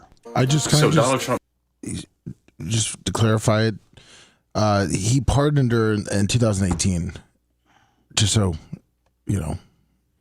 But he just named her after the Kim pardon Kardashian czar. came and met. You remember the whole thing that was like the Kim Kardashian. Well, it's just now becoming a story. Correct. Well, he just named her the pardon czar. All right, so he pardoned her a while in his first administration. Correct. Was there a pardon czar before her? No, first ever. She's the first ever. Okay. Yeah. And So she was in then- jail for 25 years for like her first time offense of a drug charge. Right. And so she had been rehabilitated, had become this incredible person. He pardoned her. Yes. And then now he's back and he's, you know what? Let me tell you something. I could use, I remember the black lady. Let me see. I got a Doge guy, which is completely out of the box. Let me come up with a pardon czar. It's brilliant. It's brilliant. She's African American. So that you can't say, oh, only Trump lets, rich white guys out. Like, who was the who was the governor of Illinois that he let out? Blagojevich. Yeah. Like, he only lets Blagojevich out. Nope. I let a black lady out. She had 22 years left. She's not going to tell me who the hell else to let out. A little black lady. I'm just pardoned the black woman. When you got a Rastafarian black guy like this that's putting Trump over, you're doing okay, my friend. Ill black woman. I went to prison in 1996. They sentenced me to life plus 25 years as a first-time nonviolent offender. And then he turned around and said, you're now in charge of who gets pardoned. Alice Johnson. She spent 22 years in prison. 22 years. She had another 22 years left. Can you believe it? You've been an inspiration to people. And we're going to be listening to your recommendation on pardons. You're going to go over and she's going to be my pardon czar. Okay? And you're going to find people just like you that should not. Like the African American that your firm represents. That Dan has made 3 or 4 trips to the state penitentiary. Oh, that's a good idea. We need to get something to her. Yes. To Alice Johnson, Dan. Yes. Another That's good brilliant. one for me. Yes. Should not have happened. This is right down her alley. For sure. And you guys have been repping this guy for nearly 10 years. So it looks like that she's going to be working side by side with Pastor Paula White. So Fantastic. Who I know. I know. Baby Jay can use that connection. So you mean to tell me a person that's been mistreated by the justice? Yeah, Jay, man, when you're while getting a hold of Pastor Paula White, I don't know if you know her or not, but I'm very good friends with her. That would be amazing. Very good friends with her. The system. Really? How good would it be for us to get that innocent African-American man that's been in now the Florida State Penitentiary for over 25 years? Be one of the crown jewels of my legal career. Oh. Mistreated by the justice system now gets to go look at other people who possibly have been mistreated by the same justice system and recommend them for pardons. Brilliant. Absolutely brilliant. Clem Kush, 10:30, because I got a 10:40 guest, radio guy that's doing some podcasting for us now, kind of a right-leaning gimmick. Been doing radio for quite a while, and we'll talk to him. Talk about his radio show, talk about his radio upbringing, talk about his podcast that he's doing for us. Jay, thank you, my friend. My pleasure. Thank you. Seth, as you do for your walk, I'll do the True Work gimmick spot. I'll record that for you as well. Yeah, Yila's been on my package about getting that to her. Perfect.